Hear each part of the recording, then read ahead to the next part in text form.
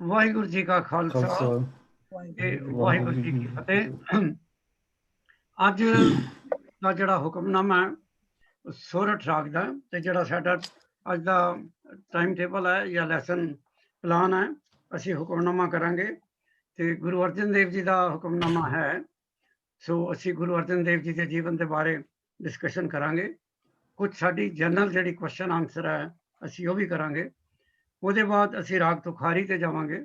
ਅੱਜ ਅਸੀਂ ਰਾਗ ਤੁਖਾਰੀ ਦੇ ਸ਼ਬਦਾਂ ਨੂੰ ਟਰਾਂਸਲੇਟ ਕਰਨਾ ਤੇ ਕਲਾਸ ਨੂੰ ਓਪਰਚੁਨਿਟੀ ਦੇਵਾਂਗੇ ਕਿ ਕਿਹੜੇ ਕੁਝ ਵੋਲੰਟੀਅਰ ਨੇ ਜਾਂ ਹਰ ਜਿਹੜਾ ਅਟੈਂਡੀ ਹੈ ਉਹ ਵਾਰੀ ਲੈਣਾ ਚਾਹੁੰਦਾ।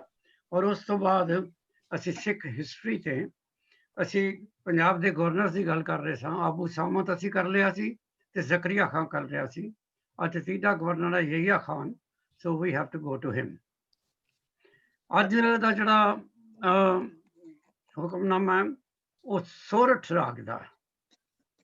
ਸੋ ਪਹਿਲਾ ਜਿਹੜਾ ਕੁਐਸਚਨ ਹੈ ਉਹ ਗੁਰਦੀਪ ਨੂੰ ਹੈ। ਗੁਰਦੀਪ ਜੀ, ਟੋਟਲ ਰਾਗ ਚੈਪਟਰ ਗੁਰੂ ਗ੍ਰੰਥ ਸਾਹਿਬ ਵਿੱਚ ਕਿੰਨੇ ਨੇ? 31 ਰਾਗ ਹੈ। ਟੋਟਲ ਰਾਗ ਵੇਰੀਏਸ਼ਨਸ ਕਿੰਨੀਆਂ? 31 ਰਾਗ ਹੈ ਮਹਾਰਾਜ ਵਿੱਚ, ਤੇ 6 ਹੋਰ ਰਾਗਾਂ ਦਾ ਜ਼ਿਕਰ ਆਉਂਦਾ ਆ, ਤੇ 25 ਰਾਗਾਂ ਦੇ ਵੇਰੀਏਸ਼ਨਸ ਆਉਂਦੇ ਵੀ, ਟੋਟਲ 62 ਆਉਂਦੇ ਆ। ਸੋ ਗੁਰਦੀਪ ਨੇ ਕਿਹਾ ਕਿ 31 ਤੇ ਰਾਗ ਚੈਪਟਰ ਨੇ, ਔਰ ਉਹਦੇ ਬਾਅਦ 6 ਰਾਗ ਵਿਦਿਨ ਉਹਨਾਂ ਰਾਗਾਂ ਦੇ ਵਿੱਚ ਨੇ, ਜਿਸ ਤਰ੍ਹਾਂ ਰਾਗ ਆਸਾ ਦੇ ਵਿੱਚ ਰਾਗ ਆਸਾਵਰੀ ਹੈ, ਔਰ ਕੁਝ ਵੇਰੀਏਸ਼ਨ ਹੈਗੀਆਂ ਜਿਹੜੀਆਂ ਐਗਜ਼ਾਮਪਲ ਤੁਸੀਂ ਆਮ ਤੌਰ ਤੇ ਰਾਗ ਗੌੜੀ ਵਿੱਚ ਹੀ ਦਿੰਦੇ ਹੋ। 25 ਐਸੀਆਂ ਵੇਰੀਏਸ਼ਨ ਵੀ ਹੈਗੀਆਂ ਤੇ 62 ਹੈ ਟੋਟਲ। ਅਗਲਾ ਸਵਾਲ, ਗੁਰੂ ਗ੍ਰੰਥ ਸਾਹਿਬ ਦੇ ਐਂਡ ਤੇ ਇੱਕ ਰਾਗ ਮਾਲਾ ਹੈ। ਕੁਐਸਚਨ ਪਹਿਲਾ ਇਹ ਹੈ ਨਵਤੇਜ ਨੂੰ ਕਿ ਰਾਗ ਮਾਲਾ ਦਾ ਮਤਲਬ ਕੀ ਹੈ? ਰਾਗ ਮਾਲਾ ਮਤਲਬ ਕਿ ਜਿੱਦਾਂ ਮਾਲਾ ਹੁੰਦੀ ਹੈ, ਜਿੱਦਾਂ ਮਾਲਾ ਦੇ ਵਿੱਚ ਬੀਡਸ ਪਰੋਏ ਹੁੰਦੇ ਨੇ, ਤੇ ਉਹ ਜਿੱਦਾਂ ਕਹਿੰਦੇ ਨੇ ਕਿ ਰਾਗ ਦੀ ਉਸਤਤ ਕੀਤੀ ਹੋਈ ਹੈ ਇਸ ਰਾਗ ਮਾਲਾ ਦੇ ਵਿੱਚ, ਕਿ ਉਹਨਾਂ ਦੇ ਵਿੱਚ ਜਿਹੜੀ ਕੰਪੋਜੀਸ਼ਨ ਹੈ ਉਹਦੇ ਵਿੱਚ ਰਾਗ ਜਿਹੜੇ ਹੈਗੇ ਨੇ ਸ੍ਰੀ ਗੁਰੂ ਗ੍ਰੰਥ ਸਾਹਿਬ ਵਿੱਚ ਹੈਗੇ ਨੇ, ਕਿ ਕਈ ਰਾਗ ਜਿਹੜੇ ਹੈਗੇ ਨਹੀਂ ਹੈਗੇ ਗੁਰੂ ਗ੍ਰੰਥ ਸਾਹਿਬ ਦੇ ਵਿੱਚ, ਪਰ ਮਤਲਬ ਕਿ ਰਾਗ ਦੀ ਉਸਤਤ ਕੀਤੀ ਹੋਈ ਹੈ। ਮਤਲਬ ਕਿ ਕਹਿਣਾ ਕਿ ਜਿਹੜਾ ਨਾਮ ਹੈ ਉਹ ਨਾਮ ਜਿੱਦਾਂ ਮਾਲਾ ਦੇ ਵਿੱਚ ਪਰੋਇਆ ਹੁੰਦਾ ਹੈ, ਰਾਗ ਦੇ ਰਾਹੀਂ ਅਸੀਂ ਉਸ ਦੀ ਉਸਤਤ ਕਰਦੇ ਹਾਂ। ਰਾਗ ਮਾਲਾ ਐਜ਼ ਸੱਚ, ਇਹਦਾ ਲਿਟਰਲ ਮੀਨਿੰਗ ਕੀ ਹੈ? ਇਨ ਵਨ ਵਰਡ, ਰਾਗਾਂ ਦੀ ਮਾਲਾ, ਰਾਗਾਂ ਦੀ ਲਿਸਟ ਆਫ ਰਾਗਾਸ, ਠੀਕ। ਸੋ ਇਹਦਾ ਐਕਚੁਅਲੀ ਮਤਲਬ ਹੈ ਲਿਸਟ ਆਫ ਰਾਗਾਸ। ਤੇ ਤੁਸੀਂ ਦੱਸ ਸਕਦੇ ਹੋ ਇਸ ਲਿਸਟ ਵਿੱਚ ਕਿੰਨੇ ਰਾਗਾਂ ਦਾ ਨਾਮ ਹੈ? ਪਰਮਜੀਤ, ਕਿੰਨੇ ਰਾਗਾਂ ਦਾ ਜ਼ਿਕਰ ਹੈ? 6। ਟੋਟਲ ਕਿੰਨੇ ਰਾਗਾਂ ਰਾਗਣੀਆਂ ਸਭ ਮਿਲਾ ਕੇ ਕਿੰਨਾ ਸਾਰਿਆਂ ਦਾ ਜ਼ਿਕਰ ਹੈ? 84। ਵੈਰੀ ਗੁੱਡ, ਹੁਣ ਠੀਕ ਹੈ। 84। ਹੁਣ ਕਲਾਸ ਨੂੰ ਦੱਸੋ ਕਿ 84 ਕਿਵੇਂ ਬਣਿਆ? 6 ਰਾਗ, 6 ਰਾਗ, ਇੱਕ ਰਾਗ ਦੇ 5 ਵਾਈਵਸ, ਤੇ ਉਹਨਾਂ ਦੇ each ਰਾਗ ਦੇ 8 ਬੱਚੇ ਆ। ਬਿਲਕੁਲ ਠੀਕ ਹੈ। 6 ਰਾਗ, 5 ਅਗਰ ਵਾਈਫ ਨੇ ਪਰ ਰਾਗ ਤੇ 30 ਵਾਈਫਸ ਹੋ ਗਈਆਂ, ਤੇ 30 + 6 is 36, ਤੇ 8 ਬੱਚੇ ਹਰ ਰਾਗ ਦੇ 48 ਬੱਚੇ ਹੋ ਗਏ। 36 + 48 is 84. ਸੋ ਰਾਗ ਮਾਲਾ ਵਿੱਚ the list of ragas। ਦੇਖੋ ਜਿਹੜਾ ਵਰਡ ਰਾਗ ਹੈ ਨਾ ਐਜ਼ ਸੱਚ, ਇਹ ਬਹੁਤ ਹਿੰਦੁਸਤਾਨ ਦੇ ਵਿੱਚ, ਹਿੰਦੁਸਤਾਨੀ ਕਲਚਰ ਵਿੱਚ many thousands years ago ਤੋਂ ਰਾਗ ਬਣਿਆ। ਕਈ ਜਿਹੜੇ ਰਾਗ ਕਲਚਰ ਕਹਿੰਦੇ ਨੇ ਕਿ ਲਾਰਡ ਸ਼ਿਵਾ ਤੋਂ ਬਣਿਆ। So there are number of different schools of ragas। ਉਹਦੇ ਵਿੱਚ ਸ਼ਿਵਾ ਦਾ ਵੀ ਸਕੂਲ ਹੈ, ਔਰ ਉਸ ਵੇਲੇ ਦੇ ਵੀ ਜਿਹੜੇ ਉਸ ਵੇਲੇ ਦੇ ਮਿਊਜ਼ੀਸ਼ੀਅਨ ਸਨ ਜਾਂ ਜਿਨ੍ਹਾਂ ਨੇ ਰਾਗਾਂ ਤੇ ਕਿਤਾਬਾਂ ਲਿਖੀਆਂ, ਉਹਨਾਂ ਨੇ ਜਿਹੜੀ ਸਟੱਡੀ ਕੀਤੀ ਸੀ ਕਿ ਹਿੰਦੁਸਤਾਨ ਦੇ ਵਿੱਚ ਪ੍ਰੀਵੈਲੈਂਟ 84 ਕਿਸਮ ਦੇ ਰਾਗ ਨੇ। ਗੁਰੂ ਗ੍ਰੰਥ ਸਾਹਿਬ ਦੇ ਵਿੱਚ ਗੁਰੂ ਅਰਜਨ ਦੇਵ ਜੀ ਨੇ ਜਿਹੜੇ 31 + ਤੁਸੀਂ 36 ਕਹਿੰਦੇ ਹੋ, 37 ਰਾਗਾਂ ਦਾ ਜ਼ਿਕਰ ਕੀਤਾ, ਉਹਨਾਂ ਵਿੱਚ ਕਈ ਰਾਗਮਾਲਾ ਵਿੱਚ ਰਾਗਣੀਆਂ ਨੇ, ਰਾਗ ਵਾਈਫਸ ਨੇ ਜਾਂ ਰਾਗ ਸੰਤ ਨੇ, ਪਰ ਗੁਰੂ ਅਰਜਨ ਦੇਵ ਜੀ ਨੇ ਕੋਈ ਡਿਫਰੈਂਸ਼ੀਏਟ ਨਹੀਂ ਕੀਤਾ between male rag, female rag or rag child. He has just used one word, rag. ये तुसी याद रखना कि Ragamala which is at the end of Guru Granth Sahib, ਹੁਣ ਬਹੁਤ ਸਾਰੇ ਲੋਕ ਜਿਹੜੇ ਨੇ ਐਕਚੁਅਲੀ ਉਹ ਕਹਿੰਦੇ ਨੇ ਕਿ ਗੁਰੂ ਗ੍ਰੰਥ ਸਾਹਿਬ ਦਾ ਪਾਠ ਨਹੀਂ ਸੀ ਕਿਸੇ ਵੇਲੇ। ਕਈ ਕਹਿੰਦੇ ਨੇ ਗੁਰੂ ਅਰਜਨ ਦੇਵ ਜੀ ਦੇ ਵਕਤ ਤੋਂ ਹੈ, ਗੁਰੂ ਅਰਜਨ ਦੇਵ ਜੀ ਨੇ ਹੀ ਉਹਨੂੰ ਲਿਸਟ ਕੀਤਾ ਉੱਥੇ। ਡਾਕਟਰ ਭਾਈ ਵੀਰ ਸਿੰਘ ਹੋਰੀ ਜਿਹੜੇ ਬਹੁਤ ਵੱਡੇ ਵਿਦਵਾਨ ਹੋਏ ਨੇ, ਉਹ ਕਹਿੰਦੇ ਨੇ ਕਿ ਕੋਈ ਆਲਮ ਨਾਂ ਦਾ ਉਦੋਂ ਮਿਊਜ਼ੀਸ਼ੀਅਨ ਸੀ ਜਿਹਨੇ ਇਹ ਲਿਸਟ ਬਣਾਈ ਸੀ ਔਰ ਉਹਨੇ ਸ਼ਾਇਦ ਉਹ ਲਿਸਟ ਗੁਰੂ ਅਰਜਨ ਨੂੰ ਪ੍ਰੈਜ਼ੈਂਟ ਕੀਤੀ ਹੋਣੀ ਹੈ। ਇਹ ਤਾਂ ਕੋਈ ਜ਼ਿਕਰ ਨਹੀਂ ਹੈ ਤੇ ਮੈਂ ਆਪ ਹੀ ਸੋਚ ਕੇ ਕਹਿ ਰਿਹਾ। ਔਰ ਗੁਰੂ ਅਰਜਨ ਦੇਵ ਜੀ ਨੇ ਉਹ ਲਿਸਟ ਓਨਲੀ ਫॉर ਨੌਲੇਜ ਸੇਕ ਗੁਰੂ ਗ੍ਰੰਥ ਸਾਹਿਬ ਦੇ ਪਿੱਛੇ ਲਗਾ ਦਿੱਤੀ ਹੈ। ਔਰ ਤੁਹਾਨੂੰ ਯਾਦ ਹੋਏਗਾ ਜਿਹੜੇ ਗੁਰੂ ਗ੍ਰੰਥ ਸਾਹਿਬ ਉੱਤੇ ਕੋਈ ਅਗਰ ਨਿਊਜ਼ ਆਉਂਦੀ ਹੈ ਜਾਂ ਕੋਈ ਨਵੀਂ ਬਾਬਾ ਜੀ ਦੀ ਭੀੜ ਲੱਭਦੀ ਹੈ ਤੇ ਉਹਦਾ ਅਖਬਾਰ ਕਿਸੇ 'ਚ ਜ਼ਿਕਰ ਆਉਂਦਾ ਤੇ ਪਹਿਲਾ ਸਵਾਲ ਇਹ ਕਰਦੇ ਨੇ, ਕੋਈ ਬਾਬਾ ਜੀ ਭੀੜ ਲੱਭੇ ਨਾ ਪੁਰਾਣੀ, ਕਹਿੰਦੇ ਨੇ ਪਹਿਲਾਂ ਇਹ ਦੇਖੋ ਰਾਗਮਾਲਾ ਹੈ ਕਿ ਨਹੀਂ। ਕਿ ਉਹ ਜਿਹੜੀ ਕੰਟਰੋਵਰਸੀ ਹੈ ਕਿ ਰਾਗਮਾਲਾ ਗੁਰੂ ਅਰਜਨ ਦੇਵ ਜੀ ਦੇ ਵੇਲੇ ਦੀ ਹੈ ਕਿ ਬਾਅਦ ਵਿੱਚ ਐਡ ਕੀਤੀ ਗਈ ਹੈ, ਉਹ ਅੱਜ ਤੱਕ ਉਹਦੇ ਤੇ ਕੋਈ ਲਾਸਟ ਵਰਡ ਨਹੀਂ ਕਿਹਾ ਗਿਆ। ਮੈਨੂੰ ਤੇ ਆਪ ਨਹੀਂ ਇਹਦਾ ਐਕਸਪੀਰੀਅੰਸ, ਪਰ ਕਿਤਾਬਾਂ ਦੇ ਵਿੱਚ ਲਿਖਿਆ ਗਿਆ ਕਿ ਇੱਕ ਵਕਤ ਸੀ ਕਿ ਜਦੋਂ ਅਕਾਲ ਤਖਤ ਸਾਹਿਬ ਤੇ ਵੀ ਕੋਈ ਪਾਠ ਹੁੰਦਾ ਸੀ ਤੇ ਰਾਗਮਾਲਾ ਨਹੀਂ ਸੀ ਪੜ੍ਹਦੇ। ਮੈਂ ਵਾਊਚ ਨਹੀਂ ਕਰ ਸਕਦਾ, ਪਰ ਜੋ ਮੈਂ ਪੜ੍ਹਿਆ ਉਹ ਤੁਹਾਨੂੰ ਦੱਸ ਰਿਹਾ। ਜਦੋਂ ਫਿਰ 1984 ਦੇ ਰਾਈਟਸ ਹੋਏ ਨੇ ਤੇ ਰੋਡੇ ਸਾਹਿਬ ਅਕਾਲ ਤਖਤ ਸਾਹਿਬ ਦੇ ਜਥੇਦਾਰ ਬਣੇ ਨੇ, ਜਰਨੈਲ ਸਿੰਘ ਉਹਨਾਂ ਦੇ ਬ੍ਰਦਰ ਨੇ ਸ਼ਾਇਦ, ਉਹਨਾਂ ਨੇ ਇਹਨੂੰ ਰੀਇਨਸਟੇਟ ਕੀਤਾ ਸੀ ਕਿ ਇਹ ਪੜ੍ਹੋ। ਪਰ ਮੈਨੂੰ ਯਾਦ ਹੈ ਸਾਡੇ ਤੁਹਾਡੀ ਕਲਾਸ ਦੇ ਹੀ ਸ਼ਾਇਦ ਵਜ਼ੀਰ ਸਿੰਘ ਹੋਰੀ, ਮਹਿੰਦਰ ਤੇ ਜਾਣਦਾ ਉਹਨਾਂ ਨੂੰ, ਕੀ ਨਾਂ ਸੀ ਜੀ ਆਪਣੇ ਇੱਕ ਸਰਦਾਰ ਸਾਹਿਬ ਦਾ, ਉਹ ਜਿਹੜੇ ਕਹਿੰਦੇ ਨੇ ਕਿ ਰਾਗਮਾਲਾ ਨਹੀਂ ਪੜ੍ਹਦੇ, ਆਪਣੇ ਮਿਹਰਬਾਨ ਸਿੰਘ, ਡਾਕਟਰ ਮਿਹਰਬਾਨ ਸਿੰਘ ਹੋਰੀ, ਉਹਨਾਂ ਨੇ ਸਾਡੇ ਕੋਲ MA PhD ਕੀਤੀ ਹੈ ਤੇ ਉਹ ਕਲਾਸ ਵਿੱਚ ਵੀ ਕਹਿੰਦੇ ਸਨ, ਸਰ ਮੈਂ ਤੇ ਪਾਠ ਕਰਦਾ ਲੇਕਿਨ ਮੈਂ ਕਦੀ ਰਾਗਮਾਲਾ ਨਹੀਂ ਪੜ੍ਹਦਾ, ਮੈਂ ਰਾਗਮਾਲਾ ਦੇ ਬੰਦ ਕਰਦਾ। ਹੁਣ ਇੱਥੋਂ ਤੁਹਾਨੂੰ ਇੱਕ ਹੋਰ ਪੁਆਇੰਟ ਦੀ ਤੁਹਾਨੂੰ ਤੁਸੀਂ ਡਿਸਕਸ਼ਨ ਕਰ ਸਕਦੇ ਹੋ। ਤੁਸੀਂ ਪਾਠ ਕਰ ਰਹੇ ਹੋ, ਤੁਹਾਡੇ ਕੋਲ ਬਾਬਾ ਜੀ ਦੀ ਭੀੜ ਹੈ, ਉਹਦੇ ਪਿੱਛੇ ਰਾਗਮਾਲਾ ਹੈ। ਰਾਗਮਾਲਾ ਲਾਸਟ 1.5 ਪੇਜ ਤੇ ਹੈ ਸ਼ਾਇਦ। ਤੁਸੀਂ 1428 ਪੇਜ ਪੜ੍ਹ ਲੈਂਦੇ ਹੋ, ਫਿਰ ਤੁਹਾਡਾ ਮਨ ਆਪੇ ਹੀ ਸੋਚਦਾ ਯਾਰ ਇਹ 1.5 ਪੇਜ ਹੋ ਰਿਹਾ ਵੀ ਪੜ੍ਹ ਹੀ ਲਓ, ਪੜ੍ਹਨ 'ਚ ਕੀ ਹਰਜ ਹੈ। ਉਹ ਆਊਟ ਆਫ ਫੀਅਰ ਹੈ ਜਾਂ ਆਊਟ ਆਫ ਕਸਟਮ ਹੈ ਮੈਨੂੰ ਨਹੀਂ ਪਤਾ, ਪਰ ਬਹੁਤ ਸਾਰੇ ਲੋਕਾਂ ਦਾ ਇਹੋ ਹੀ ਐਕਸਪਲੇਨੇਸ਼ਨ ਹੈ ਯਾਰ ਜਿੱਥੇ ਅਸੀਂ ਇੰਨੇ ਪੇਜ ਪੜ੍ਹ ਲੈਣੇ 1.5 ਪੇਜ ਹੋਰ ਪੜ੍ਹ ਲਓ। ਜਦ ਕੰਟਰੋਵਰਸੀ ਚੱਲ ਰਹੀ ਹੈ ਦਾ ਮਤਲਬ ਹੈ ਹਾਲੀ ਜਸਵੀਰ ਜੀ ਕੋਈ ਵੀ ਫੈਸਲਾ ਨਹੀਂ ਹੋਇਆ ਹਾਈ ਕਮਾਂਡ ਦਾ, ਜਿਹਨੂੰ ਤੁਸੀਂ SGPC ਕਹਿੰਦੇ ਹੋ ਜਾਂ ਅਕਾਲ ਤਖਤ ਹੈ, ਕਿ ਇਹਨੂੰ ਪੜ੍ਹਨਾ ਹੈ ਜਾਂ ਨਹੀਂ ਪੜ੍ਹਨਾ। ਸੋ ਪੜ੍ਹ ਲਓ, ਕਿਉਂਕਿ ਗੁਰੂ ਗ੍ਰੰਥ ਸਾਹਿਬ ਵਿੱਚ ਹੈ ਨਾ ਜਿਹੜੀਆਂ ਬੀੜਾਂ ਸ਼੍ਰੋਮਣੀ ਗੁਰਦੁਆਰਾ ਪ੍ਰਬੰਧਕ ਕਮੇਟੀ ਹੁਣ ਪਬਲਿਸ਼ ਕਰ ਰਹੀ ਹੈ, ਉਹਦੇ ਵਿੱਚ ਤੇ ਰਾਗਮਾਲਾ ਹੈ ਨਾ। ਦੂਜਾ ਜਿਹੜਾ ਨਵਤੇਜ ਜੀ ਤੁਸੀਂ ਰਾਗਮਾਲਾ ਦੀ ਡਿਸਕ੍ਰਿਪਸ਼ਨ ਦਿੱਤੀ ਹੈ ਨਾ, ਉਹਦੇ ਵਿੱਚ ਕੀ ਹੈ, ਜੇ ਤੁਸੀਂ ਧਿਆਨ ਦੇ ਨਾਲ ਪੜ੍ਹੋਗੇ ਨਾ, ਉਹਦੇ ਵਿੱਚ ਸਿਰਫ ਰਾਗਾਂ ਦੇ ਨਾਂ ਹੀ ਨੇ। ਉਹ ਜਿਹੜਾ 1.5 ਪੇਜ ਹੈ ਨਾ, ਉਹ ਰਾਗਾਂ ਦੇ ਨਾਂ ਨਾਲ ਹੀ ਭਰਿਆ ਹੋਇਆ, ਔਰ ਕੋਈ ਰਾਗਾਂ ਦੀ ਇਹ ਨਹੀਂ ਕਿ ਉਹ ਰਾਗ ਕਦੋਂ ਗਾਏ ਜਾਂਦੇ ਨੇ ਤੇ ਉਹ ਰਾਗ ਕੀ ਹੈ, ਕੋਈ ਡਿਸਕ੍ਰਿਪਸ਼ਨ ਨਹੀਂ ਹੈ। ਸੋ they are just the reference of the name of that rag or that ragini. Anyway, being a Gurmat class, ਸਾਨੂੰ ਪਤਾ ਹੋਣਾ ਚਾਹੀਦਾ ਸੀ ਕਿ ਗੁਰੂ ਗ੍ਰੰਥ ਸਾਹਿਬ ਦੇ ਵਿੱਚ 31 ਅਗਰ ਰਾਗ ਚੈਪਟਰ ਨੇ। ਔਰ ਗਿਆਨੀ ਗੁਰਦਿੱਤ ਸਿੰਘ ਨੇ ਤੇ ਕਾਫੀ ਰਿਸਰਚ ਕੀਤੀ ਹੈਗੀ।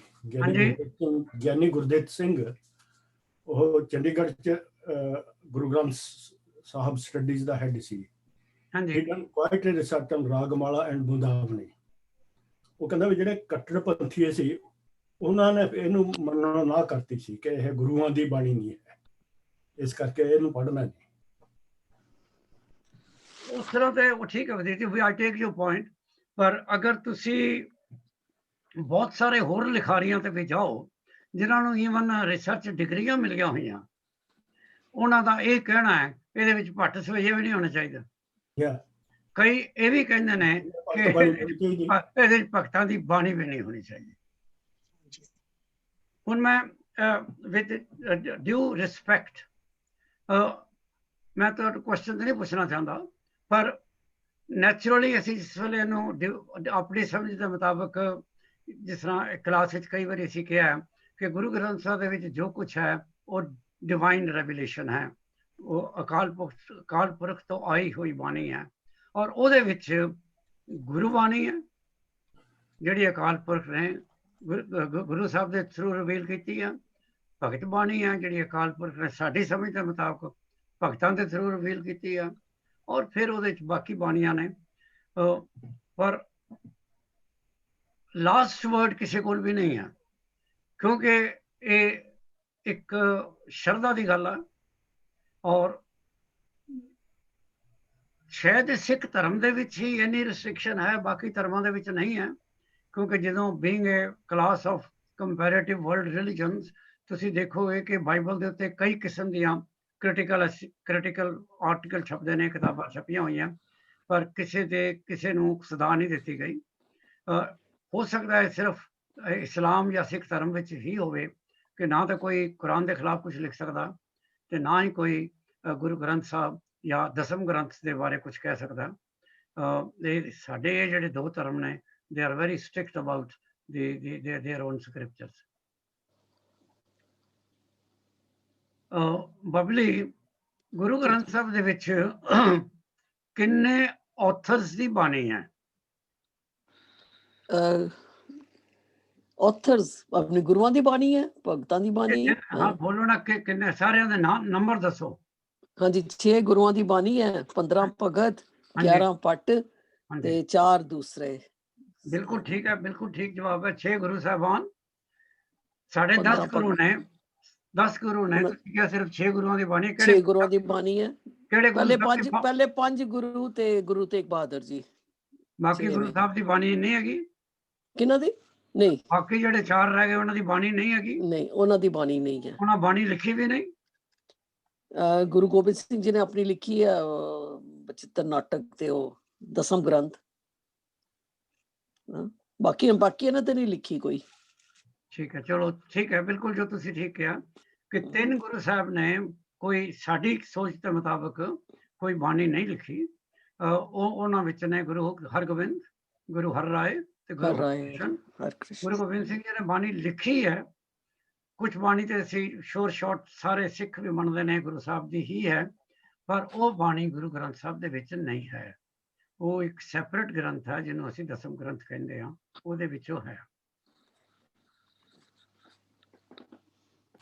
ਅੱਜ ਦੀ ਬਾਣੀ ਜਿਹੜੀ ਹੈ ਉਹ ਗੁਰੂ ਅਰਜਨ ਦੇਵ ਜੀ ਦੀ ਹੈ, ਤੇ ਅਸੀਂ ਗੁਰੂ ਅਰਜਨ ਦੇਵ ਜੀ ਦੇ ਬਾਰੇ ਕੁਝ ਡਿਟੇਲ ਪਹਿਲਾਂ ਡਿਸਕਸ ਕਰ ਲਈਏ ਤੇ ਉਹਦੇ ਬਾਅਦ ਫਿਰ ਅਸੀਂ ਟਰਾਂਸਲੇਟ ਕਰਦੇ ਹਾਂ।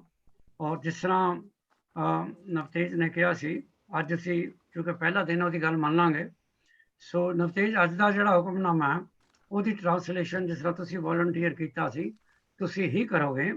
ਬਾਕੀ ਕਲਾਸ ਦੇਖੋ, ਬਾਕੀ ਕਲਾਸ ਚੁੱਪ ਕਰਕੇ ਨਹੀਂ ਬੈਠੇਗੀ।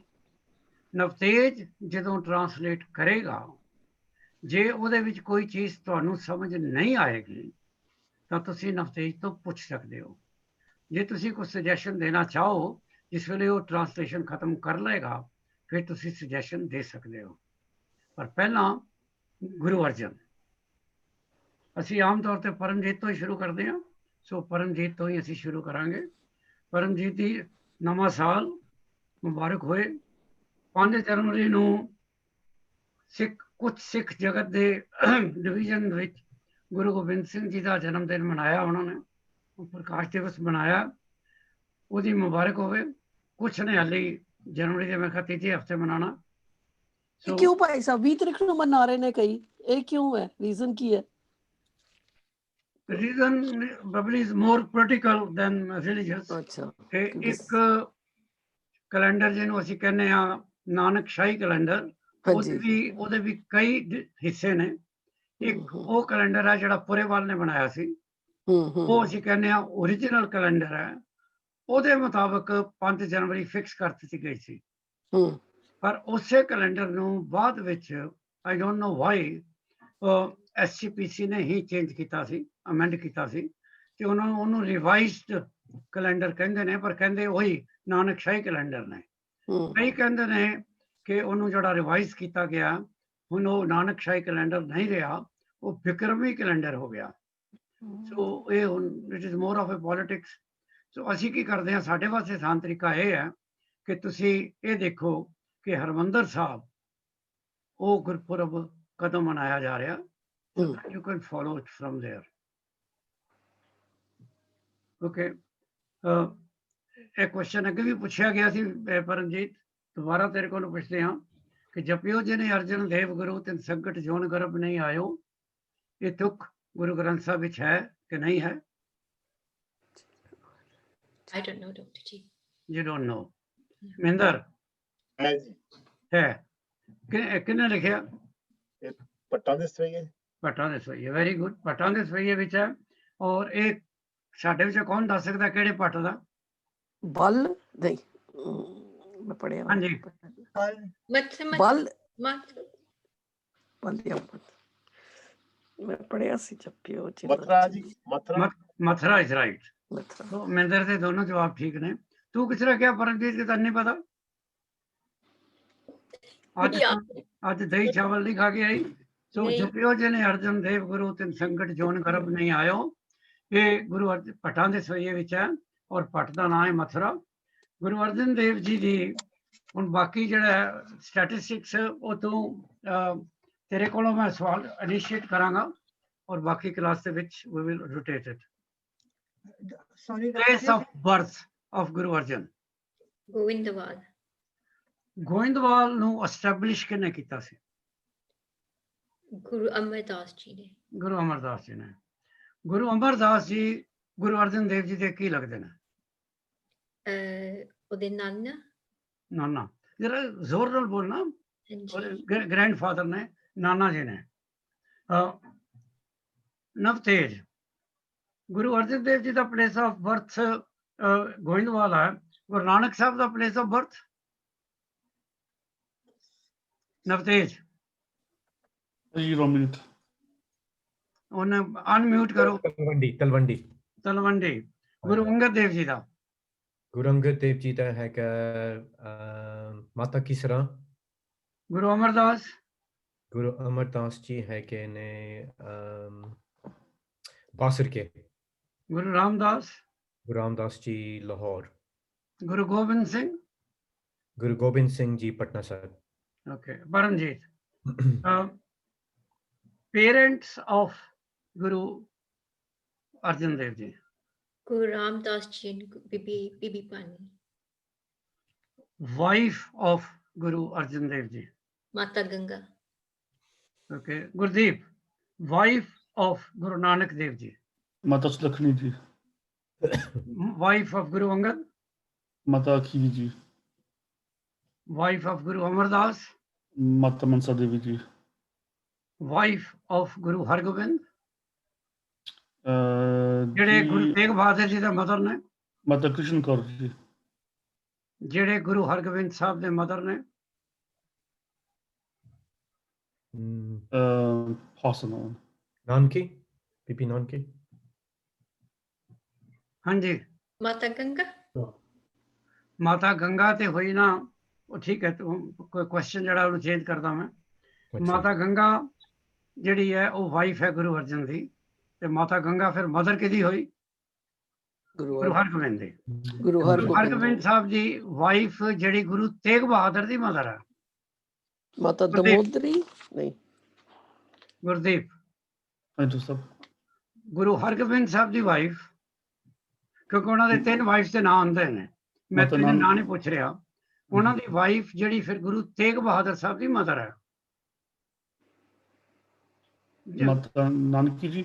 ਬਿਲਕੁਲ ਠੀਕ ਹੈ, ਬਿਲਕੁਲ ਠੀਕ ਹੈ। ਮਾਤਾ ਨਾਨਕੀ ਆ ਉਹ। ਮਹਿੰਦਰ, ਗੁਰੂ ਅਰਜਨ ਦੇਵ ਜੀ ਦੇ ਬੱਚੇ ਦਾ ਬੇਟਿਆਂ ਦੇ ਨਾਂ ਜਾਂ ਬੇਟੀਆਂ ਦੇ ਨਾਂ ਜੋ ਵੀ ਕੋਈ ਤੁਹਾਨੂੰ ਪਤਾ ਦੱਸੋ। ਗੁਰੂ ਅਰਜਨ ਦੇਵ ਜੀ ਦਾ ਇੱਕੋ ਲੜਕਾ ਸੀ ਗੁਰੂ ਹਰਗੋਬਿੰਦ ਸਾਹਿਬ ਜੀ। ਇੱਕੋ ਹੀ ਬੇਟਾ ਹੈ, ਤੁਸੀਂ ਕਹਿ ਰਹੇ ਹੋ ਉਹਦਾ ਨਾਂ ਗੁਰੂ ਹਰਗੋਬਿੰਦ ਹੈ। ਹਾਂਜੀ ਓਕੇ ਬਬਲੀ, ਗੁਰੂ ਨਾਨਕ ਸਾਹਿਬ ਦੇ ਕਿੰਨੇ ਬੇਟੇ ਨੇ? 2 ਬੇਟੇ ਉਹਨਾਂ ਦੇ, ਨਾਂ ਦੱਸੋ ਫਟਾਫਟ। ਇੱਕ ਸ੍ਰੀ ਚੰਦ ਤੇ ਪ੍ਰਿਥਵੀ ਚੰਦ। ਲੈ ਨਾਮ ਹੀ ਭੁੱਲ ਗਿਆ। ਪਰਮਜੀਤ। ਸੌਰੀ, ਲక్ష్ਮੀ ਦਾਸ। ਲక్ష్ਮੀ ਚੰਦ। ਸ੍ਰੀ ਚੰਦ ਐਂਡ ਲక్ష్ਮੀ ਦਾਸ। ਲక్ష్ਮੀ ਦਾਸ, ਹਾਂਜੀ। ਓਕੇ।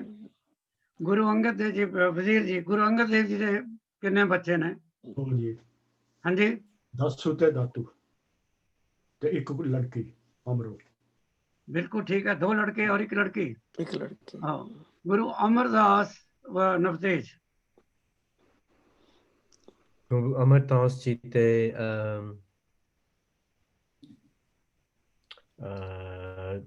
3 ਲੜਕੇ ਨੇ। ਸੌਰੀ, ਦਾਨੀ ਤੇ ਭਾਨੀ 2 ਲੜਕੀਆਂ।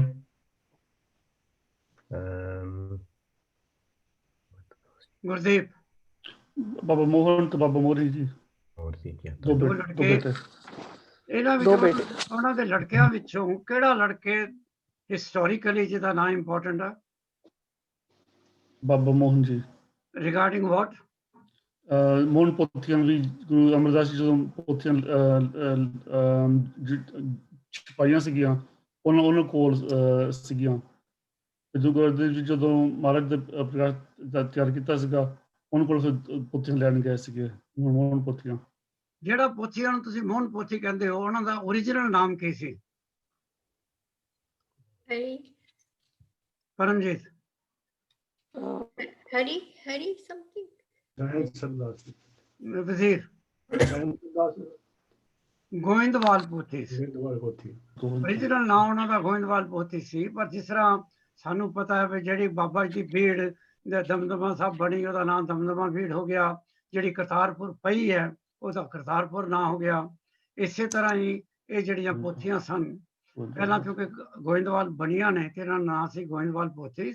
ਔਰ ਇਹ ਕਿਉਂਕਿ ਫਿਰ ਬਾਬਾ ਮੋਹਨ ਕੋਲ ਰਹੀਆਂ, ਹਿਸਟੋਰੀ ਕੁਐਸਚਨ ਇਹ ਹੈ ਕਿ ਹਿਸਟੋਰੀਅਨ ਕਿਹੜਾ ਨਾਂ ਲਿਖ ਦਿੰਦੇ ਨੇ ਤੇ ਫਿਰ ਕਿਹੜਾ ਨਾਂ ਅਲਟੀਮੇਟਲੀ ਫੋਲੋ ਹੋ ਹੀ ਜਾਂਦਾ। ਸੋ ਕੋਈ ਵੀ ਕਲਾਸ ਵਿੱਚ ਦੱਸ ਸਕਦਾ ਹੈ ਕਿ ਮੋਹਨ ਪੋਥੀਆਂ। ਹਾਂਜੀ ਵਜ਼ੀਰ ਜੀ। ਥੋੜਾ ਜਿਹਾ ਮੇਰੇ ਦਿਮਾਗ 'ਚ ਇੱਕ ਆਇਆ ਕਿ ਜਦੋਂ ਇਹ ਸੱਦ ਲਿਖੀ ਹੈ, ਉਹ 'ਚ ਜਿਹੜਾ ਮੋਹਰੀ ਪੁੱਤਰ ਪੈਰੀ ਪਿਆ, ਮੋਹਨ ਦਾ ਨਾਂ ਨਹੀਂ ਹੈ, ਹਾਲਾਂਕਿ ਮੋਹਨ ਵੱਡਾ ਪੁੱਤਰ ਹੈ। ਠੀਕ ਹੈ, ਯੂ ਆਰ ਰਾਈਟ। ਨਹੀਂ ਆਏ ਹੋਣੇ ਉਸ ਵੇਲੇ, ਉਹਨਾਂ ਨੂੰ ਨਹੀਂ। ਠੀਕ ਹੈ, ਜੋ ਤੁਸੀਂ ਕਿਹਾ ਠੀਕ ਹੈ। ਇਹ ਕਈ ਜਿਹੜਾ ਸ਼ਬਦ ਜਦੋਂ ਪੜ੍ਹਦੇ ਨੇ ਉਹ ਕਹਿ ਚੁੱਕੇ ਨੇ। ਅੱਛਾ ਇਹ ਦੱਸੋ ਕਿ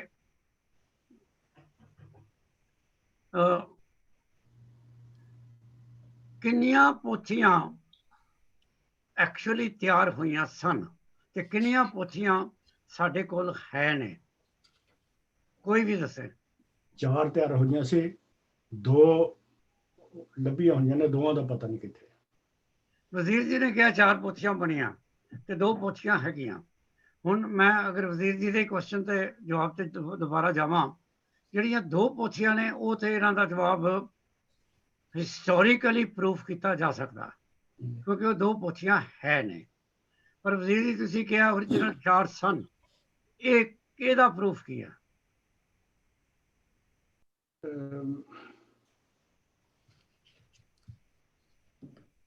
ਚਲੋ ਮੈਂ, ਹਾਂਜੀ ਗੁਰਦੀਪ ਜੀ।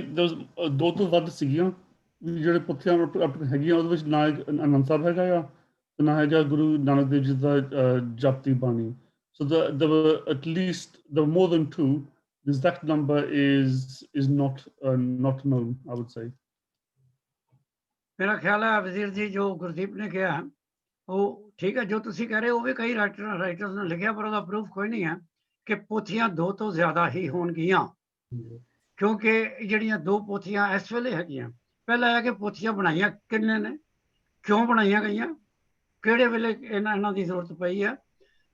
ਆਰਗੂਮੈਂਟ ਉਹੀ ਹੈ ਜੋ ਗੁਰੂ ਅਰਜਨ ਦੇ ਵੇਲੇ ਸੀ ਕਿ ਗੁਰੂ ਅਮਰਦਾਸ ਜੀ ਨੇ ਵੀ ਕਿਹਾ ਕਿ ਆਥੈਂਟਿਕ ਬਾਣੀ ਇਕੱਠੀ ਕਰ ਲਓ। ਉਸ ਵੇਲੇ ਕਿਉਂਕਿ ਗੁਰੂ ਨਾਨਕ ਸਾਹਿਬ ਦੀ ਬਾਣੀ, ਗੁਰੂ ਅੰਗਦ ਦੀ ਬਾਣੀ ਤੇ ਉਹਨਾਂ ਦੀ ਆਪਣੀ ਬਾਣੀ ਉਹਨਾਂ ਕੋਲ ਹੈ ਸੀ, ਤੇ ਉਹਨਾਂ ਨੇ ਕਿਹਾ ਇਹਨਾਂ ਬਾਣੀ ਨੂੰ ਇਕੱਠੀ ਕਰਕੇ ਅਗਰ ਹੋ ਸਕਦਾ ਵੱਖਰੇ ਵੱਖਰੀ ਬੁੱਕਲੈਟ ਸ਼ੋਣ ਵੀ ਇਹਨਾਂ ਨੂੰ ਰਾਗਾਂ 'ਚ ਪਰੋ ਲਓ ਜਾਂ ਕਿਸੇ ਤਰ੍ਹਾਂ ਪਰੋ ਲਓ, ਕਿਸੇ ਤਰ੍ਹਾਂ ਇਹਨਾਂ ਨੂੰ ਅਰੇਂਜ ਕਰ ਲਓ। ਹੁਣ ਜਦੋਂ ਗੁਰੂ ਅਰਜਨ ਲੈਣ ਗਏ ਨੇ ਮੋਹਨ ਕੋਲੋਂ ਪੋਥੀਆਂ, ਉਹਨਾਂ ਨੇ ਸਿਰਫ 2 ਦਿੱਤੀਆਂ। ਉਹ 2 ਪੋਥੀਆਂ ਅੱਜ ਵੀ ਹੈਗੀਆਂ ਔਰ ਉਹਨਾਂ ਦੇ ਲੋਕਾਂ ਨੇ ਦਰਸ਼ਨ ਕੀਤੇ ਨੇ, ਔਰ ਦਰਸ਼ਨ ਕਰਨ ਤੋਂ ਬਾਅਦ ਉਹ ਕਹਿੰਦੇ ਨੇ ਕਿ 2 ਪੋਥੀਆਂ ਇਨਕੰਪਲੀਟ ਨੇ, ਇਹ ਹੋ ਹੀ ਨਹੀਂ ਸਕਦੀਆਂ, ਕਿਉਂਕਿ ਅਗਰ ਗੁਰੂ ਅਮਰਦਾਸ ਨੇ ਪੋਥੀਆਂ ਤਿਆਰ ਕਰਵਾਈਆਂ ਤੇ ਇਹਨਾਂ ਪੋਥੀਆਂ ਵਿੱਚ ਤੇ ਆਨੰਦ ਸਾਹਿਬ ਵੀ ਨਹੀਂ ਹੈਗਾ, ਔਰ ਗੁਰੂ ਨਾਨਕ ਦੀ ਬਾਣੀ ਉਦੋਂ ਅਵੇਲੇਬਲ ਸੀ, ਜਪਜੀ ਸਾਹਿਬ ਦਾ ਪਾਠ ਕੀਤਾ ਜਾਂਦਾ ਸੀ, ਉਹ ਵੀ ਨਹੀਂ ਹੈਗਾ ਵਿੱਚ। So that clearly means ਕਿ ਹੋਰ ਪੋਥੀਆਂ ਹੋਣਗੀਆਂ। ਤੇ ਜੋ ਫਿਰ ਵਜ਼ੀਰ ਨੇ ਕਿਹਾ ਉਹ ਵੀ ਤੁਸੀਂ ਆਊਟਰਾਈਟਲੀ ਉਹਨੂੰ ਰਿਜੈਕਟ ਨਹੀਂ ਕਰ ਸਕਦੇ ਕਿ ਕਈ ਰਾਈਟਰਸ ਨੇ ਜਿਨ੍ਹਾਂ ਨੇ ਸ਼ਾਇਦ ਜਿਹੜੇ ਬਾਬਾ ਮੋਹਨ ਦੇ ਉਹਨਾਂ ਦਾ ਤਾਂ ਵਿਆਹ ਨਹੀਂ ਸੀ ਹੋਇਆ, ਉਹਨਾਂ ਦੇ ਕੋਈ ਡਿਸੈਂਡੈਂਟ ਨਹੀਂ ਹੈਗੇ, ਪਰ ਜਿਹੜੇ ਹੋਰ ਹਿਸਟੋਰੀਅਨ ਹੋਣਗੇ ਜਿਨ੍ਹਾਂ ਨੇ ਬਾਬਾ ਮੋਹਨ ਦੇ ਉੱਤੇ ਰਿਸਰਚ ਕੀਤੀ ਹੈ, ਸ਼ਾਇਦ ਉਹਨਾਂ ਨੇ ਕਿਧਰੇ ਲਿਖਿਆ ਹੋਵੇ ਵੀ ਪੋਥੀਆਂ 4 ਸਨ ਤੇ 2 ਪੋਥੀਆਂ ਹਾਲੇ ਵੀ ਗਾਇਬ ਨੇ ਜਿਹੜੀਆਂ ਕਿਸੇ ਕੋਲ ਨਹੀਂ ਹੈਗੀਆਂ। ਪਰਮਜੀਤ।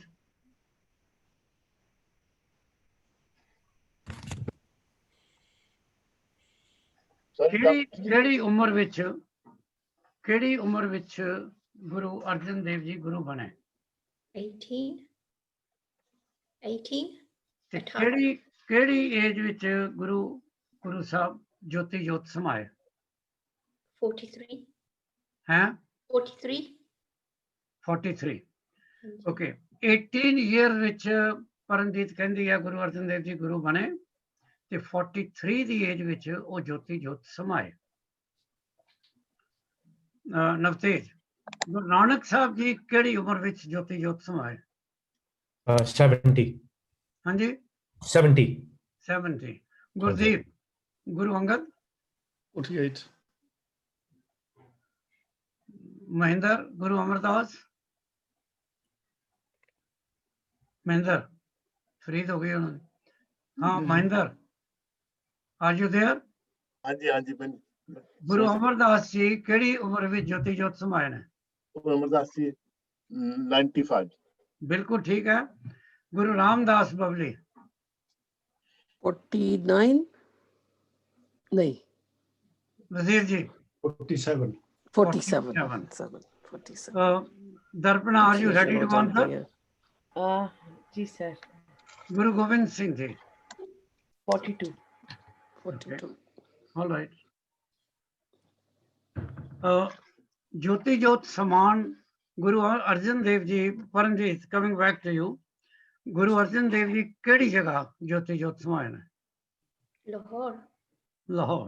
लाहौर होर केड़े गुरु नाल जुड़े होए? ਗੁਰੂ ਰਾਮਦਾਸ ਜੀ ਨਾਲ। गुरु रामदास जी गुरु अर्जन देव जी दे की लगदे ने? ਉਹਨਾਂ ਦੇ ਫਾਦਰ ਸੀ ਗੁਰੂ ਅਰਜਨ ਦੇਵ। ਸੋ ਤੁਸੀਂ ਇਹ ਕਹਿ ਰਹੇ ਹੋ ਕਿ ਗੁਰੂ ਅਰਜਨ ਦੇਵ ਜੀ ਜਿਹੜੀ ਜਗ੍ਹਾ ਸ਼ਹੀਦ ਹੋਏ ਉਸੇ ਸ਼ਹਿਰ ਵਿੱਚ ਉਹਨਾਂ ਦੇ ਫਾਦਰ ਦਾ ਜਨਮ ਹੋਇਆ ਸੀ। ਸੋ ਇਹ ਦੋਨੋਂ ਲਾਹੌਰ ਨੇ। ਓਕੇ।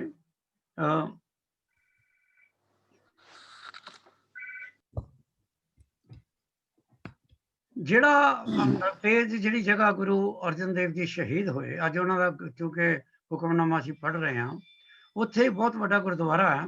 ਉਸ ਗੁਰਦੁਆਰੇ ਦਾ ਨਾਮ ਹੁੰਦਾ ਤੁਹਾਨੂੰ? ਡੇਰਾ ਸਾਹਿਬ। ਬਿਲਕੁਲ ਠੀਕ ਹੈ, ਬਿਲਕੁਲ ਠੀਕ ਹੈ, ਜਾਣ ਦੀ ਲੋੜ ਕੋਈ ਨਹੀਂ। ਡੇਰਾ ਸਾਹਿਬ, ਔਰ ਬਹੁਤ ਹੀ ਉੱਥੇ ਅਗਰ ਤੁਸੀਂ ਜਾਓ ਤੁਹਾਨੂੰ ਇੰਨੀ ਸ਼ਾਂਤੀ ਮਿਲਦੀ ਹੈ। ਔਰ ਉਹ ਕਿਹੜੇ ਦਰਿਆ ਦੇ ਕੰਢੇ ਤੇ ਆ ਗੁਰਦੀਪ? ਡਾਕਟਰ ਸਾਹਿਬ, ਕਿਹੜੇ ਦਰਿਆ ਦੇ ਵਿੱਚ ਗੁਰੂ ਅਰਜਨ ਦੇਵ ਜੀ ਨੇ ਫਿਰ ਟੁੱਬੀ ਲਗਾਈ ਤੋਂ ਬਾਹਰ ਨਹੀਂ ਆਏ? ਮਹਿੰਦਰ? Ravi is correct. ਅੱਜ ਤੇ ਮਹਿੰਦਰ ਦੇ ਸਾਰੇ ਜਵਾਬ ਬਿਲਕੁਲ A ਕਲਾਸ ਨੇ। ਵਜ਼ੀਰ ਜੀ, ਜਿਸ ਵੇਲੇ ਗੁਰੂ ਅਰਜਨ ਦੇਵ ਜੀ ਨੂੰ ਗੁਰੂ ਰਾਮਦਾਸ ਜੀ ਨੇ ਗੁਰੂਸ਼ਿਪ ਦਿੱਤੀ ਹੈ, ਉਹ ਕਿਹੜੀ ਜਗ੍ਹਾ ਸੀ? ਕਿਹੜੇ ਸ਼ਹਿਰ ਵਿੱਚ ਗੁਰੂ ਰਾਮਦਾਸ ਨੇ ਗੁਰੂ ਅਰਜਨ ਨੂੰ ਗੁਰੂਸ਼ਿਪ ਦਿੱਤੀ ਹੈ? ਗੋਇੰਦਵਾਲ। ਬਿਲਕੁਲ ਠੀਕ ਹੈ, ਗੋਇੰਦਵਾਲ। ਭਾਵੇਂ ਗੁਰੂ ਰਾਮਦਾਸ ਜੀ ਅੰਮ੍ਰਿਤਸਰ ਸਾਹਿਬ ਰਹਿੰਦੇ ਸਨ, ਅੰਮ੍ਰਿਤ ਸਾਹਿਬ ਉਹਨਾਂ ਵਸਾਇਆ, ਔਰ ਸਿਰਫ 7 ਸਾਲ ਉਹਨਾਂ ਨੇ ਉੱਥੇ ਗੁਰੂਸ਼ਿਪ ਕੀਤੀ ਹੈ, ਲੇਕਿਨ ਫਿਰ ਵੀ ਉਹ ਆਪਣੇ ਵੱਡੇ ਬੇਟੇ ਤੋਂ ਇੰਨੇ ਦੁਖੀ ਸਨ, ਪ੍ਰਿਥੀ ਚੰਦ ਤੋਂ, ਕਿ ਉਹਨਾਂ ਨੇ ਬਾਬਾ ਬੁੱਢਾ ਨੂੰ, ਭਾਈ ਗੁਰਦਾਸ ਨੂੰ ਔਰ ਆਪਣੇ ਬੇਟੇ ਗੁਰੂ ਅਰਜਨ ਨੂੰ ਕਿਹਾ ਕਿ ਮੈਂ ਉਹਨਾਂ ਨੂੰ, ਇਹ ਦੇਖੋ ਇਹ ਵੀ ਇੱਕ ਕੌਤਕ ਹੈ ਅਕਾਲ ਪੁਰਖ ਦਾ, ਕਿ ਸਾਰੇ ਗੁਰੂ ਸਾਹਿਬਾਨ ਨੂੰ ਨਵਤੇਜ ਜੀ ਪਤਾ ਸੀ ਉਹਨਾਂ ਨੇ ਕਦੋਂ ਸਰੀਰ ਛੱਡਣਾ। 47 ਇਜ਼ ਨੋ ਏਜ। ਔਰ ਉਹਨਾਂ ਨੂੰ ਇਹ ਹੁਣ ਅਕਾਲ ਪੁਰਖ ਤੋਂ ਸੱਦਾ ਆ ਗਿਆ ਸੀ, ਸੋ ਉਹਨਾਂ ਨੇ ਕਿਹਾ ਕਿ ਹੁਣ ਮੈਂ ਪੀਸਫੁਲੀ ਜਾ ਕੇ, ਇਹ ਵਰਡ ਨੇ ਜੋ ਇਤਿਹਾਸ ਵਿੱਚ ਲਿਖੇ ਨੇ, ਅਸੀਂ ਤੇ ਇਤਿਹਾਸ ਹੀ ਪੜ੍ਹ ਕੇ ਤੁਹਾਨੂੰ ਸਭ ਕੁਝ ਦੱਸਣਾ। ਇਸ ਵੇਲੇ ਨਾ ਤੇ ਸਾਡੇ ਸਾਹਮਣੇ ਗੁਰੂ ਅਰਜਨ ਦੇਵ ਜੀ ਨੇ, ਤੇ ਨਾ ਗੁਰੂ ਰਾਮਦਾਸ ਨੇ, ਤੇ ਨਾ ਬਾਬਾ ਬੁੱਢਾ ਨੇ, ਕਿ ਕੀ ਰੀਜ਼ਨ ਸੀ ਕਿ ਉਹ ਅੰਮ੍ਰਿਤਸਰ ਸਾਹਿਬ ਛੱਡ ਕੇ ਗੋਇੰਦਵਾਲ ਗਏ, ਜਿੱਥੇ ਉਹਨਾਂ ਨੇ ਜੋ ਜੋਤੀ ਜੋਤ ਸਮਾਏ, ਤੇ ਜਿੱਥੇ ਉਹਨਾਂ ਨੇ ਗੁਰੂ ਅਰਜਨ ਨੂੰ ਗੁਰੂ ਦਾ ਤਿਲਕ ਲਗਾਇਆ, ਉਹ ਗੋਇੰਦਵਾਲ ਹੈ। ਅਗਲਾ ਕੁਐਸਚਨ ਕੋਈ ਵੀ ਜਵਾਬ ਦੇ ਸਕਦਾ। ਜਿਸ ਵੇਲੇ ਗੁਰੂ ਅਰਜਨ ਦੇਵ ਜੀ ਗੁਰੂ ਬਣ ਕੇ ਅੰਮ੍ਰਿਤਸਰ ਸਾਹਿਬ ਆਏ ਤਾਂ ਉਹਨਾਂ ਨੂੰ ਕਿਹੜੀ ਮੁਸ਼ਕਲ ਦਾ ਸਾਹਮਣਾ ਕਰਨਾ ਪਿਆ? ਪ੍ਰਿਥੀ ਚੰਦ ਕੀ ਕੀਤਾ ਪ੍ਰਿਥੀ ਚੰਦ ਨੇ? ਪ੍ਰਿਥੀ ਚੰਦ ਡਿਕਲੇਅਰਡ ਹਿਮਸੈਲਫ ਕਿ ਉਹ ਗੁਰੂ ਹੈ। ਨਹੀਂ, what actually Prithi Chand had done? ਇਹ ਜਿਹੜਾ ਕਹਿੰਦੇ ਨੇ ਵੀ ਉਹਨੇ ਆਪਣੇ ਬੰਦੇ ਖੜਾਤੇ ਕਿ ਜਿਹੜੇ ਵੀ ਗੁਰੂ ਦੇ ਦਰਸ਼ਨ ਵਾਸਤੇ ਆਉਂਦੇ ਆ ਉਹਦੇ ਕੋਲੇ ਆਉਣ, ਨੋਟ ਟੂ ਗੁਰੂ ਅਰਜਨ। ਸੋ ਜਿੰਨੇ ਉਸ ਵੇਲੇ ਅੰਮ੍ਰਿਤਸਰ ਐਂਟਰ ਕਰਨ ਦੇ ਗੇਟ ਸਨ, ਉਹ ਸਾਰੇ ਪ੍ਰਿਥੀ ਚੰਦ ਨੇ ਆਪਣੇ ਮੰਤ ਜਿਹੜੇ ਸਨ ਉਹਦੇ, ਉਹਨਾਂ ਦੇ ਨਾਲ ਰਲ ਕੇ ਉਹ ਰੋਕ ਲਏ ਸਨ। ਔਰ ਉਹ ਉੱਥੇ ਕਹਿੰਦੇ ਸਨ ਕਿ ਪ੍ਰਿਥੀ ਚੰਦ ਹੀ ਹੁਣ ਪੰਜਵਾਂ ਗੁਰੂ ਹੈ, ਕਿਉਂਕਿ ਉਹ ਵੱਡਾ ਬੇਟਾ ਤੇ ਉਹੀ ਸੀ ਗੁਰੂ ਰਾਮਦਾਸ ਦਾ। ਉਹ ਲੌਜਿਕ ਵੀ ਬਣਦੀ ਸੀ, ਅਨਪੜ੍ਹ ਬੰਦੇ ਨੂੰ ਕਹਿ ਦਿਓ ਕਿ ਗੁਰੂ ਰਾਮਦਾਸ ਜੀ ਜੋਤੀ ਜੋਤ ਸਮਾ ਗਏ ਨੇ, ਤੇ ਉਹਨਾਂ ਦਾ ਵੱਡਾ ਬੇਟਾ ਪ੍ਰਿਥੀ ਚੰਦ ਹੈ, ਤੇ ਹੁਣ ਉਹ ਗੁਰੂ ਹੈ। ਤੋ ਸੰਗਤ ਤੇ ਬੋਲੀ ਹੁੰਦੀ ਹੈ, ਸੰਗਤ ਮਤਲਬ ਇਹਨਾਂ ਤੇ ਉਹਨਾਂ ਦੇ ਕੋਈ ਪੋਲੀਟੀਕਲ ਐਫੀਲੀਏਸ਼ਨ ਨਹੀਂ ਹੁੰਦੀ। ਸੋ ਉਹ ਸੰਗਤ ਤੇ ਉੱਥੇ ਜਾਣ ਲੱਗ ਪਈ। ਫਿਰ how it was corrected, Gurdev? ਇਹ ਜਿਸ ਵੇਲੇ ਸਾਰੇ ਉਹਨਾਂ ਨੇ ਗੇਟ ਘੇਰ ਲਏ, ਜਿਹੜੀ ਇਨੀਸ਼ੀਅਲ ਡਿਫਿਕਲਟੀ ਸੀ, ਇਹ ਫਿਰ ਸਭ ਕੁਝ ਹੀ ਕਿਵੇਂ ਹੋਇਆ? ਮਹਿੰਦਰ ਲੰਗਰ ਮਸਤਾਨਾ ਹੋਣ ਕਰ ਹੋ ਗਿਆ ਸੀ, ਤੇ ਉਸ ਤਰ੍ਹਾਂ ਜਾ ਕਰਕੇ ਫਿਰ ਗੁਰੂ ਅਰਜਨ ਦੇਵ ਜੀ ਨੇ ਬਾਬਾ ਬੁੱਢਾ ਜੀ ਤੇ ਬਾਕੀ ਜਿਹੜੇ ਉਹਨਾਂ ਦੇ ਸੀਗੇ ਸਹਾਇਕ ਸੀ, ਉਹਨਾਂ ਨੂੰ ਭੇਜਿਆ ਸਾਰੇ। ਸਭ ਤੋਂ ਇੰਪੋਰਟੈਂਟ ਨਾਮ ਹੈ ਤੇ ਭਾਈ ਗੁਰਦਾਸ ਦਾ ਹੁੰਦਾ। ਉਸ ਵੇਲੇ ਆ ਕੇ ਬਾਬਾ ਬੁੱਢਾ ਜੀ ਬੁਲਾਇਆ ਗਿਆ ਉੱਥੋਂ, ਤੇ ਮੈਂ ਵੀ ਉਹ ਯੰਗ ਸਨ, ਪੜ੍ਹੇ ਲਿਖੇ ਸਨ, ਬੁੱਧੀਮਾਨ ਸਨ। ਹੀ ਨਿਊ ਵੀ ਹਾਊ ਟੂ ਕਨਵਿੰਸ ਪੀਪਲ, ਔਰ ਲੋਕ ਉਹਨਾਂ ਦੀ ਵੀ ਬੜੀ ਇੱਜ਼ਤ ਕਰਦੇ ਸਨ। ਉਹ ਫਿਰ ਆਪਣੇ ਜਿਹੜੇ ਸਨ ਮਹੰਤ ਵਗੈਰਾ ਨਾਲ ਲੈ ਕੇ ਉਹ ਵੀ ਗਏ ਜਿੱਥੇ ਜਿੱਥੇ ਉਹਨਾਂ ਦੇ ਲੋਕ ਬੈਠੇ ਹੋਏ ਸਨ। ਲੜਾਈ ਝਗੜਾ ਨਹੀਂ ਕੀਤਾ ਉਹਨਾਂ ਨੇ, ਆਪਣੀ ਪਰਸੂਏਸ਼ਨ ਦੇ ਨਾਲ then they were able to convince ਕਿ ਗੁਰੂ ਜਿਹੜੇ ਨੇ ਉਹ ਗੁਰੂ ਅਰਜਨ ਨੇ, ਔਰ ਉਹ ਪ੍ਰਿਥੀ ਚੰਦ ਨਹੀਂ ਹੈ। ਡਾਕਟਰ ਜੀ, ਉਹਨਾਂ ਦੇ ਨਾਲ ਵਿੱਚ ਇੱਕ ਇਹ ਵੀ ਸੀਗਾ ਨਾ, ਉਹ ਹੁਣ ਵੀ ਹੈਗਾ ਵੀ ਸਭ ਤੋਂ ਵੱਡਾ ਬੇਟਾ ਹੈ ਜਿਹੜਾ ਉਹ ਹੀ ਸਾਰੇ ਕੰਮ ਕਰਦਾ। ਉਹ ਦੇਖੋ, ਐਕਚੁਅਲ ਜਿਹੜਾ ਅਗਰ ਕੋਈ ਚੀਜ਼ ਖਰਾਬ ਨਾ ਹੋਵੇ, ਘਰ ਦੇ ਵਿੱਚ ਸੁੱਖ ਸ਼ਾਂਤੀ ਹੋਵੇ, ਅਗਰ ਪ੍ਰਿਥੀ ਚੰਦ, ਦੇਖੋ ਇਹ ਤਾਂ ਹੁਣ ਅਕਾਲ ਪੁਰਖ ਦੀ ਖੇਡ ਸੀ ਕਿ ਗੁਰੂ ਅਰਜਨ ਗੁਰੂ ਬਣੇ, ਸਭ ਤੋਂ ਛੋਟੇ ਬੇਟੇ ਸਨ। ਲੇਕਿਨ ਜਿਹੜਾ ਅਗਰ ਤੁਸੀਂ ਪ੍ਰੋਟੋਕਾਲ ਦੇਖੋ, ਅਗਰ ਤੁਸੀਂ ਲਾਅ ਆਫ ਸਕਸੈਸ਼ਨ ਦੇਖੋ ਦੁਨੀਆ ਦਾ, ਤੇ ਨਾਰਮਲੀ ਇਹੀ ਹੁੰਦਾ ਵੀ ਬਾਪ ਤੋਂ ਬਾਅਦ ਵੱਡਾ ਬੇਟਾ ਬਣ ਗਿਆ ਆਟੋਮੈਟਿਕਲੀ। ਪਰ ਜਿਸ ਵੇਲੇ ਵੱਡੇ ਬੇਟੇ ਨੂੰ ਬਾਪ ਪਾਰਖਤੀ ਦੇ ਦੇ, ਵੱਡੇ ਬੇਟੇ ਨੂੰ ਕੰਡੈਮ ਕਰਦਾ ਹੈ, ਵੱਡਾ ਬੇਟੇ ਵਿੱਚ ਕੋਈ ਕੁਆਲਿਟੀ ਹੀ ਨਾ, ਕਿਉਂਕਿ ਇਹ ਜਿਹੜਾ ਸੀ ਇਹ ਤਖਤ ਨਹੀਂ ਹੈ ਲਾਈਕ ਜਿਸ ਤਰ੍ਹਾਂ ਕੁਈਨ ਐਲਿਜ਼ਬeth II ਹੈ। ਇਹ ਅਕਾਲ ਪੁਰਖ ਦਾ ਤਖਤ ਹੈ। ਇਹ ਵਾਹਿਗੁਰੂ ਦੀ, ਉਹਨਾਂ ਨੇ ਵਾਹਿਗੁਰੂ ਦਾ ਨਾਂ ਜਪਾਣਾ ਸੰਗਤ ਨੂੰ, ਇਹ ਅਕਾਲ ਪੁਰਖ ਦੇ ਨਾਲ ਜੋੜਨਾ ਹੈ। ਤੇ ਜੇ ਪ੍ਰਿਥੀ ਚੰਦ ਦੇ ਅੰਦਰ ਉਹ ਕੋਈ ਡਿਵਾਈਨ ਗੁਣ ਹੈ ਹੀ ਨਹੀਂ, ਕਿਉਂਕਿ ਉਹਨੂੰ ਤਾਂ ਪੈਸਾ ਚਾਹੀਦਾ ਸੀ। ਸੋ ਇਸ ਕਰਕੇ ਗੁਰੂ ਰਾਮਦਾਸ ਜੀ ਨੇ ਜੋ ਸੋਚਿਆ ਵੀ ਮੇਰਾ ਵੱਡਾ ਪੁੱਤਰ ਗੁਰੂ ਨਾਨਕ ਦੀ ਗੱਦੀ ਦੇ ਬਹਿਣ ਦੇ ਕਾਬਲ ਨਹੀਂ ਹੈ, ਸੈਕੰਡ ਨੂੰ ਉਹ ਦੁਨੀਆਦਾਰੀ ਹੈ ਹੀ ਨਹੀਂ ਸੀ। ਸੋ then he selected Guru Arjan. ਪਰ ਜੋ ਤੁਸੀਂ ਕਹਿ ਰਹੇ ਹੋ ਠੀਕ ਹੈ, ਕਿਉਂਕਿ ਉਹ ਵਕਤ ਉਸ ਵੇਲੇ ਕੀ ਪ੍ਰੋਬਲਮਾਂ ਸਨ, ਇਮੀਡੀਏਟ ਪ੍ਰੋਬਲਮ ਕੀ ਸੀ, ਕਿੰਨਾ ਕੁ ਉਹਦੇ ਖਿਲਾਫ ਆਵਾਜ਼ ਸੀ, ਕਿੰਨੇ ਕੁ ਲੋਕ ਇੱਕ ਪਾਸੇ ਸਨ, ਕਿੰਨੇ ਕੁ ਲੋਕ ਦੂਜੇ ਪਾਸੇ ਸਨ, ਇਹ ਤੇ ਕਿਸੇ ਨੂੰ ਨਹੀਂ ਪਤਾ। ਹਾਂਜੀ ਨਵਤੇਜ। ਗੁਰੂ ਅਰਜਨ ਦੇਵ ਜੀ ਨੇ ਹੁਣ ਜਿਹੜੀ ਸਭ ਤੋਂ ਇੰਪੋਰਟੈਂਟ ਗੱਲ ਆਉਂਦੀ ਹੈ, ਸਿੱਖ ਧਰਮ ਨੂੰ ਬਹੁਤ ਸਾਰੇ ਸ਼ਹਿਰ ਤੇ ਹੋਰ ਬਹੁਤ ਸਾਰੀਆਂ ਇੰਪੋਰਟੈਂਟ ਕੰਟਰੀਬਿਊਸ਼ਨ ਸਿੱਖ ਧਰਮ ਵਾਸਤੇ ਕੀਤੀਆਂ। ਅਸੀਂ ਪਹਿਲਾਂ ਸ਼ਹਿਰਾਂ ਤੋਂ ਚੱਲਦੇ ਹਾਂ ਕਿ ਗੁਰੂ ਅਰਜਨ ਦੇਵ ਜੀ ਨੇ ਕਿਹੜੇ ਕਿਹੜੇ ਇੰਪੋਰਟੈਂਟ ਸ਼ਹਿਰ ਵਸਾਏ ਨੇ। ਨਵਤੇਜ।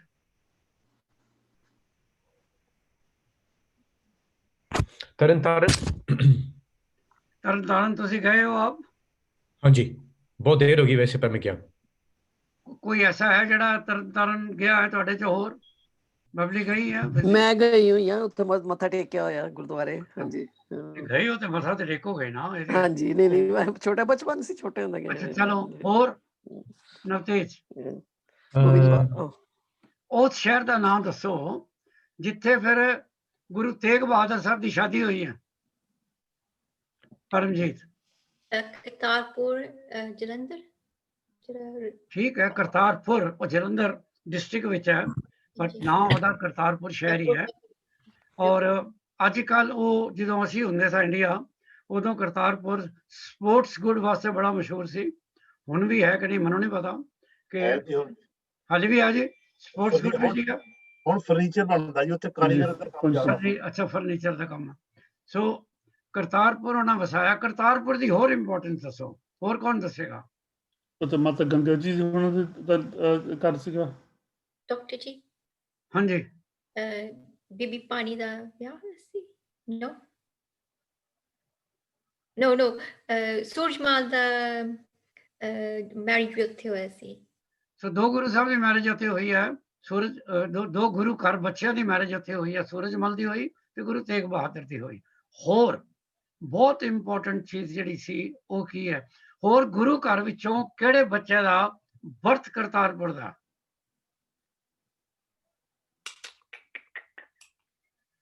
ਪ੍ਰਿਥੀ ਚੰਦ। ਪ੍ਰਿਥੀ ਚੰਦ ਦਾ ਬਰਥ ਵੀ ਕਰਤਾਰਪੁਰ ਦਾ, ਉਹ ਰਿਹਾ ਵੀ ਕਰਤਾਰਪੁਰ ਹੈ।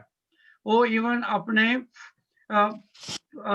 ਜਿਸ ਵੇਲੇ ਗੁਰੂ ਹਰਗੋਬਿੰਦ ਸਾਹਿਬ ਜੋਤੀ ਜੋਤ ਸਮਾਨ ਲੱਗੇ ਸਨ, ਉਦੋਂ ਵੀ ਉਹ ਉੱਥੇ ਨਹੀਂ ਪਹੁੰਚਿਆ।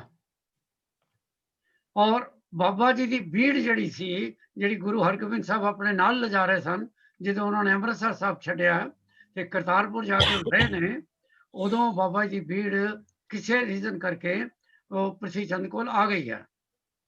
ਔਰ ਉਹ ਫਿਰ ਉਹਦੇ ਬਾਅਦ ਉਹਨੇ ਉਹਦੇ ਤੇ ਉਹਦਾ ਕਬਜ਼ਾ ਨਹੀਂ ਛੱਡਿਆ। ਈਵਨ ਗੁਰੂ ਹਰਗੋਬਿੰਦ ਸਾਹਿਬ ਜੋਤੀ ਜੋਤ ਸਮਾਨ ਲੱਗੇ ਤਾਂ ਕੀਰਤਪੁਰ ਵਾਲਿਆਂ ਨੇ ਕਿਹਾ ਸੀ ਇਹਨੂੰ ਕਿ ਤੂੰ ਭੀੜ ਲੈ ਕੇ ਕੀਰਤਪੁਰ ਆ। ਉਹ ਨਹੀਂ ਗਿਆ ਵੀ ਹੈ ਤੇ ਭੀੜ ਲੈ ਕੇ ਨਹੀਂ ਗਿਆ, ਤੇ ਜੇ ਲੈ ਕੇ ਗਿਆ ਵੀ ਹੈ ਤੇ ਉਹ ਨਾਲ ਹੀ ਲੈ ਕੇ ਆਇਆ ਵਾਪਸ। ਇੱਕ ਹੋਰ ਸਾਖੀ ਆਉਂਦੀ ਹੈ ਕਿ ਜਦੋਂ ਕਰਤਾਰਪੁਰ ਸਨ ਉਦੋਂ ਇੱਕ ਹੋਰ ਵੀ ਸਿੱਖ ਹੈ ਜਿਹਨੇ ਗੁਰੂ ਗ੍ਰੰਥ ਸਾਹਿਬ ਦਾ ਕਾਪੀ ਬਣਾਉਣ ਦੀ ਕੋਸ਼ਿਸ਼, ਗੁਰੂ ਸਾਹਿਬ ਦੀ ਇਜਾਜ਼ਤ ਨਾਲ ਕਾਪੀ ਬਣਾਉਣ ਦਾ ਕੰਮ ਸ਼ੁਰੂ ਕੀਤਾ। ਉਹ ਕੌਣ ਹੈ? ਭਾਈ ਬੰਨੂ। ਨਾ, ਉਹ ਬੜਾ ਵੱਡਾ ਸਿਪਾਹ ਸਲਾਰ ਵੀ ਹੋਇਆ, ਫੌਜੀ ਵੀ ਹੋਇਆ, ਉਹ ਘੋੜੇ ਵੀ ਕੱਢ ਕੇ ਲਿਆਇਆ ਸੀ। ਉਹੀ ਹੈ ਬਿਧੀ ਚੰਦ ਦਾ। ਬਿਧੀ ਚੰਦ ਨੇ ਕਰਤਾਰਪੁਰ ਸਨ ਜਦੋਂ ਗੁਰੂ ਹਰਗੋਬਿੰਦ ਸਾਹਿਬ। ਇੱਕ ਹੋਰ ਜਿਹੜੀ ਇੰਪੋਰਟੈਂਟ ਗੱਲ ਹੋਈ ਆ ਕਰਤਾਰਪੁਰ ਦੀ, ਕਿ ਗੁਰੂ ਹਰਗੋਬਿੰਦ ਸਾਹਿਬ ਦੀ ਲਾਸਟ ਬੈਟਲ ਵਿਦ ਮੁਗਲਸ, ਜਿਹਨੂੰ ਕਹਿੰਦੇ ਨੇ ਉਹਨਾਂ ਦੇ ਜੀਵਨ ਦੀਆਂ ਕਈ 5 ਕਹਿੰਦੇ ਨੇ, ਕਈ 6 ਕਹਿੰਦੇ ਨੇ, ਜਿਹੜੀਆਂ ਉਹਨਾਂ ਦੀ ਬੈਟਲ ਹੋਈਆਂ, ਸਭ ਤੋਂ ਕਹਿੰਦੇ ਨੇ ਗੁਰੂਸਮ ਬੈਟਲ, ਜਿਹਦੇ ਵਿੱਚ ਸਭ ਤੋਂ ਜ਼ਿਆਦਾ ਮੌਤਾਂ ਹੋਈਆਂ, ਉਹਨੂੰ ਕਰਤਾਰਪੁਰ ਦੀ ਬੈਟਲ ਕਹਿੰਦੇ ਨੇ। ਜਿਹਦੇ ਬਾਅਦ ਗੁਰੂ ਤੇਗ ਬਹਾਦਰ ਸਾਹਿਬ ਨੇ, ਗੁਰੂ ਤੇਗ ਬਹਾਦਰ ਜੀ ਨੇ ਸੰਸਾਰ ਤੋਂ ਮੂੰਹ ਮੋੜਿਆ ਸੀ ਤੇ ਕਿਹਾ ਸੀ ਕਿ ਮੈਂ ਮਤਲਬ ਵੀ ਜਸਟ ਲੈਫਟ ਦੀ ਜਿਹੜਾ ਲਿਵਿੰਗ ਹੈ, ਉਹਨਾਂ ਨੇ ਕਿਹਾ ਸੀ ਕਿ ਮੈਂ ਵੱਖਰੇ ਰਹਿਣਾ ਚਾਹੁੰਦਾ, ਮੈਂ ਸਿਰਫ ਵਾਹਿਗੁਰੂ ਦਾ ਨਾਮ ਜਪਣਾ ਚਾਹੁੰਦਾ। ਔਰ ਜਿਸ ਤਰ੍ਹਾਂ ਵੀ ਕਹਾਣੀ ਆਉਂਦੀ ਹੈ, ਸਾਖੀ ਆਉਂਦੀ ਹੈ, ਈਵਨ ਗੁਰੂਸ਼ਿਪ ਉਹਨਾਂ ਨੇ ਇੰਟਰਸਟ ਨਹੀਂ ਲਿਆ। ਐਜ਼ ਏ ਰਿਜ਼ਲਟ ਗੁਰੂਸ਼ਿਪ ਫਿਰ ਗੁਰੂ ਹਰਿਰਾਏ ਸਾਹਿਬ ਕੋਲ ਗਈ।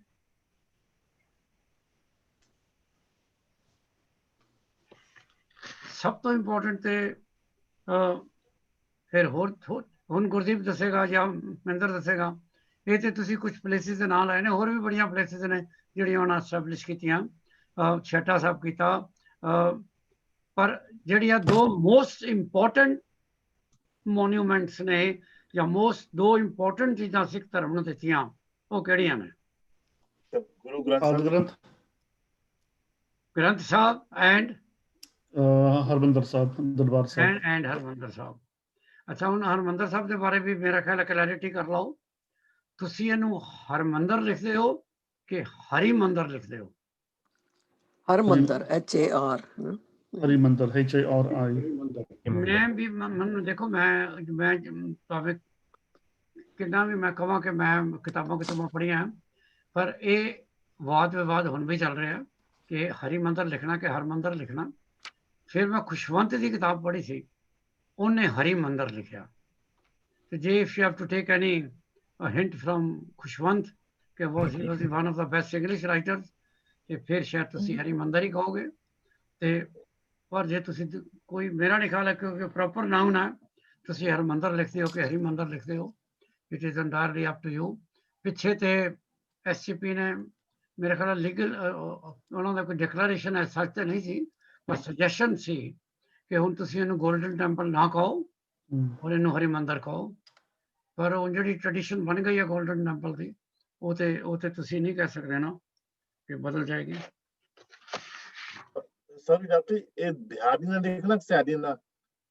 ਸਹਾਰੀ ਨਾਲ ਤਾਂ ਹੀ ਕਨਫਿਊਜ਼ਨ ਹੈ, ਕਿਉਂਕਿ ਸਹਾਰੀ ਸਾਇਲੈਂਟ ਹੈ, ਉਹ ਹਰਮੰਦਰ ਪੜ ਜਾਂਦੇ ਹੈ, ਪ੍ਰੋਪਰ ਸਹਾਰੀ ਨਾਲ ਹਰੀ ਮੰਦਰ ਹੈ।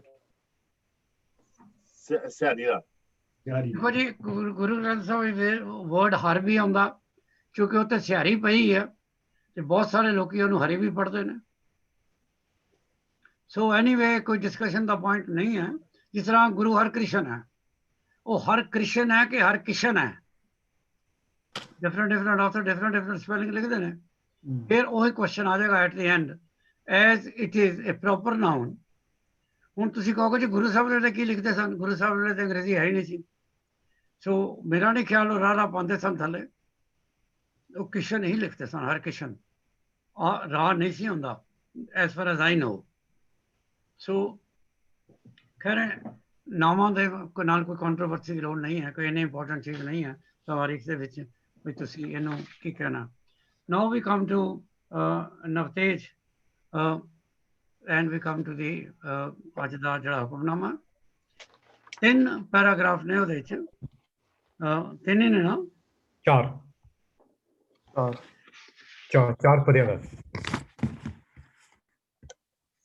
अच्छा, खैर मेरे को छपया नहीं पूरा, चलो बोलो। 4 ਦਾ ਇਹਦੇ ਪਿੱਛੇ ਨੰਬਰ 4 15 26। अच्छा ठीक है, मेरे ख्याल मैं जरा प्रिंट किया पूरा नहीं आया, पर ਇਹਦੇ ਕੋਲ ਹੈ ਤੇ ਬੋਲੇਗਾ। ਹਾਂਜੀ ਬੋਲੋ। ਅੱਛਾ, ਜਿਹੜਾ ਅੱਜ ਦਾ ਹੁਕਮਨਾਮਾ ਸ੍ਰੀ ਗੁਰੂ ਅਰਜਨ ਦੇਵ ਜੀ ਦਾ ਸੋਰਠ ਰਾਗ ਦਾ ਤੇ 4 ਪਦੇ ਦਾ ਇਹ ਹੈਗਾ ਹੁਕਮਨਾਮਾ। ਤੇ ਇਹਦਾ ਮੇਨ ਮੈਸੇਜ ਪਹਿਲਾਂ ਮੈਂ ਦੱਸਦਾ, ਫਿਰ we can go through it. ਤੇ ਇਹਦਾ ਮੇਨ ਮੈਸੇਜ ਇਹ ਹੈ ਕਿ ਜਿਹੜਾ ਇਨਸਾਨ ਹੈ, ਇਨਸਾਨ ਦੀ ਦਿਸ਼ਾ ਦੱਸੀ ਹੋਈ ਹੈ ਕਿ ਉਹ ਕਿਸ ਤਰ੍ਹਾਂ ਮਾਇਆ ਦੇ ਜਾਲ ਦੇ ਵਿੱਚ ਫਸਿਆ ਹੋਇਆ ਹੈਗਾ। ਤੇ ਗੁਰੂ ਅਰਜਨ ਦੇਵ ਜੀ ਫਿਰ ਇਹੀ ਰੱਬ ਦੇ ਅੱਗੇ ਪ੍ਰਾਰਥਨਾ ਕਰਦੇ ਨੇ ਕਿ ਮੈਨੂੰ ਇਹ ਮਾਇਆ ਦੇ ਚੱਕਰ ਤੋਂ, ਮੇਰੇ ਮਾਇਆ ਦੇ ਜਾਲ ਤੋਂ ਮੈਨੂੰ ਕੱਢੋ, ਇਹ ਜਿਹੜਾ ਭਵ ਸਾਗਰ ਹੈਗਾ ਕਿ ਮੈਂ ਤੇਰੀ ਸ਼ਰਨ ਵਿੱਚ ਆ ਗਿਆ ਹਾਂ। ਸੋ ਇਹ ਮੇਨ ਮੈਸੇਜ ਹੈ। ਤੇ ਹੁਣ ਜੇ ਅਸੀਂ ਲਾਈਨ ਬਾਈ ਲਾਈਨ ਇਹਨੂੰ ਪੜ੍ਹੀਏ, ਤੇ ਪਹਿਲੀ ਲਾਈਨ ਦੇ ਵਿੱਚ ਕਹਿੰਦੇ ਨੇ, ਮਾਇਆ ਮੋਹ ਮਗਨ ਅੰਧਿਆਰੇ ਦੇਵਨ ਹਾਰ ਨਾ ਜਾਣੇ। ਸੋ ਕਹਿੰਦੇ ਗੁਰੂ ਅਰਜਨ ਦੇਵ ਜੀ ਕਹਿੰਦੇ ਨੇ ਕਿ ਜਿਹੜਾ ਇਨਸਾਨ ਹੈ ਕਿ ਉਹ ਮਾਇਆ ਦੇ ਜਾਲ ਵਿੱਚ ਫਸਿਆ ਹੋਇਆ ਹੈ, ਪਰ ਲੇਕਿਨ ਉਹ ਇਹ ਨਹੀਂ ਜਾਣਦਾ ਕਿ ਦੇਵਨਹਾਰ ਜੋ ਹੈ ਉਹ ਵਾਹਿਗੁਰੂ ਪ੍ਰਭੂ ਜੋ ਹੈ ਉਹੀ ਦੇਵਨਹਾਰ ਹੈ। ਫਿਰ ਅਗਲੀ ਲਾਈਨ, ਨੈਕਸਟ ਲਾਈਨ ਦੇ ਵਿੱਚ ਕਹਿੰਦੇ ਨੇ ਕਿ ਜੀਓ ਪਿੰਡ ਸਾਂਝ ਜਿਨ ਰਚਿਆ ਬਲ ਆਪਣੇ ਕਰ ਮਾਨੇ।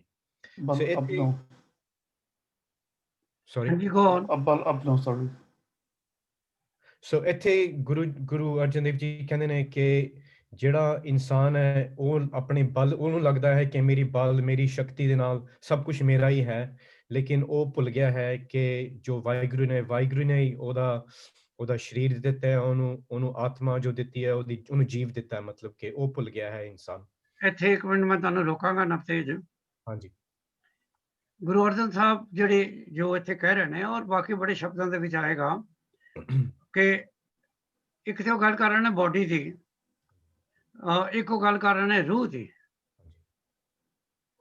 ਇਹ ਕਿਹਾ ਜਾਂਦਾ ਹੈ ਕਿ ਤੁਹਾਡੇ, ਅਗਰ ਮੈਂ ਤੁਹਾਨੂੰ ਇੱਕ ਐਗਜ਼ਾਮਪਲ ਲੈ ਕੇ ਦੱਸਾਂ, ਐਗਜ਼ਾਮਪਲ ਲਵਾਂ ਬੈਲੂਨਸ ਦੀ। ਆ ਜਿਹੜੀ ਤੁਹਾਡੀ ਬੋਡੀ ਹੈ ਨਾ, ਇੱਕ ਇਹ ਬਿਗ ਬਲੂਨ ਹੈ, ਇਹਦੇ ਅੰਦਰ 2 ਹੋਰ ਬੈਲੂਨ ਨੇ। ਇੱਕ ਬੈਲੂਨ ਦੇ ਵਿੱਚ ਤੁਹਾਡੀ ਜਿਹਨੂੰ ਕਹਿੰਦੇ ਰੂਹ ਹੈ, ਔਰ ਇੱਕ ਬੈਲੂਨ ਦੇ ਵਿੱਚ ਤੁਹਾਡੇ ਕਰਮ ਨੇ, ਜਿਹੜੇ ਇਕੱਠੇ ਹੋ ਰਹੇ ਨੇ, ਐਕਿਊਮੂਲੇਟਡ ਕਰਮਸ। ਤੇ ਇਸ ਤੋਂ over and above there is a divine soul. ਹੁਣ what happens is ਕਿ ਜਦੋਂ ਤੁਹਾਡਾ balloon ਫਟਦਾ, that means when your body, when a person dies, big balloon ਜਦੋਂ ਫਟਦਾ, ਜਿਹੜੀ ਅੰਦਰ ਦੀ ਰੂਹ ਹੈ, ਅੰਦਰ ਦਾ ਬੈਲੂਨ ਹੈ ਰੂਹ ਵਾਲਾ, ਉਹ ਕਰਮਾਂ ਦਾ ਬੈਲੂਨ ਲੈ ਕੇ ਜਿਸ ਵੇਲੇ ਬੋਡੀ ਤੋਂ ਬਾਹਰ ਨਿਕਲਦਾ, ਤੇ ਜਿਹੜੀ ਡਿਵਾਈਨ ਰੂਹ ਹੈ ਉਹ ਇਹਨਾਂ ਦੋਨਾਂ ਨੂੰ ਇੱਕ ਹੋਰ ਬੋਡੀ 'ਚ ਪਾ ਦਿੰਦੀ ਹੈ। ਅਨਦਰ ਪਿੰਡ ਬੋਡੀ ਨੂੰ ਕਹਿੰਦੇ ਨੇ, ਦੂਜੀ ਬੋਡੀ 'ਚ ਪਾ ਦਿੰਦੀ ਆ, and then it starts travelling again. So ਇਹ ਯਾਦ ਰੱਖਣਾ ਕਿ ਜਿਸ ਵੇਲੇ ਮੋਸਟਲੀ ਜਿਹੜੇ ਤੁਸੀਂ ਮਹਿੰਦਰ ਜੀ ਕੰਮ ਕਰ ਰਹੇ ਹੋ ਨਾ, ਇਹ ਤੁਹਾਡੀ ਰੂਹ ਕਰਵਾ ਰਹੀ ਹੈ।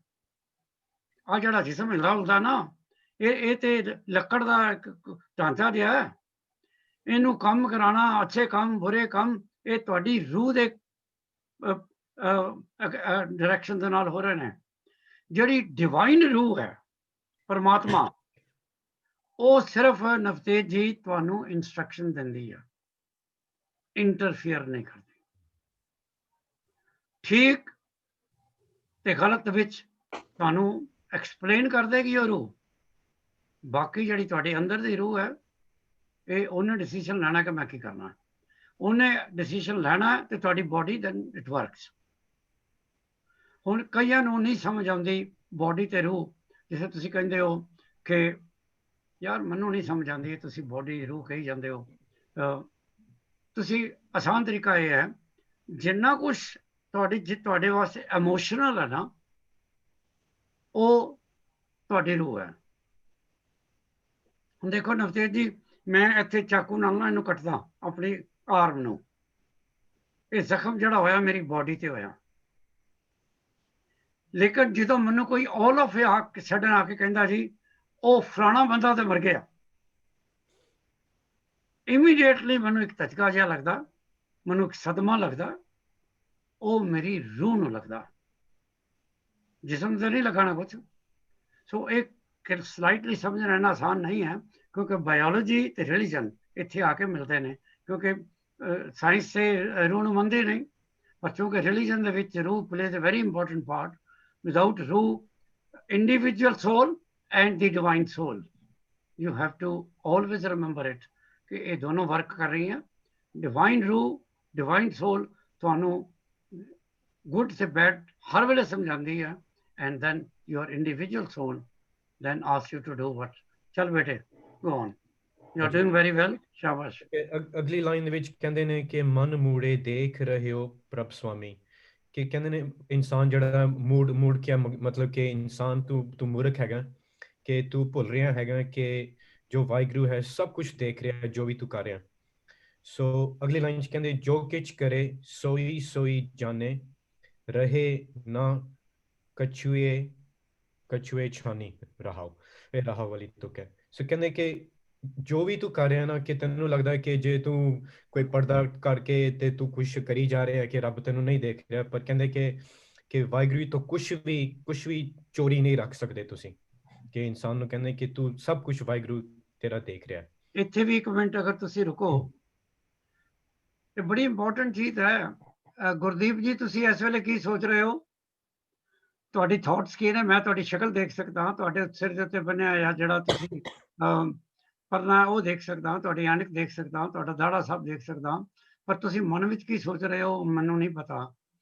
ਸੋ ਮਨ ਵਿੱਚ ਪਰਮਾਤਮਾ ਨੇ ਜਿਹੜੀ ਈਵਨ ਬਾਇਓਲੋਜੀਕਲ ਬੋਡੀ ਹੈ ਤੁਹਾਡੀ, ਉਹ ਤੁਹਾਨੂੰ ਦਿਸਦੀ ਸਾਰਿਆਂ ਨੂੰ।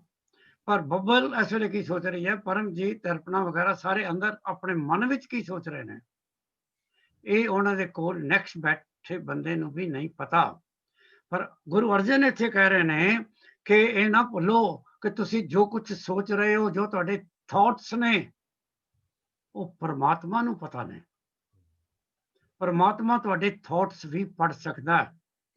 ਤੇ ਥਾਟਸ ਦੀ ਨਵਤੇਜ ਇੰਪੋਰਟੈਂਸ ਇਹ ਹੈ ਕਿ thoughts make your karmas and karmas are input for your destiny. So ਇਤਨੇ ਚੀਜ਼ਾਂ ਯਾਦ ਰੱਖਣੀਆਂ। Okay, please go on.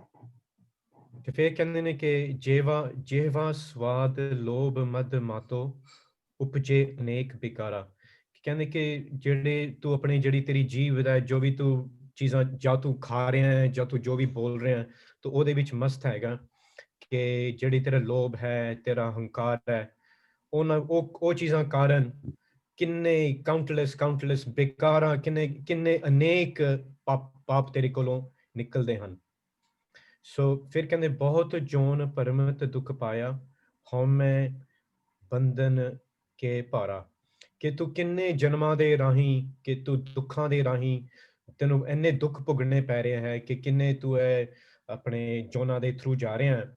ਤੇ ਉਹ ਵੀ ਉਸ ਕਾਰਨ ਕਿਉਂਕਿ ਤੂੰ ਇੰਨਾ ਤੇਰੇ ਵਿੱਚ ਹੰਕਾਰ ਭਰਿਆ ਹੋਇਆ ਹੈਗਾ ਕਿ ਉਸ ਹੰਕਾਰ ਕਰਕੇ ਤੈਨੂੰ ਇੰਨਾ ਦੁੱਖ ਸਹਿਣਾ ਪੈ ਰਿਹਾ। ਫਿਰ ਕਹਿੰਦੇ ਕਿ ਦੇ ਕੀ ਵਾੜ ਅਨੇਕ ਪੜਦੇ ਮੈਂ ਪਰਦਾਰਾ ਸੰਗ ਫਾਕੇ। ਸੋ ਕਹਿੰਦੇ ਕਿ ਜਿੱਦਾਂ ਹੁਣ ਆਪਾਂ ਪਹਿਲਾਂ ਵੀ ਅੱਗੇ ਉਹ ਲਾਈਨ ਕਹਿ ਰਹੇ ਸੀਗੇ ਕਿ ਰੱਬ ਸਭ ਕੁਝ ਦੇਖ ਰਿਹਾ, ਕਿ ਜਿਹੜੇ ਮਤਲਬ ਕਿ ਕੋਈ ਦਰਵਾਜ਼ਾ ਬੰਦ ਹੈ, ਉਹਦੇ ਪਿੱਛੇ ਤੂੰ ਕਿੰਨਾ ਕੁਝ ਕਰ ਰਿਹਾ। ਪਰਦਾਰਾ ਕਹਿੰਦੇ ਕਿ ਜਿੱਦਾਂ ਕਿਸੇ ਦੀ ਕੋਈ ਜਨਾਨੀ ਹੋਵੇ, ਕਿ ਉਸ ਦੇ ਨਾਲ ਤੂੰ ਪਲੇਜ਼ਰ ਲੈ ਰਿਹਾ ਹੈਗਾ। ਕਿ ਇਹ ਚੀਜ਼ਾਂ ਦੱਸੀਆਂ ਹੈ ਕਿ ਤੈਨੂੰ ਲੱਗਦਾ ਕਿ ਰੱਬ ਦੇਖ ਨਹੀਂ ਰਿਹਾ ਤੈਨੂੰ, ਪਰ ਸਭ ਕੁਝ ਵਾਹਿਗੁਰੂ ਦੇਖ ਰਿਹਾ। ਸੋ ਫਿਰ ਕਹਿੰਦੇ ਕਿ ਚਿੱਤਰ ਗੁਪਤ ਜਬ ਲੇਖਾ ਮਾਗੇ, ਤਬ ਕੌਣ ਪੜਦਾ ਤੇਰਾ ਟਾਕੇ। ਕਿ ਇਹ ਫਿਰ ਜੇ ਜਿਹੜਾ ਹੁਣ ਹਿੰਦੂ ਮਿਥੋਲੋਜੀ ਵਿੱਚੋਂ ਆਉਂਦਾ ਹੈਗਾ ਕਿ ਜਿਹੜੇ ਚਿੱਤਰ ਗੁਪਤ, ਜੋ ਉਹਨਾਂ ਨੂੰ ਕਹਿ ਲਓ ਕਿ ਜਿਹੜੇ ਅਕਾਊਂਟੈਂਟਸ ਹੁੰਦੇ ਨੇ, ਵਾਹਿਗੁਰੂ ਦੇ ਅਪੁਆਇੰਟਡ ਅਕਾਊਂਟੈਂਟਸ ਨੇ, ਉਹ ਫਿਰ ਜਦੋਂ ਤੇਰਾ ਲੇਖਾ ਮੰਗਣਗੇ, ਫਿਰ ਜਿਹੜਾ ਹੈ ਤੂੰ ਪੜਦਾ ਜਿਹੜਾ ਹੈਗਾ ਤੇਰੇ ਸਾਹਮਣੇ ਤੈਨੂੰ ਲੱਗਦਾ ਕਿ ਕੁਝ ਨਹੀਂ ਹੈ, ਫਿਰ ਉਹ ਪੜਦਾ ਕਿੱਥੇ ਜਾਏਗਾ? ਕਿ ਉਹ ਪੜਦਾ ਸਾਰਾ ਕੁਝ ਕਿ ਤੇ ਵਾਹਿਗੁਰੂ ਦੇ ਸਾਹਮਣੇ ਸਭ ਕੁਝ ਆ ਜਾਣਾ ਹੈਗਾ। ਫਿਰ ਕਹਿੰਦੇ ਕਿ ਦੀਨ ਦਿਆਲ ਪੂਰਨ ਦੁਖ ਭੰਜਨ, ਤੁਮ ਬਿਨ ਓਟ ਨਾ ਕਾਈ।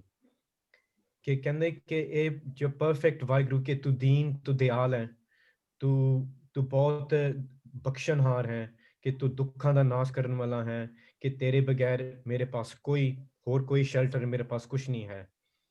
ਫਿਰ ਲਾਸਟ ਲਾਈਨ ਦੇ ਵਿੱਚ ਕਹਿੰਦੇ ਨੇ ਕਾਢ ਲੈ ਹੋ ਸੰਸਾਰ ਸਾਗਰ, ਮੈਂ ਨਾਨਕ ਪ੍ਰਭ ਸਰਨਾਈ। ਸੋ ਇੱਥੇ ਗੁਰੂ ਅਰਜਨ ਦੇਵ ਜੀ ਨੇ ਗੁਰੂ ਨਾਨਕ ਦੇਵ ਜੀ ਨੂੰ obviously ਰਿਸਪੈਕਟ ਦੇ ਤੌਰ ਤੇ ਨਾਨਕ ਵਰਡ ਯੂਜ਼ ਕੀਤਾ ਹੈ, ਪਰ ਇਹ ਗੁਰੂ ਅਰਜਨ ਦੇਵ ਜੀ ਦੀ ਬਾਣੀ ਹੈ। ਤੇ ਇੱਥੇ ਕਹਿੰਦੇ ਨੇ ਕਿ ਵਾਹਿਗੁਰੂ ਨੂੰ ਕਹਿੰਦੇ ਨੇ ਗੁਰੂ ਅਰਜਨ ਦੇਵ ਜੀ ਕਿ ਇਹ ਜਿਹੜਾ ਭਵ ਸਾਗਰ ਹੈ, ਕਿ ਜੋ ਮਾਇਆ ਦਾ ਚੱਕਰ ਦੇ ਵਿੱਚ ਮੈਂ ਮਾਇਆ ਦੇ ਜਾਲ ਵਿੱਚ ਫਸਿਆ ਹੋਇਆ, ਕਿ ਮੈਨੂੰ ਪਲੀਜ਼ ਇਸ ਦੇ ਵਿੱਚੋਂ ਤੁਸੀਂ ਕੱਢ ਲਓ ਮੈਨੂੰ, ਕਿ ਮੈਂ ਆਪ ਦੀ ਸ਼ਰਨ ਵਿੱਚ ਆ ਗਿਆ ਹਾਂ।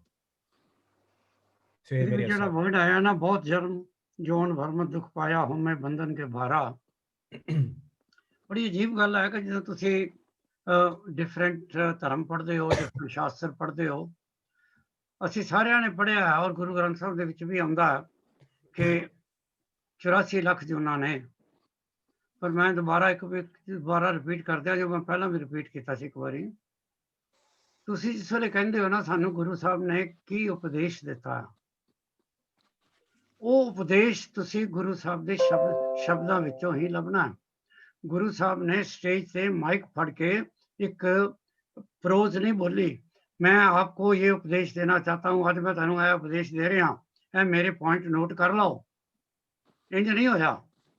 ਗੁਰੂ ਸਾਹਿਬ ਨੇ ਸ਼ਬਦ ਉਚਾਰੇ ਨੇ। ਹੁਣ ਤੁਹਾਨੂੰ ਬਹੁਤ ਸਾਰਿਆਂ ਨੂੰ ਇਵਨ ਐਗਜ਼ਾਮੀਨੇਸ਼ਨ ਜਿਹੜੇ ਤੁਸੀਂ ਦਿੱਤੇ ਨੇ, ਐਮਏ ਕੀਤਾ ਜਾਂ PhD ਦੇ ਕੋਈ ਥੀਸਿਸ ਲਿਖਦੇ ਹੋ, ਤੇ ਜਿੱਥੇ ਆ ਜਾਂਦਾ contribution of the Sikh Gurus, teachings of the Sikh Gurus. ਇਹ ਟੀਚਿੰਗ ਕਿੱਥੋਂ ਕੱਢਦੇ ਹੋ? ਉਹਨਾਂ ਦੇ ਸ਼ਬਦਾਂ ਵਿੱਚੋਂ, ਕਿ ਉਹਨਾਂ ਨੇ ਸ਼ਬਦਾਂ ਦੇ ਵਿੱਚ ਕੀ ਕਿਹਾ। ਸੋ ਸਾਨੂੰ ਗੁਰੂ ਨਾਨਕ ਸਾਹਿਬ ਦੇ ਸਾਰੇ ਹੀ ਸ਼ਬਦ ਪੜ੍ਹਨੇ ਪੈਣਗੇ, ਜਿੰਨੇ ਵੀ ਗੁਰੂ ਨਾਨਕ ਦੇ 974 ਸ਼ਬਦ ਨੇ, ਤਾਂ ਸਾਨੂੰ ਲੱਭੇਗਾ ਕਿ ਗੁਰੂ ਨਾਨਕ ਨੇ ਟੀਚਿੰਗ ਕੀ ਕੀਤੀ ਹੈ। ਤੁਸੀਂ ਗੁਰੂ ਅਰਜਨ ਦੇਵ ਜੀ ਦੇ ਉੱਤੇ ਅਗਰ ਰਿਸਰਚ ਕਰ ਰਹੇ ਹੋ, ਉਹਨਾਂ ਦੇ ਤੇ 2218 ਤੁਸੀਂ ਕਹਿੰਦੇ ਹੋ ਸ਼ਬਦ ਨੇ। ਕੰਟਰੀਬਿਊਸ਼ਨ ਨੇ।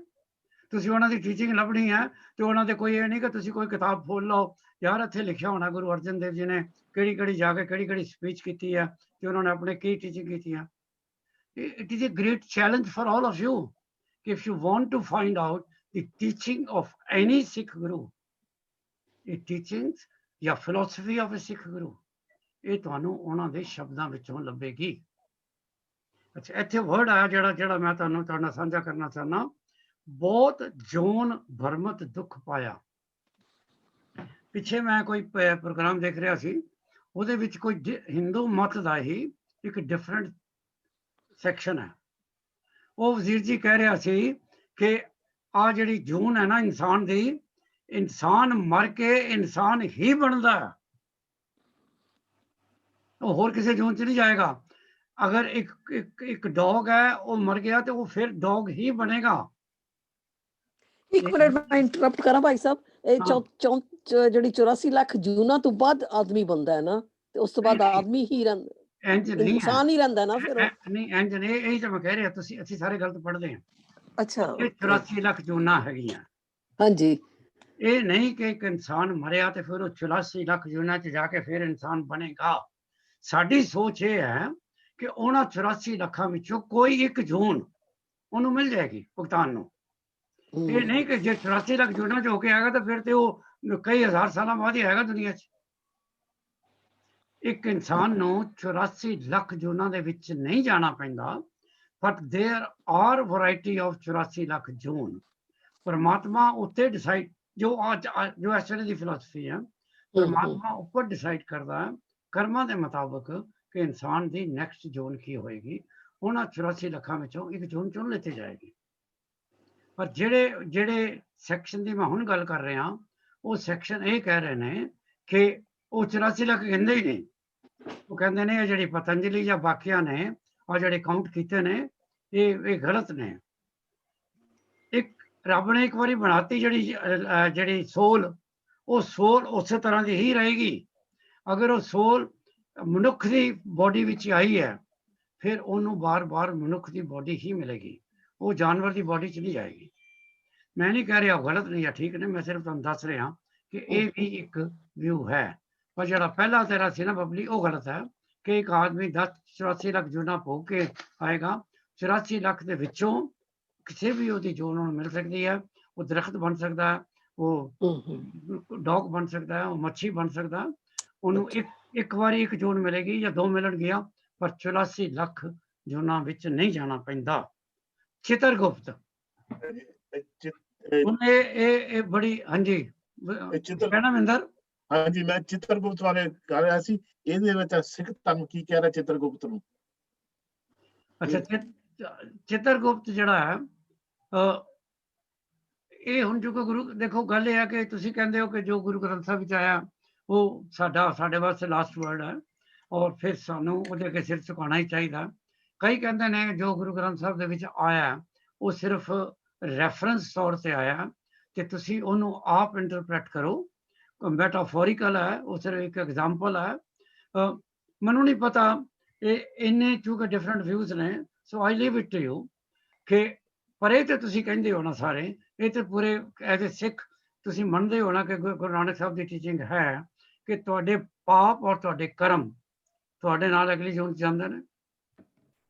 ਅਗਰ ਜਿਸ ਤਰ੍ਹਾਂ ਮੈਂ ਉਹਨੇ ਤੁਹਾਨੂੰ ਦੱਸਿਆ ਕਿ ਕਰਮਾਂ ਦਾ ਵੀ ਇੱਕ ਬੋਡੀ ਹੈ ਤੁਹਾਡੇ ਅੰਦਰ, ਜਿਹਨੂੰ ਮੈਂ ਬਲੂਨ ਕਿਹਾ, ਜਿੱਥੇ ਤੁਹਾਡੇ ਕਰਮ ਸਾਰੇ ਜਮ੍ਹਾਂ ਹੁੰਦੇ ਨੇ, ਔਰ ਤੁਹਾਡੀ ਜਿਹੜੀ ਰੂਹ ਵਾਲੀ ਬੋਡੀ ਹੈ ਉਹ ਤੁਹਾਡੇ ਕਰਮਾਂ ਵਾਲੀ ਬੋਡੀ ਨੂੰ ਲੈ ਕੇ ਬਾਹਰ ਜਾਂਦੀ ਹੈ, ਔਰ ਵਾਹਿਗੁਰੂ ਤੁਹਾਨੂੰ ਇੱਕ ਨਵੀਂ ਬੋਡੀ ਦਿੰਦਾ ਜਿਹਦੇ ਨਾਲ ਤੁਸੀਂ ਉੱਪਰ ਜਾਂਦੇ ਹੋ, ਜਿੱਥੇ ਤੁਹਾਡਾ ਹਿਸਾਬ ਕਿਤਾਬ ਹੁੰਦਾ, ਸਜ਼ਾ ਮਿਲਦੀ ਹੈ ਜਾਂ ਰਿਵਾਰਡ ਮਿਲਦਾ।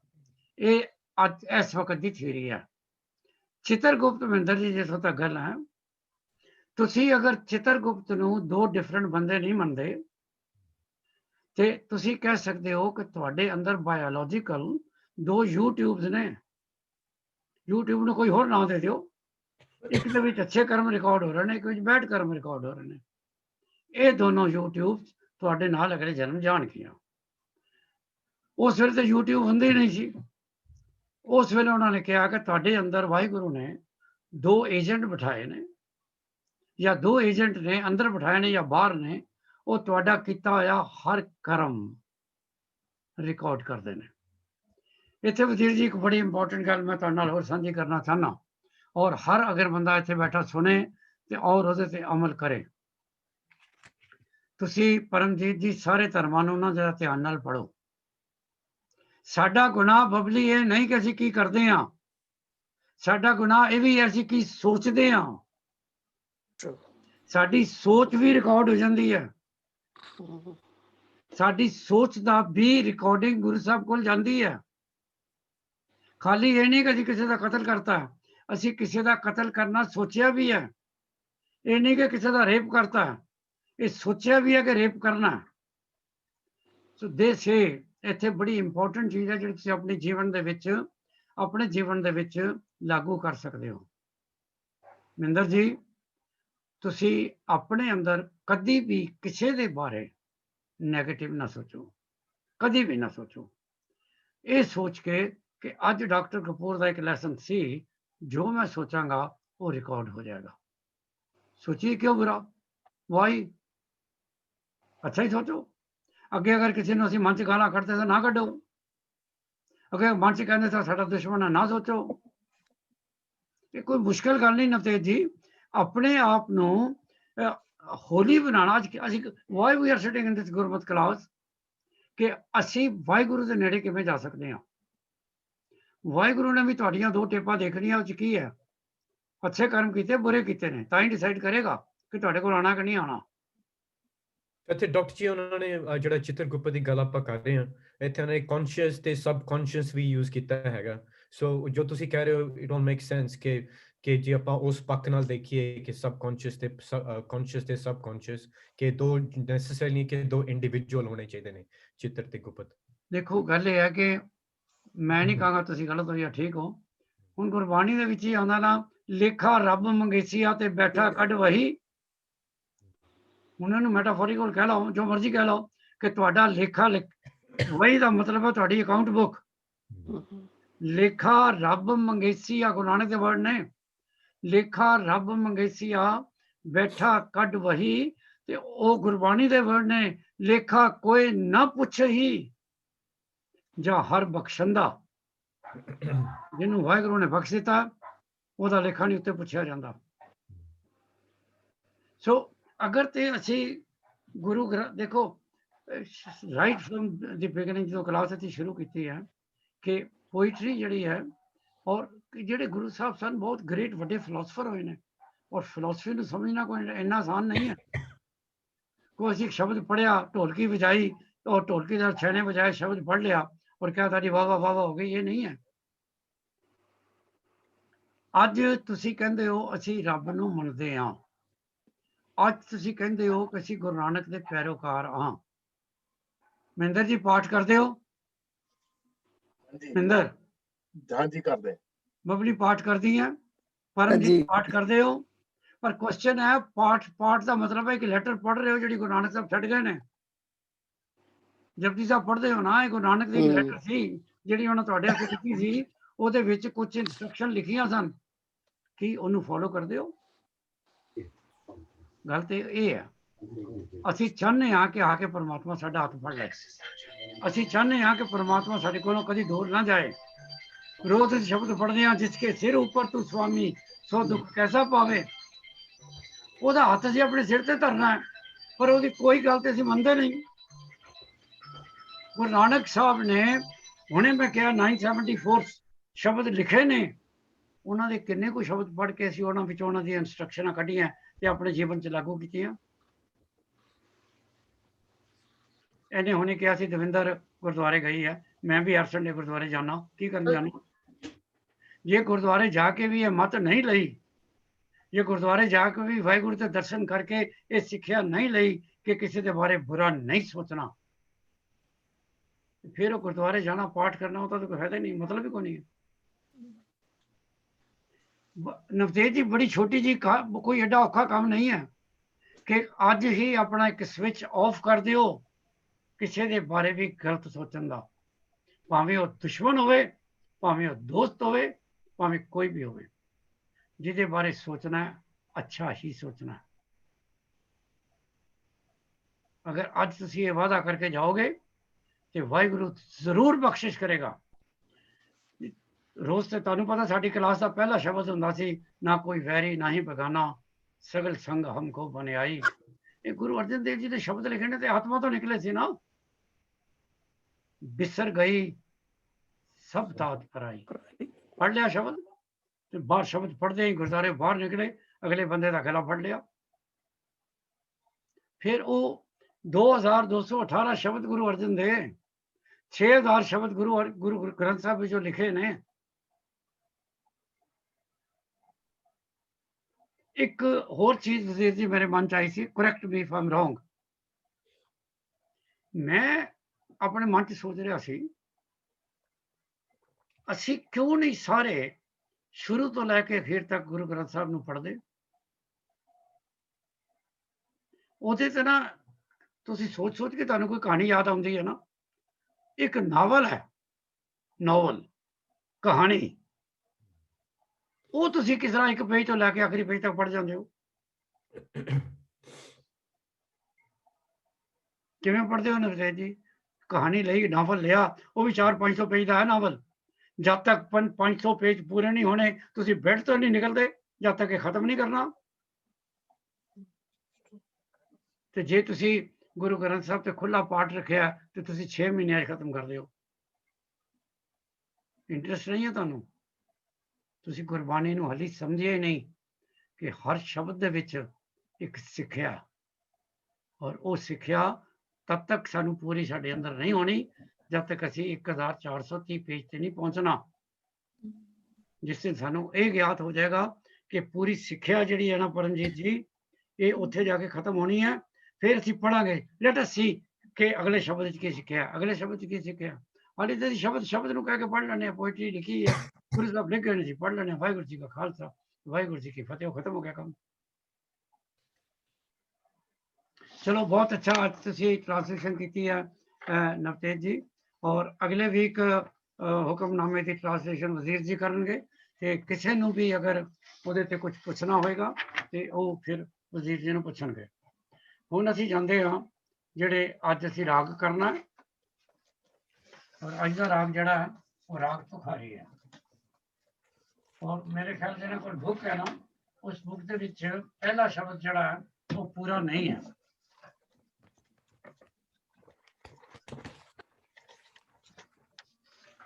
ਬੁੱਕ ਹੈ ਤੁਹਾਡੇ ਕੋਲ?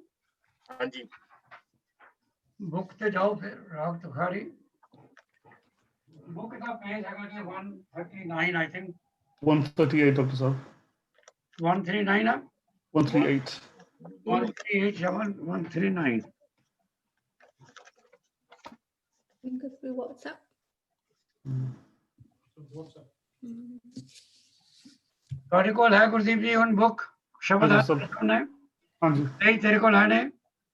ਪੇਜ ਹੈ ਪਹਿਲਾ ਪੇਜ ਹੈ 1107 1107, ਹਾਂਜੀ, और दूसरा है 1117। दो ने।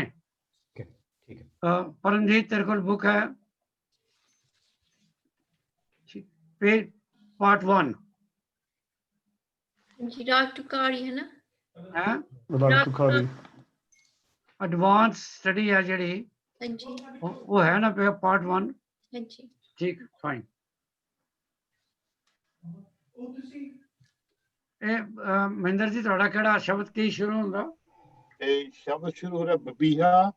ਅੱਛਾ, ਇਹ ਜਿਹੜਾ ਨਾ ਅਗਰ ਤੁਸੀਂ ਇਹਦੇ ਥੱਲੇ ਪੜੋਗੇ ਨਾ, ਇਹਦੇ ਥੱਲੇ ਲਿਖਿਆ ਨੰਬਰ 2, ਜਿੱਥੇ ਇੱਕ ਸ਼ਬਦ ਖਤਮ ਹੋ ਰਿਹਾ ਨਾ, ਪੈਰਾ ਸਟੈਂਡਾ ਜਿੱਥੇ ਖਤਮ ਹੋਇਆ ਨਾ ਬਬੀਹਾ ਵਾਲਾ, ਜਿਹੜਾ ਤੁਸੀਂ 2 ਲਿਖਿਆ ਹੋਇਆ। ਹਾਂਜੀ, ਨੰਬਰ 2 ਲਿਖਿਆ ਨਾ। ਸੋ ਨੰਬਰ 1 ਜਿਹੜਾ ਹੈ ਉਹ ਇਸ ਸ਼ਬਦ ਤੋਂ ਪਹਿਲਾਂ ਸੀ, ਉਹ ਇਹਦੇ ਵਿੱਚ ਨਹੀਂ ਆਇਆ।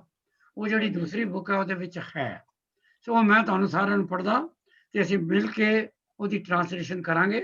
ਉਹ ਬਹੁਤ ਆਸਾਨ ਹੈ। ਗੁਰਦੀਪ ਦੱਸੇਗਾ ਕਿ ਰਾਗ ਤੁਖਾਰੀ ਦੇ ਵਿੱਚ ਸਭ ਤੋਂ ਇੰਪੋਰਟੈਂਟ ਕੰਪੋਜੀਸ਼ਨ ਕਿਹੜੀ ਹੈ? ਇੱਕ ਪਹਿਰੇ ਆਉਂਦੇ, ਇੱਕ 12ਵਾਂ ਆਉਂਦਾ ਹੈ ਜੀ। 12ਵਾਂ ਮਹਿੰਦਰ ਤਾਂ ਦੱਸ ਦੇਗਾ, ਮਹਿੰਦਰ ਨੂੰ ਤਾਂ ਪਤਾ।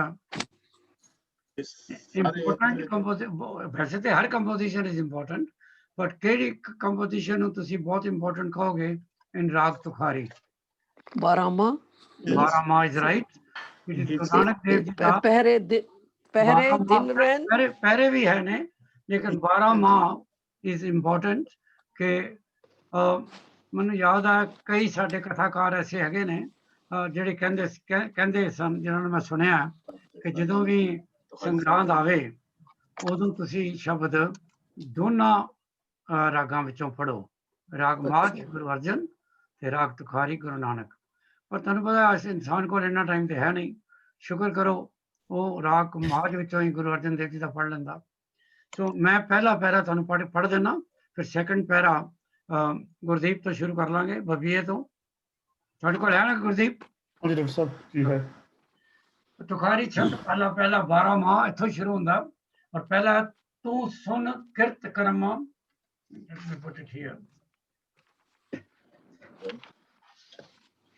ਤੂੰ ਸੁਨ ਕਿਰਤ ਕਰਮਾ ਪੁਰਬ ਕਮਾਇਆ, ਸਿਰ ਸਿਰ ਸੁਖ ਸਹਮਾ ਦੇ ਸੂ ਤੂੰ ਭਲਾ। ਸੁਨ ਸੁਨ ਕਿਰਤ ਕਰਮਾ ਪੁਰਬ ਕਮਾਇਆ, ਕਿ ਆਪਣੇ ਕਰਮਾਂ ਦੇ ਨਾਲ, ਆਪਣੇ ਐਕਸ਼ਨ ਦੇ ਨਾਲ ਤੂੰ ਆਪਣੀ ਡੈਸਟੀਨੀ ਬਣਾਈ ਹੈ। ਜਿਹੜਾ ਮੈਂ ਤੁਹਾਨੂੰ ਪਹਿਲਾਂ ਹੁਣੇ ਦੱਸਿਆ 2 ਮਿੰਟ ਪਹਿਲਾਂ, ਤੁਹਾਡੇ ਥਾਟਸ ਤੁਹਾਡੇ ਕਰਮ ਬਣਾਉਂਦੇ ਨੇ ਤੇ ਤੁਹਾਡੇ ਕਰਮ ਤੁਹਾਡੀ ਡੈਸਟੀਨੀ ਦੀ ਇਨਪੁਟ ਹੈ। ਸਿਰ ਸਿਰ ਸੁਖ ਸਹਮ ਦੇ ਸੋ ਤੂੰ ਭਲਾ। ਉਹ ਇੱਥੇ ਉਹ ਇਹ ਕਹਿ ਰਹੇ ਨੇ ਕਿ each and every person experiences happiness or sorrow. Sir sir sukh sahamma. Whatever you give, master, is good. De su tu pala. ਤੂੰ ਜੋ ਵੀ ਸਾਨੂੰ ਦਿੰਦਾ ਹੈ ਮਾਸਟਰ, ਤੂੰ ਉਹ ਭਲਾ। ਜੇ ਸੁਖ ਦੇ ਤਾਂ ਤੁਝੇ ਆਰਾਧੀ, ਦੁੱਖ ਦੀ ਠਾਈ। ਸੈਕੰਡ ਲਾਈਨ ਚੋਂ ਕਹਿੰਦੇ ਨੇ, ਇਹ ਬਹੁਤ ਆਸਾਨ ਹੈ, ਹਰ ਰਚਨਾ ਤੇਰੀ। ਰਚਨਾ ਇਜ਼ ਕ੍ਰੀਏਸ਼ਨ। ਹਰ ਰਚਨਾ ਤੇਰੀ, ਕਿਆ ਗਤ ਮੇਰੀ, ਮੈਂ ਤੇ ਕੁਝ ਵੀ ਨਹੀਂ ਹਾਂ। ਹਰ ਬਿਨ ਘੜੀ ਨਾ ਜੀਵਾਂ, ਤੇ ਪਰਮਾਤਮਾ ਤੋਂ ਬਿਨਾਂ ਤੇ ਮੇਰੀ ਲਾਈਫ ਹੀ ਕੋਈ ਨਹੀਂ ਆ। ਆਈ ਕਾਂਟ ਇਵਨ ਲਿਵ। ਅੱਜ ਸੋਲ ਕੱਢ ਦਿਓ ਤੇ ਬੋਡੀ ਤੇ ਇੱਕ ਸੈਕਿੰਡ ਫਿਨਿਸ਼ ਹੈ। ਉਸ ਤੋਂ ਅਗਲੀ ਲਾਈਨ ਹੈ, ਪ੍ਰਿਆ ਬਾਚ ਦੁਹੇਲੀ। ਦੁਹੇਲੀ ਮਾਨੇ ਮਿਸਰੀ, ਕਿ ਜੇ ਤੁਹਾਡਾ ਸਾਥੀ ਤੁਹਾਡੇ ਕੋਲ ਨਹੀਂ ਹੈ, ਇੱਥੇ ਸਾਥੀ ਪਰਮਾਤਮਾ ਹੈ। ਪ੍ਰਿਆ ਬਾਜ ਦੁਹੇਲੀ, ਤੇ ਫਿਰ ਤੁਹਾਡੀ ਜ਼ਿੰਦਗੀ ਦੇ ਵਿੱਚ ਤੇ ਵਿਰਾਨਗੀ ਆ। ਤੇ ਸਭ ਤੋਂ ਵੱਡਾ ਤੁਹਾਡਾ ਸਾਥੀ ਜੀਵਨ ਦੇ ਵਿੱਚ ਵਾਹਿਗੁਰੂ ਹੈ। ਕੋਈ ਨਾ ਬੇਲੀ। ਸੋ ਇਟ ਇਜ਼ ਰਿਪੀਟ ਕਿ ਤੁਹਾਡਾ ਕੋਈ ਸਾਥੀ ਹੈ ਹੀ ਨਹੀਂ। ਗੁਰਮੁਖ ਅੰਮ੍ਰਿਤ ਪੀਵਾਂ। ਤੇ ਜੇ ਤੁਸੀਂ ਵਾਹਿਗੁਰੂ ਦੇ ਚਰਨ ਫੜ ਲੈਂਦੇ ਹੋ ਤੇ ਤੁਸੀਂ ਗੁਰਮੁਖਾਂ ਦੀ ਕੈਟੇਗਰੀ ਵਿੱਚ ਪਹੁੰਚ ਜਾਂਦੇ ਹੋ, ਫਿਰ ਤੁਹਾਡਾ ਅੰਮ੍ਰਿਤ ਮੀਨਸ ਤੁਹਾਡੇ ਜੀਵਨ ਦੇ ਵਿੱਚ ਸੁੱਖ ਹੀ ਸੁੱਖ ਹੈ, ਹੈਪੀਨੈਸ ਹੀ ਹੈ। ਨੈਕਸਟ ਲਾਈਨ ਹੈ, ਰਚਨਾ ਰਾਚ ਰਹੇ ਨਿਰੰਕਾਰੀ। ਨਿਰੰਕਾਰ ਨੇ ਇਹ ਸਾਰੀ ਰਚਨਾ ਰਚੀ ਹੈ। ਰਚਨਾ ਰਾਚ ਰਹੇ, ਔਰ ਜੇ ਤੁਸੀਂ ਇਹਨੂੰ, ਜੇ ਤੁਹਾਨੂੰ ਇੰਗਲਿਸ਼ ਗ੍ਰਾਮਰ ਆਉਂਦੀ ਹੈ, it is a continuous sentence. ਕਿ ਜਿਹੜੀ ਰਚਨਾ ਨਾ, ਕ੍ਰੀਏਸ਼ਨ, ਇਹ ਰੱਬ ਨੇ ਇੱਕ ਦਿਨ ਬਣਾ ਕੇ ਉੱਥੇ ਬੰਦ ਨਹੀਂ ਕਰਤੀ। Every child who is born proves that the creator is still working. So it's a clear ਹੀ ਉਹਨਾਂ ਦਾ, it is a continuous sentence। ਜੇ ਤਾਂ ਤੁਸੀਂ ਗ੍ਰਾਮਰ ਜਾਣਦੇ ਹੋ ਤੇ ਰਚਨਾ ਰਾਜ ਰਹੇ ਨਿਰੰਕਾਰੀ, ਉਹ ਅੱਜ ਵੀ ਰਚਨਾ ਕਰ ਰਹੇ ਨੇ। ਪ੍ਰਭ ਮਨ ਕਰਮ ਸਕਰਮਾ। ਤੇ ਇਹ ਪਰਮਾਤਮਾ, ਇਹ ਤੁਸੀਂ, ਤੁਹਾਨੂੰ ਕਹਿ ਰਹੇ ਨੇ ਸਾਰਿਆਂ ਨੂੰ ਕਿ ਤੁਸੀਂ ਪਰਮਾਤਮਾ ਦੇ ਇਸ ਐਕਸ਼ਨ ਨੂੰ ਪਲੀਜ਼ ਐਕਸੈਪਟ ਕਰੋ ਤੇ ਆਪਣਾ ਸਿਰ ਝੁਕਾਓ। ਪਰਮਾਤਮਾ ਦੀ ਜਿਹੜੀ ਕ੍ਰੀਏਸ਼ਨ ਹੈ, ਉਹ ਦੇਖੋ, ਤੁਸੀਂ ਕ੍ਰੀਏਸ਼ਨ ਨੂੰ ਕੀ ਸਮਝਦੇ ਹੋ? ਤੁਸੀਂ ਸਿਰਫ ਆਪਣੇ ਆਪ ਨੂੰ ਸਮਝਦੇ ਹੋ ਕ੍ਰੀਏਸ਼ਨ 'ਚ? ਜਾਂ ਤੁਹਾਡੇ ਘਰ ਅਗਰ 2-4 ਪੌਦੇ ਲੱਗੇ ਨੇ ਤੁਸੀਂ ਉਹਨੂੰ ਕ੍ਰੀਏਸ਼ਨ ਕਹਿੰਦੇ ਹੋ? ਜਿਹੜਾ ਬਾਹਰ ਜਾ ਕੇ ਦੇਖੋ, ਹਿਮਾਲਿਆ ਤੇ ਚੜ੍ਹ ਕੇ ਦੇਖੋ, ਜਿਹੜਾ ਪਹਿਲਾ ਐਸਟਰੋਨੌਟ ਸੀ ਨਾ, ਜਿਹੜਾ ਮੂਨ ਤੇ ਗਿਆ ਸੀ, ਉਹਨੇ ਉਹਦੇ ਬਾਅਦ ਆ ਕੇ ਦੁਨੀਆ ਹੀ ਛੱਡ ਦਿੱਤੀ ਸੀ, ਰੱਬ ਦੇ ਨਾਂ ਦੇ ਨਾਲ ਜੁੜ ਗਿਆ ਸੀ। ਕਹਿੰਦਾ ਉੱਤੇ ਚੜ ਕੇ ਮੈਂ ਦੇਖਿਆ ਕਿ ਦੁਨੀਆ ਕੀ ਹੈ, ਉਹਦੀ ਰਚਨਾ ਕੀ ਹੈ, ਕਿੰਨੇ ਉਹਦੇ ਵਿੱਚ ਵੰਡਰਸ ਨੇ। ਅਸੀਂ ਤੇ ਖੂਹ ਤੇ ਮੈਟਿਕ ਵਾਂਗੂ ਖੂਹ ਨੂੰ ਹੀ ਸਮੁੰਦਰ ਸਮਝਦੇ ਹਾਂ, ਪਰ ਉਹਦੀ ਰਚਨਾ, ਜੇ ਤੁਸੀਂ ਕਹਿੰਦੇ ਜੀ ਮੈਂ ਕਸ਼ਮੀਰ ਜਾਣਾ, ਮੈਂ ਸਵਿਟਜ਼ਰਲੈਂਡ ਜਾਣਾ, ਉਹਦੀ ਰਚਨਾ ਦੇਖਣ ਜਾਂਦੇ ਹੋ, ਉਹਦੀ ਖੂਬਸੂਰਤੀ ਦੇਖਣ ਜਾਂਦੇ ਹੋ, ਜੋ ਕੁਛ ਉਹਨੇ ਬਣਾਇਆ। ਰਚਨਾ ਰਾਜ ਰਹੇ ਨਿਰੰਕਾਰੀ, ਪ੍ਰਭ ਮਨ ਕਰਮ ਕਰਮ। ਫਿਰ ਕਹਿੰਦੇ ਨੇ ਨਾਨਕ ਪੰਥ ਮਨੇ ਰਸਾ, ਨਾਨਕ ਪੰਥ ਨਿਹਾਲੇ, ਸਾ ਧਨ ਬਰਾਈਡ, ਤੂੰ ਸੁਨ ਆਤਮ ਰਾਮਾ। ਕਿ ਤੂੰ, ਪਰਮਾਤਮਾ ਨੇ ਬੱਬਲ ਹਰ ਇਨਸਾਨ ਨੂੰ ਇੱਕ ਸਪੈਸ਼ਲ ਇਨਸਾਨ ਬਣਾਇਆ। ਇਹ ਯਾਦ ਰੱਖਣਾ, ਪਰਮਾਤਮਾ ਨੇ ਨਾ ਭੈੜੇ ਔਰ ਅੱਛੇ 'ਚ ਕੋਈ ਡਿਫਰੈਂਸ਼ੀਏਟ ਨਹੀਂ ਕੀਤਾ। ਭੈੜੇ ਅੱਛੇ ਤੁਸੀਂ ਖੁਦ ਬਣੇ ਹੋ। ਪਰਮਾਤਮਾ ਨੇ ਤੁਹਾਨੂੰ ਇਸ ਸ੍ਰਿਸ਼ਟੀ ਵਿੱਚ ਭੇਜਿਆ, ਤੁਹਾਨੂੰ ਇੰਟੈਲੈਕਟ ਦਿੱਤੀ ਹੈ, ਇੰਟੈਲੀਜੈਂਸ ਦਿੱਤੀ ਹੈ। ਅੱਛੇ ਬਣਨਾ, ਬੁਰੇ ਬਣਨਾ, ਇਹ ਤੁਹਾਡੇ ਕਰਮ ਨੇ। ਪਰਮਾਤਮਾ ਨੂੰ ਦੋਸ਼ ਨਾ ਦਿਓ, ਤੁਸੀਂ ਆਪਣੇ ਕਰਮਾਂ ਨਾਲ ਅੱਛੇ ਬਣੋਗੇ। ਅੱਜ ਜਿਹੜਾ ਮੈਂ ਤੁਹਾਨੂੰ ਲੈਸਨ ਦਿੱਤਾ, ਕਦੀ ਵੀ ਕਿਸੇ ਵਾਸਤੇ ਬੁਰਾ ਨਾ ਸੋਚੋ। ਪਰਮਾਤਮਾ ਨੂੰ ਮਿਲਣ ਦਾ ਇੱਕ ਰਸਤਾ ਤੁਹਾਡੇ ਵਾਸਤੇ ਖੁੱਲ੍ਹੇਗਾ। ਤੁਸੀਂ ਪਰਮਾਤਮਾ ਨੂੰ ਮਿਲਣਾ ਚਾਹੁੰਦੇ ਹੋ, ਪਰਮਾਤਮਾ ਤੁਹਾਡੇ ਕੋਲ ਆ ਕੇ ਬੈਠੇ, ਤੁਹਾਡੇ ਨਾਲ ਲੱਸੀ ਦਾ ਗਿਲਾਸ ਪੀਏ। ਕਿ ਪਰਮਾਤਮਾ ਨੂੰ ਆਪਣੇ ਘਰ ਬੁਲਾਉਣ ਵਾਸਤੇ you have to clean your mind, clean your thoughts. ਇਹ ਕੋਈ ਔਖੀ ਗੱਲ ਨਹੀਂ ਹੈ। ਬਬਲੀ ਹੱਸ ਰਹੀ ਹੈ। It is not difficult. ਇਹ ਐਕਚੁਅਲੀ ਜਿਹੜੇ ਨੇ ਨਾ, ਜਿਹੜੇ ਪੰਡਤ, ਮੌਲਵੀ, ਭਾਈ, ਉਹਨਾਂ ਨੇ ਇਹ ਕਹਿ ਕੇ ਨਾ ਪਰਮਾਤਮਾ ਨੂੰ ਲੱਭਣਾ ਬੜਾ ਔਖਾ ਹੈ, ਪਰਮਾਤਮਾ ਨੂੰ ਲੱਭਣ ਵਾਸਤੇ ਜੰਗਲਾਂ ਜਾਣਾ ਪਏਗਾ, ਪਰਮਾਤਮਾ ਨੂੰ ਲੱਭਣ ਵਾਸਤੇ ਪਹਾੜ ਚੜ੍ਹਨੇ ਪੈਣਗੇ, ਇਹ ਛੱਡੋ, ਪਰਿਵਾਰ ਛੱਡੋ, ਪਰਿਵਾਰ 'ਚ ਰਹਿ ਕੇ ਕਦੀ ਪਰਮਾਤਮਾ ਨਹੀਂ ਮਿਲਿਆ। ਗੁਰੂ ਨਾਨਕ ਕਿੱਥੇ ਰਹਿੰਦਾ ਸੀ? ਘਰ, ਬੱਚੇ ਸਨ ਉਹਦੇ। ਸੋ ਪਰਮਾਤਮਾ ਤੁਹਾਡੇ ਘਰ ਹੀ ਆਏਗਾ, ਤੁਹਾਨੂੰ ਕਿਤੇ ਜਾਣ ਦੀ ਲੋੜ ਨਹੀਂ ਹੈ। One day he will knock at your door. ਉਹ ਜਿਹੜਾ ਛੋਟਾ ਜਿਹਾ, ਉਹ ਜਿਹਦੇ ਦੇਖਦੇ ਨਹੀਂ ਕਿ ਬਾਹਰ ਕੌਣ ਹੈ, ਦੇਖ ਲੈਣਾ। ਜੇ ਤੁਹਾਡੀ ਅੱਖ ਦੇ ਵਿੱਚ ਉਹ ਨਜ਼ਰ ਹੈ ਨਾ, ਤੁਹਾਨੂੰ ਪਰਮਾਤਮਾ ਦਿਸ ਜਾਏਗਾ। ਪਰ ਪ੍ਰੋਬਲਮ ਇੱਥੇ ਪਰਮਜੀਤ ਜੀ ਇਹ ਹੈ ਕਿ ਉਹਨੂੰ ਪਛਾਣੋਗੇ ਕਿਵੇਂ? ਹਾਊ ਵਿਲ ਯੂ ਰਿਕਗਨਾਈਜ਼ ਕਿ ਪਰਮਾਤਮਾ? ਦੇਖਿਆ ਤੂੰ ਪਹਿਲਾਂ Paramjit? I know, I don't know what to say, Dr. G. ਨਹੀਂ, ਤੂੰ ਪਰਮਾਤਮਾ ਨੂੰ ਦੇਖਿਆ ਕਿ ਨਹੀਂ? No. ਉਹਦੀ ਫੋਟੋ ਦੇਖੀ ਹੈ? ਉਹਨੇ ਤੁਹਾਨੂੰ ਕਦੀ ਕੁਛ WhatsApp ਤੇ ਆਪਣੀ ਫੋਟੋ ਭੇਜੀ ਹੈ ਪਰਮਾਤਮਾ ਨੇ? ਫਿਰ ਪਛਾਣੇਗੀ ਕਿਵੇਂ? ਬੂਹਾ ਕਿਵੇਂ ਖੋਲੇਗੀ? ਕੋਈ ਇਮੇਜ ਨਹੀਂ ਬਣਿਆ ਨਾ ਹਾਲੀ। No, there's no image. ਇਹੋ ਹੀ ਸਾਡੇ ਜੀਵਨ ਦੀ ਪ੍ਰੋਬਲਮ ਆ ਕਿ ਸਾਨੂੰ ਅੱਜ ਵੀ ਪਰਮਾਤਮਾ ਤੇ ਜਿਹੜਾ ਬੰਦਾ ਪਰਮਾਤਮਾ ਨਹੀਂ ਹੈ, ਜਿਹੜਾ ਬੀਇੰਗ ਪਰਮਾਤਮਾ ਨਹੀਂ ਹੈ, ਉਹਦੇ ਵਿੱਚ ਡਿਫਰੈਂਸ਼ੀਏਟ ਕਰਨਾ ਨਹੀਂ ਆਉਂਦਾ। ਪਰ ਇੱਕ ਦਿਨ ਤੂੰ ਆ ਕੇ ਪਰਮਜੀਤ ਕਹੇਂਗੀ ਕਿ ਹੁਣ ਮੈਨੂੰ ਪਤਾ ਲੱਗ ਗਿਆ, ਮੈਂ ਦੇਖ ਲਿਆ ਪਰਮਾਤਮਾ, ਔਰ ਹੁਣ ਮੈਂ ਬੂਹਾ ਖੋਲ ਦਿਆਂਗੀ। ਵਨ ਡੇ ਯੂ ਵਿਲ ਸੇ, ਕਿਉਂਕਿ ਤੇਰੇ ਅੰਦਰ ਆਈ ਥਿੰਕ ਉਹ ਪਰਮਾਤਮਾ ਨੇ ਉਹ ਗੁਰਬਾਣੀ ਦਾ ਅੰਸ਼ ਰੱਖਿਆ ਹੋਇਆ।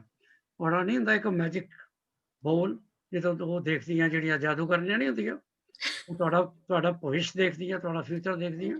ਇਸੇ ਤਰ੍ਹਾਂ ਹੀ ਤੁਸੀਂ ਉਹਦੇ ਪਰਮਾਤਮਾ ਦਾ ਅਕਸ਼ ਦੇਖੋਗੇ ਕਿਸੇ ਦਿਨ। ਅੱਛਾ ਜੀ, ਚਲੋ ਹੁਣ ਨੈਕਸਟ ਸ਼ੁਰੂ ਕरेंगे। ਕੌਣ ਸ਼ੁਰੂ ਕਰਦਾ ਹੁੰਦਾ? ਵਜ਼ੀਰ ਜੀ। ਵਜ਼ੀਰ ਜੀ ਬਬੀਹਾ ਤੋਂ ਸ਼ੁਰੂ ਕਰੋ। ਹਾਂਜੀ, ਬਬੀਹਾ ਪ੍ਰਿਓ ਬੋਲੇ ਕੋਕਲ ਬਾਣੀਆਂ, ਕੋਕਲ ਬਾਣੀਆਂ ਸਾ ਤਨ ਸਭ ਰਸ ਚੋਲੇ ਅੰਕ ਸਮਾਨੀਆਂ। ਬਬੀਹਾ, ਪਪੀਹਾ ਜਿਹੜਾ ਬਰਡ ਹੈ, ਉਹ ਪ੍ਰਿਓ ਆਪਣੇ ਪਿਆਰੇ ਨੂੰ ਪੁਕਾਰਦਾ ਹੈ। ਕੋਕਲ ਆਪਣੇ ਗੀਤ ਗਾ ਰਹੀ ਹੈ। ਸਾ ਧਨ ਸਭ ਰਸ ਚੋਲੇ ਅੰਕ ਸਮਾਨੀਆਂ। ਉਹ ਇਸਤਰੀ ਜਿਹੜੀ ਆਪਣੇ ਪਤੀ ਦੇ ਅੰਕ ਸਮਾਈ ਹੋਈ ਹੈ, ਉਹੀ ਸਾਰੇ ਰਸ ਭੋਗਦੀ ਹੈ। ਹਰ ਅੰਕ ਸਮਾਣੀ ਜਾਂ ਪ੍ਰਭ ਪਾਣੀ ਸਾ ਸੁਹਾਗਣ ਨਾਰੇ। ਜੇ ਉਹ ਇਸਤਰੀ ਪ੍ਰਭੂ ਨੂੰ ਭਾ ਗਈ ਤਾਂ ਹੀ ਉਹ ਆਪਣੇ ਪਿਆਰੇ ਦੇ ਅੰਕ ਸਮਾਈ ਹੋਈ ਹੈ ਤੇ ਉਹ ਸੁਹਾਗਣ ਨਾਰ ਹੈ। ਬੜੇ ਭਾਗਾਂ ਵਾਲੀ ਇਸਤਰੀ ਹੈ। ਨਵ ਕਰ ਥਾਪ ਮਹਿਲ ਕਰ ਉੱਚੋ, ਨਿਜ ਕਰ ਵਾਸ ਮੁਰਾਰੇ।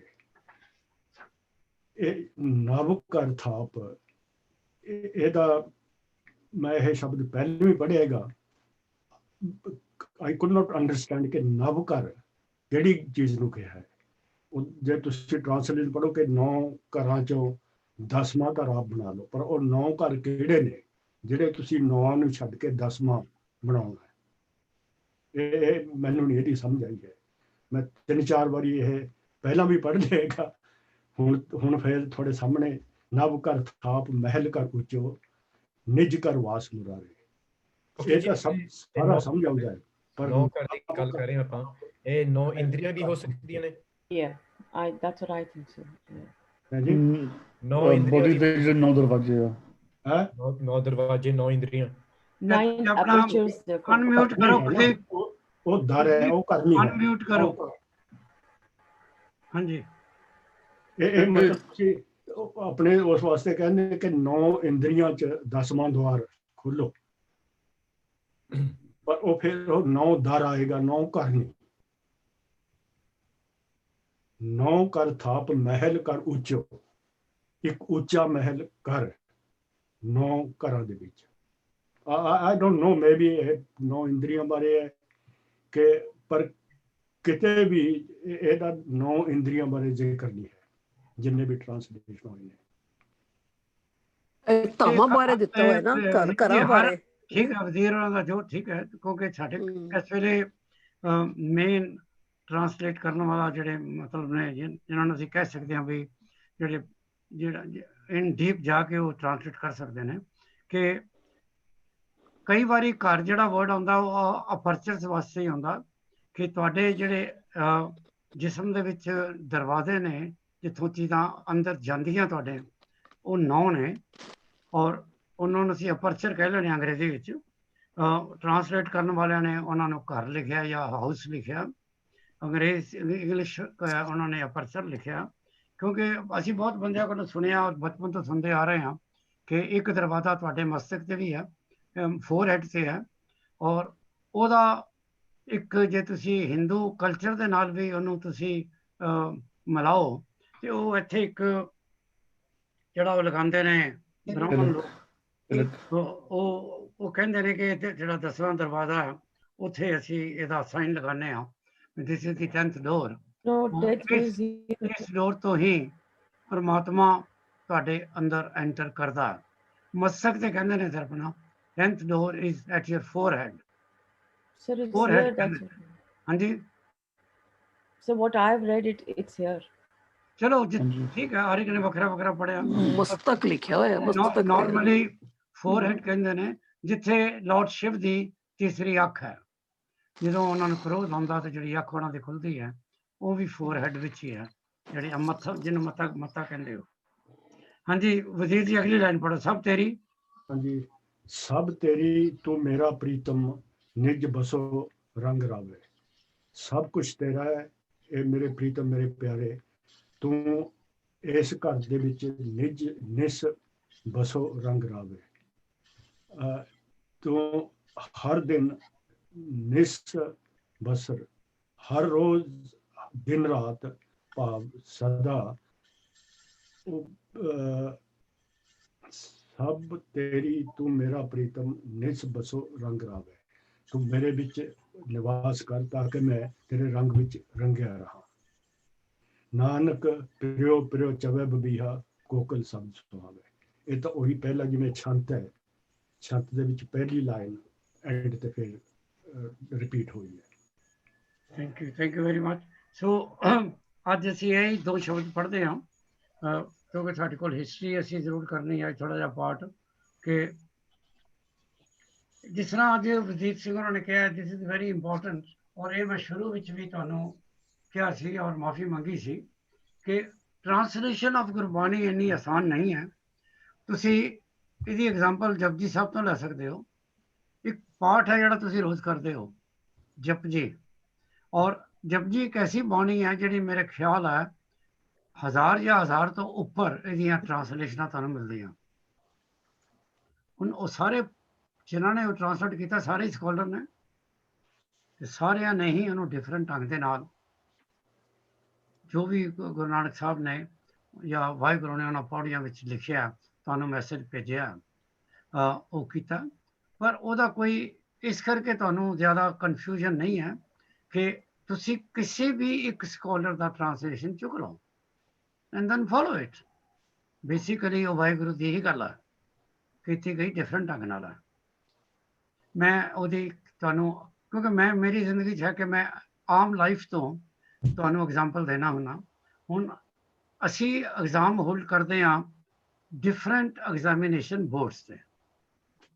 ਹੁਣ ਇੰਗਲੈਂਡ ਦੇ ਵਿੱਚ 3 ਵੱਡੇ ਬੋਰਡ ਨੇ, ਪੇਅਰਸਨ ਇੱਕ ਨੂੰ ਕਹਿੰਦੇ ਹੋ ਤੁਸੀਂ, ਐਡਐਕਸਲ ਕਹਿੰਦੇ ਹੋ, ਇੱਕ AQA ਕਹਿੰਦੇ ਹੋ, ਇੱਕ OCR ਕਹਿੰਦੇ ਹੋ।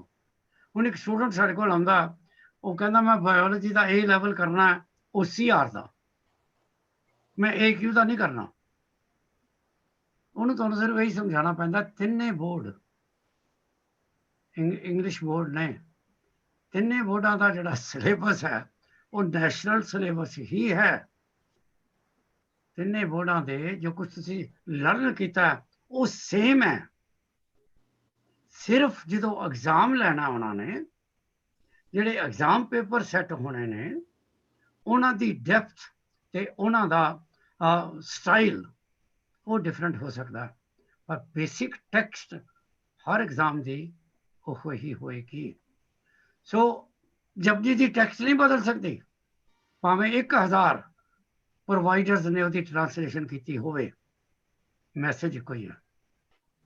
ਉਹ ਸ਼ੁਰੂ ਵਿੱਚ ਹੀ ਆ ਜਾਂਦਾ, ਇੱਕ ਓਂਕਾਰ ਤੇ ਸਤਨਾਮ ਕਰਤਾ ਪੁਰਖ ਰੋਜ਼ ਪੜ੍ਹਦੇ ਹੋ। ਅੱਛਾ ਚਲੋ ਹੁਣ ਕੁਛ ਹਿਸਟਰੀ ਦੇ ਪੰਨੇ ਖੋਲੀਏ। ਸਿੱਖੋ ਤੁਸੀਂ ਸਾਰੇ, ਅੱਜ ਕਿਸਾਨ ਵੀਰ ਸਾਡੇ ਬੈਠੇ ਨੇ ਉੱਥੇ, ਕਿਉਂਕਿ ਉਹ ਹਿਸਟਰੀ ਦੇ ਨਾਲ ਜੁੜੇ ਹੋਏ ਨੇ। ਇਸ ਕਰਕੇ ਮੈਨੂੰ ਨਹੀਂ ਪਤਾ ਸਾਡੇ ਵਿੱਚ, ਕਿਉਂਕਿ ਅਸੀਂ ਪੋਲੀਟਿਕਸ ਕਦੀ ਡਿਸਕਸ ਕੀਤਾ ਨਹੀਂ ਤੇ ਨਾ ਹੀ ਪੋਲੀਟਿਕਸ ਡਿਸਕਸ ਕਰਨਾ। ਕੁਛ ਤੁਹਾਨੂੰ ਪਤਾ ਵੀ ਉੱਥੇ ਸ਼ਹੀਦੀਆਂ ਹੋਈਆਂ, ਕੁਛ ਲੋਕਾਂ ਦੀ ਡੈਥ ਹੋਈ ਆ। ਮੈਨੂੰ ਯਾਦ ਹੈ ਕਿਉਂਕਿ ਮੇਰੇ ਅੰਦਰ ਵੀ ਕਿਤੇ ਨਾ ਕਿਸੇ ਵਕਤ ਭਗਤ ਸਿੰਘ ਦੀ ਰੂਹ ਜਾਗ ਉੱਠਦੀ ਆ, ਤੇ ਮੈਂ ਵੀ ਉਹ ਜਿਹੜਾ ਭਗਤ ਸਿੰਘ ਪੜ੍ਹਦਾ ਹੁੰਦਾ ਸੀ, ਸਰਫਰੋਸ਼ੀ ਕੀ ਤਮੰਨਾ ਅਬ ਹਮਾਰੇ ਦਿਲ ਮੇਂ ਹੈ, ਮੈਂ ਬੜੀ ਜਗ੍ਹਾ ਸਟੇਜ ਤੇ ਜਾ ਕੇ ਪੜ੍ਹਿਆ। ਤੇ ਉਹ ਟਰੈਕਟਰ ਤੇ ਬੈਠਾ ਉਹ ਇਹ ਬੋਲ ਰਿਹਾ ਸੀ ਵਰਡ, ਜਦ ਡੁੱਲਦਾ ਖੂਨ ਸ਼ਹੀਦਾਂ ਦਾ ਤੇ ਤਕਦੀਰ ਬਦਲਦੀ ਕੌਮਾਂ ਦੀ। ਮੇਰੇ ਅੰਦਰ ਇੱਕ ਉਬਾਲ ਜਿਹਾ ਆਇਆ ਸੀ ਕਿ ਜੋ ਕੁਝ ਹੋ ਰਿਹਾ ਇਹ ਨਹੀਂ ਸੀ ਹੋਣਾ ਚਾਹੀਦਾ। ਮੈਂ ਕੋਈ ਡਿਟੇਲ ਜਾ ਕੇ ਤੁਹਾਡੇ ਨਾਲ ਡਿਸਕਸ਼ਨ ਨਹੀਂ ਕਰਨੀ, ਕਿਉਂਕਿ we don't want to make this class as a political slogan. ਲੇਕਿਨ ਜੋ ਕੁਛ ਹੈ ਉਹ ਨਹੀਂ ਹੋਣਾ ਚਾਹੀਦਾ, ਬਸ ਮੈਂ ਇੰਨਾ ਹੀ ਕਹਿ ਸਕਦਾ। ਹੁਣ ਤੁਸੀਂ ਇਹ ਦੱਸੋ, ਮੈਂ ਨਾਰਮਲੀ ਨਵਤੇਜ ਤੋਂ ਸ਼ੁਰੂ ਕਰਦਾ ਹੁੰਦਾ, ਤੇ ਨਵਤੇਜ ਲਾਸਟ ਟਾਈਮ ਤਾਂ ਇਹਨੇ ਠੀਕ ਜਵਾਬ ਦਿੱਤਾ ਸੀ। ਅੱਜ ਗੁਰਦੀਪ ਤੋਂ ਸ਼ੁਰੂ ਕਰਦਾ। ਗੁਰਦੀਪ, ਮੁਗਲ ਰਾਜ ਦੇ ਸਾਰੇ ਬਾਦਸ਼ਾਹ ਦੇ ਨਾਂ ਲੈ ਦੇ ਜਿਹੜੇ ਸਿੱਖ ਹਿਸਟਰੀ ਦੇ ਵੇਲੇ ਸਨ। ਜੀ ਪ੍ਰਧਾਨ ਆਉਂਦਾ ਜੀ ਨਾਨਕ ਸਾਹਿਬ ਦੇ ਵੇਲੇ ਬਾਬਰ, ਇਹਨਾਂ ਸੋਚ ਕੇ ਨਹੀਂ ਬੋਲਣਾ ਤੇ ਤੇਰੇ Sorry. ਹਾਂ ਬਾਬਰ ਫਿਰ ਆਉਂਦਾ ਜੀ ਹਮਾਯੂੰ। ਕਿਹੜੇ ਗੁਰੂ ਸਾਹਿਬ ਦੇ ਵੇਲੇ? ਗੁਰੂ ਅੰਗਦ ਜੀ। ਇਹ ਬੜੀ ਹੌਲੀ ਬੋਲ ਰਿਹਾ ਤੂੰ, ਕੌਨਫੀਡੈਂਸ ਨਾਲ ਬੋਲੋ। ਫਿਰ ਜੀ ਆਉਂਦਾ ਹੈਗਾ ਜੀ ਅਕਬਰ। ਗੁਰੂ ਅਮਰਦਾਸ। ਗੁਰੂ ਅਕਬਰ ਐਂਪਰਰ। ਗੁਰੂ ਰਾਮਦਾਸ। ਗੁਰੂ ਅਕਬਰ। ਗੁਰੂ ਅਰਜਨ। ਅਕਬਰ ਫਿਰ ਆਉਂਦਾ ਤੇ ਜਹਾਂਗੀਰ ਵੀ ਆਉਂਦਾ ਆ। ਗੁਰੂ ਹਰਗੋਬਿੰਦ। ਜਹਾਂਗੀਰ ਐਂਡ ਸ਼ਾਹਜਹਾਨ। ਗੁਰੂ ਹਰ ਰਾਏ। ਫਿਰ ਆਉਂਦਾ ਜੀ ਔਰੰਗਜ਼ੇਬ। ਗੁਰੂ ਹਰਕ੍ਰਿਸ਼ਨ। ਔਰੰਗਜ਼ੇਬ। ਗੁਰੂ ਤੇਗ ਬਹਾਦਰ। ਔਰੰਗਜ਼ੇਬ। ਗੁਰੂ ਗੋਬਿੰਦ ਸਿੰਘ। ਔਰੰਗਜ਼ੇਬ।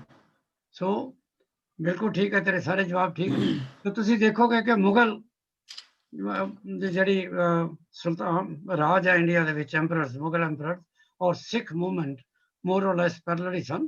ਇਸ ਵੇਲੇ ਗੁਰੂ ਨਾਨਕ ਸਾਹਿਬ ਪ੍ਰਚਾਰ ਕਰ ਰਹੇ ਸਨ ਅਕਾਲ ਪੁਰਖ ਦਾ, ਉਦੋਂ ਹੀ ਬਾਬਰ ਦਾ ਪਹਿਲਾ ਹਮਲਾ ਹੋਇਆ। ਔਰ ਕਿਹੜੀ ਜਗ੍ਹਾ ਬਾਬਰ ਨੂੰ ਮਿਲੇ ਸਨ? ਸੈਦਪੁਰ। ਸੈयदपुर। ਔਰ ਔਰੰਗਜ਼ੇਬ ਤੋਂ ਬਾਅਦ ਜਦੋਂ ਇਸ ਤਰ੍ਹਾਂ ਹੈ ਨਾ, ਜਸਵੀਰ ਜਾਗ ਰਹੀ ਹੈ ਨਾ, ਜਸਵੀਰ, ਜਦੋਂ ਅਸੀਂ ਇਤਿਹਾਸ ਪੜ੍ਹਦੇ ਹਾਂ ਨਾ, ਤੇ ਅਸੀਂ ਕਹਿੰਦੇ ਹਾਂ ਜੋ ਇਹਨਾਂ ਨੇ ਨਾਂ ਲਿਆ, ਗੁਰਦੀਪ ਨੇ ਨਾਂ ਲਿਆ, ਬਾਬਰ ਨਾਂ ਲਿਆ, Humayun, Akbar and so on, ਅਸੀਂ ਕਿਧਰੇ ਵੀ ਕਿਸੇ ਸਟੇਟ ਦੇ ਗਵਰਨਰ ਦੀ ਗੱਲ ਨਹੀਂ ਕੀਤੀ। ਪਰ ਉਦੋਂ ਵੀ ਹਰ ਸਟੇਟ ਦੇ ਵਿੱਚ ਗਵਰਨਰ ਸਨ। ਜਿਸ ਤਰ੍ਹਾਂ ਅੱਜ ਕੱਲ੍ਹ ਨੇ ਚੀਫ ਮਿਨਿਸਟਰ ਵੀ ਹੈ ਤੇ ਗਵਰਨਰ ਵੀ ਹੈ। ਉਦੋਂ ਵੀ ਜਿਹੜੀ ਵੀ ਹਕੂਮਤ ਸੀ, ਜਿਹੜਾ ਬਾਦਸ਼ਾਹ ਸੀ, ਉਹ ਅਗਰ ਉਹਦਾ ਦਿੱਲੀ ਹੈੱਡਕੁਆਟਰ ਨੇ ਤਾਂ ਉਹਦਾ ਸੈਕੰਡ ਹੈੱਡਕੁਆਟਰ ਉਸ ਵੇਲੇ ਮੇਰੇ ਖਿਆਲ ਹੈ ਸ਼ਾਹਜਹਾਨ ਤੱਕ ਸ਼ਾਇਦ ਲਾਹੌਰ ਵੀ ਹੁੰਦਾ ਸੀ। ਲੇਕਿਨ ਓਕੇ, ਹੁਣ ਅਸੀਂ ਜਿਹੜੀ ਮੇਨ ਗੱਲ ਅਸੀਂ ਇਹ ਕਰਨੀ ਹੈ ਕਿ ਕਿਹੜੇ ਵੇਲੇ ਗਵਰਨਰਸ ਦੇ ਨਾਂ ਹਿਸਟਰੀ ਵਿੱਚ ਆਏ ਔਰ ਬਾਦਸ਼ਾਹ ਦਾ ਨਾਂ ਉੱਡ ਗਿਆ। ਜਿਸ ਵੇਲੇ ਔਰੰਗਜ਼ੇਬ ਤੱਕ ਕਿਸੇ ਨੂੰ ਨਹੀਂ ਸੀ ਪਤਾ ਪੰਜਾਬ ਦਾ ਗਵਰਨਰ ਕੌਣ ਹੈ, ਕੀ ਕਰ ਰਿਹਾ। ਔਰੰਗਜ਼ੇਬ ਹਿੰਦੁਸਤਾਨ ਦਾ ਬਾਦਸ਼ਾਹ ਸੀ। ਅਸੀਂ ਔਰੰਗਜ਼ੇਬ ਬਾਰੇ ਪੜ੍ਹਿਆ, ਔਰੰਗਜ਼ੇਬ ਤੇ ਗੁਰੂ ਗੋਬਿੰਦ ਸਿੰਘ ਜੀ ਦੇ ਬਾਰੇ ਪੜ੍ਹਿਆ ਔਰ ਛੋਟੇ ਬੱਚਿਆਂ ਦੀ ਸ਼ਹੀਦੀ ਪੜ੍ਹੀ। ਇਹ ਸਭ ਕੁਝ ਔਰੰਗਜ਼ੇਬ ਦੇ ਵੇਲੇ ਹੋ ਰਿਹਾ। ਤੇ ਸਾਨੂੰ ਸਾਰਿਆਂ ਨੂੰ ਔਰੰਗਜ਼ੇਬ ਤੋਂ ਨਫ਼ਰਤ ਹੋ ਗਈ। ਜਹਾਂਗੀਰ ਨੇ ਗੁਰੂ ਅਰਜਨ ਦੇਵ ਜੀ ਨੂੰ ਸ਼ਹੀਦ ਕੀਤਾ। ਸੋ ਕਿਸੇ ਨੂੰ ਪੰਜਾਬ 'ਚ ਕੌਣ ਗਵਰਨਰ ਸੀ, ਮੁਮਤਾਜ਼ ਖਾਨ ਦਾ ਨਾਮ ਆਉਂਦਾ, ਕੋਈ ਬੋਦਰ ਨਹੀਂ ਕਿਸੇ ਨੇ ਕੀਤਾ। ਪਰ ਹੁੰਦਾ ਕੀ ਹੈ, ਸਾਰੇ ਸੰਸਾਰ ਵਿੱਚ ਜਦੋਂ ਸੈਂਟਰ ਵੀਕ ਹੋ ਜਾਏ, ਉਦੋਂ ਜਿਹੜੀਆਂ ਸਟੇਟਸ ਨੇ ਉਹ ਆਪਣੇ ਆਪ ਨੂੰ ਪਾਵਰਫੁਲ ਬਣਾ ਲੈਂਦੀ। ਹਰ ਬੰਦਾ ਪਾਵਰ ਲੈਣੀ ਚਾਹੁੰਦਾ, ਪਰ ਜੇ ਸੈਂਟਰ ਇੰਨਾ ਮਜ਼ਬੂਤ ਹੈ ਕਿ ਜੇ ਤੁਸੀਂ ਸਿਰ ਚੁੱਕੋਗੇ ਉਸੇ ਵੇਲੇ 10 ਸਿਪਾਹੀ ਭੇਜ ਕੇ ਤੁਹਾਡਾ ਸਿਰ ਤੋੜ ਦੇਣਗੇ, ਤੁਸੀਂ ਸਿਰ ਚੁੱਕਦੇ ਹੀ ਨਹੀਂ। ਪਰ ਜਦੋਂ ਸੈਂਟਰ ਵੀਕ ਹੋ ਗਿਆ ਔਰੰਗਜ਼ੇਬ ਤੋਂ ਬਾਅਦ, ਇੱਕ ਫਰੂਖ ਸ਼ਹਿਰ ਦਾ ਜਾਂ ਬਹਾਦਰ ਸ਼ਾਹ ਦਾ ਨਾਮ ਹੁੰਦਾ, ਕਿਉਂਕਿ ਬਹਾਦਰ ਸ਼ਾਹ ਗੁਰੂ ਗੋਬਿੰਦ ਸਿੰਘ ਜੀ ਦੇ ਨਾਲ ਸਾਊਥ ਵੱਲ ਗਿਆ ਸੀ, ਪਰ ਕੁਝ ਜ਼ਿਆਦਾ ਬਹੁਤੀ ਹਿਸਟਰੀ ਨਹੀਂ ਆਉਂਦੀ। ਫਰੂਖ ਸ਼ਾਹ ਨੂੰ ਪੜ੍ਹਦੇ ਹਾਂ ਕਿਉਂਕਿ ਬੰਦਾ ਬਹਾਦਰ ਨੂੰ ਤਸੀਹੇ ਦੇ ਕੇ ਮਾਰਨ ਵਾਲਾ ਫਰੂਖ ਸ਼ਿਆਰ ਸੀ। ਲੇਕਿਨ ਮੇਨਲੀ ਔਰੰਗਜ਼ੇਬ ਤੋਂ ਬਾਅਦ ਜਿਹੜੇ ਮੇਨ ਨਾਂ ਆਉਂਦੇ ਨੇ, ਔਰ ਚੁੱਕੇ ਅਸੀਂ ਹਿਸਟਰੀ ਆਫ ਪੰਜਾਬ ਪੜ੍ਹ ਰਹੇ ਹਾਂ, ਪੰਜਾਬ ਦੇ ਗਵਰਨਰ ਕੌਣ ਸਨ ਤੇ ਉਹਨਾਂ ਦਾ ਸਿੱਖਾਂ ਦੇ ਨਾਲ ਕੀ ਸਲੂਕ ਸੀ। ਯਾਦ ਕਰਨ ਦਾ ਤਰੀਕਾ ਇਹ ਹੈ, ਪਹਿਲਾ ਗਵਰਨਰ ਏ ਤੋਂ ਹੈ, ਕੌਣ ਸੀ? ਅਬੂ ਸਾਮਦ। ਸੈਕੰਡ ਜਿਹੜਾ ਉਹ ਇੰਗਲਿਸ਼ ਦੇ ਲਾਸਟ ਤੇ ਚਲੇ ਜਾਓ, ਜ਼ੈਡ ਤੋਂ ਸੀ, ਜ਼ਕਰੀਆ ਖਾਨ। ਤੀਜਾ ਜਿਹੜਾ ਸੀ ਉਹ ਜ਼ੈਡ ਤੋਂ ਇੱਕ ਪਹਿਲਾ ਜਿਹੜਾ ਵਰਡ ਆਉਂਦਾ ਉਹ ਯਹੀਆ ਖਾਨ। ਅੱਜ ਅਸੀਂ ਯਹੀਆ ਖਾਨ ਦੇ ਬਾਰੇ ਪੜਾਂਗੇ। ਇਹ ਪਾਕਿਸਤਾਨ ਦਾ ਪ੍ਰੈਜ਼ੀਡੈਂਟ ਯਹੀਆ ਖਾਨ ਸੀ ਜਿਹਨੇ ਮਿਲਖਾ ਸਿੰਘ ਨੂੰ ਫਲਾਈਂਗ ਸਿੱਖ ਕਿਹਾ ਸੀ, ਮੇਰਾ ਖਿਆਲ ਹੈ। ਦੇਖੀ ਜੀ ਬਾਗ ਮਿਲਖਾ ਬਾਗ? ਹਾਂਜੀ, ਬਾਗ ਮਿਲਖਾ ਬਾਗ, ਹਾਂਜੀ, ਉਹਦੇ ਵਿੱਚ ਆਉਂਦਾ ਕੁਝ। ਫਿਲਮ ਦੇਖੀ ਸੀ? ਦੇਖੀ ਹੈ, ਹਾਂਜੀ। ਕਿਹੜਾ ਇਹ ਨਹੀਂ ਸੀ ਉਦੋਂ ਵੀ ਪ੍ਰੈਜ਼ੀਡੈਂਟ ਦਾ ਨਾਮ ਯਹੀਆ ਖਾਨ ਨਹੀਂ ਸੀ? ਪ੍ਰੈਜ਼ੀਡੈਂਟ ਜਿਹਨੇ ਮਿਲਖੇ ਨੂੰ ਕਿਹਾ ਸੀ ਫਲਾਈਂਗ ਸਿੱਖ, ਜਿਹਨੇ ਪਾਕਿਸਤਾਨ ਦਾ ਸਪਰਿੰਟਰ ਨੂੰ ਬੀਟ ਕੀਤਾ ਸੀ। Anyway never mind. ਯਾਦ ਨਹੀਂ ਮੈਨੂੰ। ਹੁਣ ਹੋ ਕੀ ਰਿਹਾ ਕਿ ਜਦੋਂ ਅਸੀਂ ਲਾਸਟ ਪੜ੍ਹਿਆ ਸੀ ਨਾ ਜ਼ਕਰੀਆ ਖਾਨ, ਉਹਦੇ ਵਿੱਚ ਅਸੀਂ ਦੇਖਿਆ ਸੀ ਕਿ 2 ਈਅਰ ਸਾਡੇ ਵਾਸਤੇ ਬੜੇ ਇੰਪੋਰਟੈਂਟ ਸਨ। ਇੱਕ ਤਾਂ ਸੀ 1739 ਜਦੋਂ ਨਾਦਰ ਖਾਨ ਨੇ ਅਟੈਕ ਕੀਤਾ ਇੰਡੀਆ ਦੇ, ਔਰ ਇੱਕ 1740 ਸੀ ਜਦੋਂ ਹਰਮੰਦਰ ਸਾਹਿਬ ਦੇ ਉੱਤੇ ਕਬਜ਼ਾ ਕੀਤਾ ਉਹਨੇ ਮੱਸਾ ਰੰਗੜ ਨੇ। ਜਦੋਂ ਅਸੀਂ ਗੱਲ ਕਰਦੇ ਹਾਂ ਨਾ ਗੁਰਦੀਪ ਜੀ ਹਿਸਟਰੀ ਦੀ, ਕਿਉਂਕਿ ਦੇਖ ਲਾਈਫ ਤਾਂ ਰੋਜ਼ ਚੱਲੀ ਜਾ ਰਹੀ ਆ, ਲਾਈਫ ਤਾਂ ਕਦੀ ਬੰਦ ਹੀ ਨਹੀਂ ਹੋਈ। ਪਰ ਉਹਨਾਂ ਲਾਈਫ ਤੇ ਉਹਨਾਂ ਦਿਨਾਂ ਦੇ ਵਿੱਚ ਕੀ ਕੋਈ ਬੜੀ ਇੰਪੋਰਟੈਂਟ ਗੱਲ ਹੋਈ ਆ? ਹੁਣ ਸਪੋਜ਼ ਅਸੀਂ ਮਹਿੰਦਰ ਦੀ ਲਾਈਫ 'ਤੇ ਆਉਂਦੇ ਹਾਂ। ਅਗਰ ਮਹਿੰਦਰ ਦੀ ਇਸ ਵੇਲੇ ਏਜ 65 ਜਾਂ 67 ਜੋ ਵੀ ਕੋਈ ਹੈ, ਅਗਰ ਇਹਨਾਂ ਨੂੰ ਮੈਂ ਕਹਾਂ ਤੁਸੀਂ ਆਪਣੀ ਜੀਵਨੀ ਲਿਖੋ ਤੇ ਇਹਨਾਂ ਦੀ ਜੀਵਨੀ ਦੀ ਕਹਾਣੀ ਜਸਵੀਰ ਉਹੀ ਹੋਏਗੀ ਨਾ ਜਿਨ੍ਹਾਂ ਸਾਲਾਂ ਦੇ ਵਿੱਚ ਫੋਰ ਐਗਜ਼ਾਮਪਲ ਵਿਆਹ ਹੋਇਆ, ਬੱਚੇ ਹੋਏ, ਜਦੋਂ ਇਹਨਾਂ ਨੇ ਯੂਨੀਵਰਸਿਟੀ ਜਾ ਕੇ ਕੋਈ ਡਿਗਰੀ ਪਾਸ ਕੀਤੀ, ਜਦੋਂ ਪਹਿਲੀ ਨੌਕਰੀ ਕੀਤੀ, ਪਰ ਬਾਕੀ ਜੀਵਨ ਤੇ ਉਹੀ ਹੈ, ਸਵੇਰੇ ਉੱਠੇ ਤੇ ਰਾਤੀ ਸੌਂ ਗਏ, ਸਵੇਰੇ ਉੱਠੇ ਤੇ ਰਾਤੀ ਸੌਂ ਗਏ। ਉਹ ਤੇ ਕੋਈ ਹਿਸਟਰੀ ਨਹੀਂ ਬਣਦੀ। ਹਿਸਟਰੀ ਉਹੀ ਬਣੇਗੀ ਜਿਹੜੀ ਤੁਹਾਡੀ ਜੀਵਨ ਦੇ ਵਿੱਚ ਬਹੁਤ ਇੰਪੋਰਟੈਂਟ ਇਵੈਂਟ ਹੋਏ ਨੇ। ਤੁਸੀਂ ਪਰਮਜੀਤ ਜੀ ਸਿੱਖ ਇਤਿਹਾਸ ਪੜ੍ਹਦੇ ਹੋ, ਸਭ ਤੋਂ ਜ਼ਿਆਦਾ ਇੰਪੋਰਟੈਂਟ ਬੁੱਕਸ ਲਿਖੀਆਂ ਗਈਆਂ ਗੁਰੂ ਨਾਨਕ ਤੇ। ਇਹ ਨਹੀਂ ਕਿ ਤੁਹਾਡੇ ਉਹ ਸਿੱਖ ਧਰਮ ਦੇ ਬਾਨੀ ਸਨ, ਉਹਨਾਂ ਦੇ ਜੀਵਨ ਵਿੱਚ ਇਤਨੇ ਇਵੈਂਟ ਨੇ ਕਿ ਉਹਨਾਂ ਨੂੰ ਲਿਖਣ ਵਾਸਤੇ ਤੁਹਾਨੂੰ 5-6 ਪੇਜ ਚਾਹੀਦੇ ਨੇ। ਗੁਰੂ ਅੰਗਦ, ਗੁਰੂ ਅਮਰਦਾਸ, ਉਹਨਾਂ ਦੇ ਜੀਵਨ ਦੇ ਵਿੱਚ ਇਤਨੇ ਵੱਡੇ ਇਵੈਂਟ ਨਹੀਂ ਹੈਗੇ। ਸੋ ਤੁਸੀਂ ਉਹਨਾਂ ਦਾ ਜੀਵਨ ਲਿਖਣਾ ਹੈ ਤੇ ਉਹਨਾਂ ਦੀ ਬਾਣੀ ਉੱਤੇ ਕਾਫੀ ਰਿਸਰਚ ਕਰ ਸਕਦੇ ਹੋ। ਬਸ ਉਹਨਾਂ ਦਾ ਜੀਵਨ ਇੰਨਾ ਹੀ ਹੈ। ਉਹਨਾਂ ਖਡੂਰ ਵਸਾਇਆ, ਉਹਨਾਂ ਦਾ ਜੀਵਨ ਇੰਨਾ ਹੀ ਹੈ। ਉਹਨਾਂ ਨੇ ਗੁਰੂ ਅਮਰਦਾਸ ਜੀ ਨੇ ਗੋਇੰਦਵਾਲ ਵਸਾਇਆ। ਗੁਰੂ ਅਰਜਨ ਫੁੱਲ ਇਤਿਹਾਸ, ਗੁਰੂ ਹਰਗੋਬਿੰਦ ਫੁੱਲ ਇਤਿਹਾਸ, ਐਂਡ ਗੁਰੂ ਗੋਬਿੰਦ ਸਿੰਘ ਜੀ ਇਤਿਹਾਸ ਹੀ ਇਤਿਹਾਸ, ਜਿੰਨੇ ਮਰਜ਼ੀ ਪੰਨੇ ਲਿਖ ਲਓ। ਗੁਰੂ ਤੇਗ ਬਹਾਦਰ ਇਤਿਹਾਸ। ਇਹਨਾਂ ਦੇ ਜੀਵਨ ਦੇ ਵਿੱਚ ਕੁਛ ਉਥਲ ਪੁਥਲ ਹੋਈ ਹੈ। ਹੁਣ ਅਸੀਂ ਆਏ ਹਾਂ 1745 ਤੋਂ ਲੈ ਕੇ 1747 ਤੱਕ, ਔਰ ਇਹਦੇ ਵਿੱਚ ਆ ਜਿਹੜੀ ਬੀਬੀ ਬੈਠੀ ਹੈ ਨਾ ਪਰਮਜੀਤ ਸਾਡੀ, ਇਹ ਜਦੋਂ ਇਸ ਦੌਰ ਵਿੱਚ ਇੱਕ ਬਹੁਤ ਇੰਨਾ ਵੱਡਾ ਇਵੈਂਟ ਹੁੰਦਾ ਜਿਹਦਾ ਸਾਨੂੰ ਨਾਰਮਲੀ ਇਹ WhatsApp ਤੇ ਪਾਉਂਦੀ ਆ। ਕਿਹੜਾ ਇਵੈਂਟ ਹੈ? ਬੋਲ, ਤੂੰ ਪਾਉਂਦੀ ਅੱਜ, ਬੋਲ। First genocide, 1746. Very good, first genocide. ਵੈਸੇ ਤੇ ਇੱਕ ਨਵਤੇਜ ਜੀ ਗਵਰਨਰ ਆਇਆ, ਗਵਰਨਰ ਗਿਆ, ਉਹਦੀ ਸਿੱਖਾਂ ਨਾਲ ਨਹੀਂ ਬਣੀ, ਉਹਨਾਂ ਨੇ ਸਿੱਖਾਂ ਨੂੰ ਕੁਛ ਨਹੀਂ ਦਿੱਤਾ, ਸਿੱਖਾਂ ਨੇ ਵੀ ਕੁਛ ਨਹੀਂ ਕੀਤਾ, ਉਹ ਤੇ ਕੋਈ ਹਿਸਟਰੀ ਹੈ ਹੀ ਨਹੀਂ। ਇਸ ਦੌਰਾਨ ਗੁਰਦੀਪ ਜੀ ਇਹ ਜਿਹੜਾ ਪੀਰੀਅਡ ਹੈ ਯਹੀਆ ਖਾਨ ਦਾ, ਇਸ ਪੀਰੀਅਡ ਦੇ ਵਿੱਚ ਤੁਹਾਡੇ ਇਤਿਹਾਸ ਦਾ ਪਹਿਲਾ ਘੱਲੂਘਾਰਾ ਹੋਇਆ, ਜਿਹਨੂੰ ਅੰਗਰੇਜ਼ੀ ਦੇ ਸ਼ਬਦਾਂ ਦੇ ਵਿੱਚ ਜੈਨੋਸਾਈਡ ਕਹਿੰਦੇ ਹਾਂ। ਬਬਲੀ, ਜੈਨੋਸਾਈਡ ਕੀ ਹੁੰਦਾ? ਘੱਲੂਘਾਰਾ ਨਹੀਂ, ਕੀ ਕਹਿੰਦੇ ਪੰਜਾਬੀ ਵਿੱਚ? ਦਰਪਣਾ ਦੱਸੇਗੀ। Holocaust. Mass killing. Holocaust? Yeah, ਹਾਂਜੀ। Holocaust. Yes, Holocaust. you could say that. Yeah. Mass killing. ਇੱਕ ਤਾਂ ਹੁੰਦੀ ਹੈ ਨਾ ਬੈਟਲ, ਤੇ ਇੱਕ ਹੁੰਦੀ ਹੈ ਲੜਾਈ, ਫਾਈਟ, ਮਤਲਬ ਆਰਮੀ ਦੀ। ਇੱਕ ਹੁੰਦੀ mass killing, where ਇੱਕ ਜਿਹੜੀ ਹੈ ਇਰਰਿਸਪੈਕਟਿਵ, ਕਿ ਉਹ ਫੌਜਾਂ, ਦੋ ਫੌਜਾਂ ਨਹੀਂ ਲੜੀਆਂ, ਬੈਟਲ ਨਹੀਂ ਹੋਈ, ਬੱਚੇ ਛੋਟੇ ਵੱਡੇ ਬੁੱਢੇ, ਜੋ ਵਰਡ ਯੂਜ਼ ਕੀਤਾ ਦਰਪਣਾ ਨੇ, ਮਾਸ ਕਿਲਿੰਗ। ਕੋਈ ਉੱਥੇ ਤੁਹਾਡਾ ਝਗੜਾ ਨਹੀਂ ਹੈ, ਕੋਈ ਆਮਣੇ ਸਾਹਮਣੇ ਫੌਜਾਂ ਨਹੀਂ ਖੜੀਆਂ ਹੋਈਆਂ। ਤੁਸੀਂ ਦੇਖਿਆ ਮਹਿੰਦਰ ਜੀ, ਜਿੱਥੇ ਸਿੱਖ ਇਕੱਠੇ ਹੋਏ ਨੇ, ਉਡਾ ਦਿਓ ਸਾਰਿਆਂ ਨੂੰ। ਔਰ ਵੁੱਡ ਯੂ ਬਿਲੀਵ ਕਿ ਉਹ ਉਡਾਣ ਵਾਲਾ ਸਾਡਾ ਇੱਕ ਆਪਣਾ ਹਿੰਦੂ ਭਰਾ ਹੀ ਸੀ, ਲਖਪਤ ਰਾਏ ਸੀ। ਸੋ ਤੁਹਾਨੂੰ ਹਰ ਕਿਸਮ ਦੀ ਐਗਜ਼ਾਮਪਲ ਆਪਣੀ ਹਿਸਟਰੀ 'ਚ ਮਿਲਦੀ ਹੈ। ਹੁਣ ਨਹੀਂ, ਤੁਸੀਂ ਇੱਕ ਗੰਗੂ ਦਾ ਨਾਂ ਪੜ੍ਹੋ, ਜਿਹਨੇ ਮਾਤਾ ਜੀ ਨੂੰ ਤੇ ਛੋਟੇ ਬੱਚਿਆਂ ਨੂੰ ਦੇ ਦਿੱਤਾ ਸੀ ਪੈਸੇ ਲੈ ਕੇ, ਤੇ ਤੁਸੀਂ ਕਹੋ ਜੀ ਸਾਰੇ ਹਿੰਦੂ ਹੀ ਭੈੜੇ ਨੇ।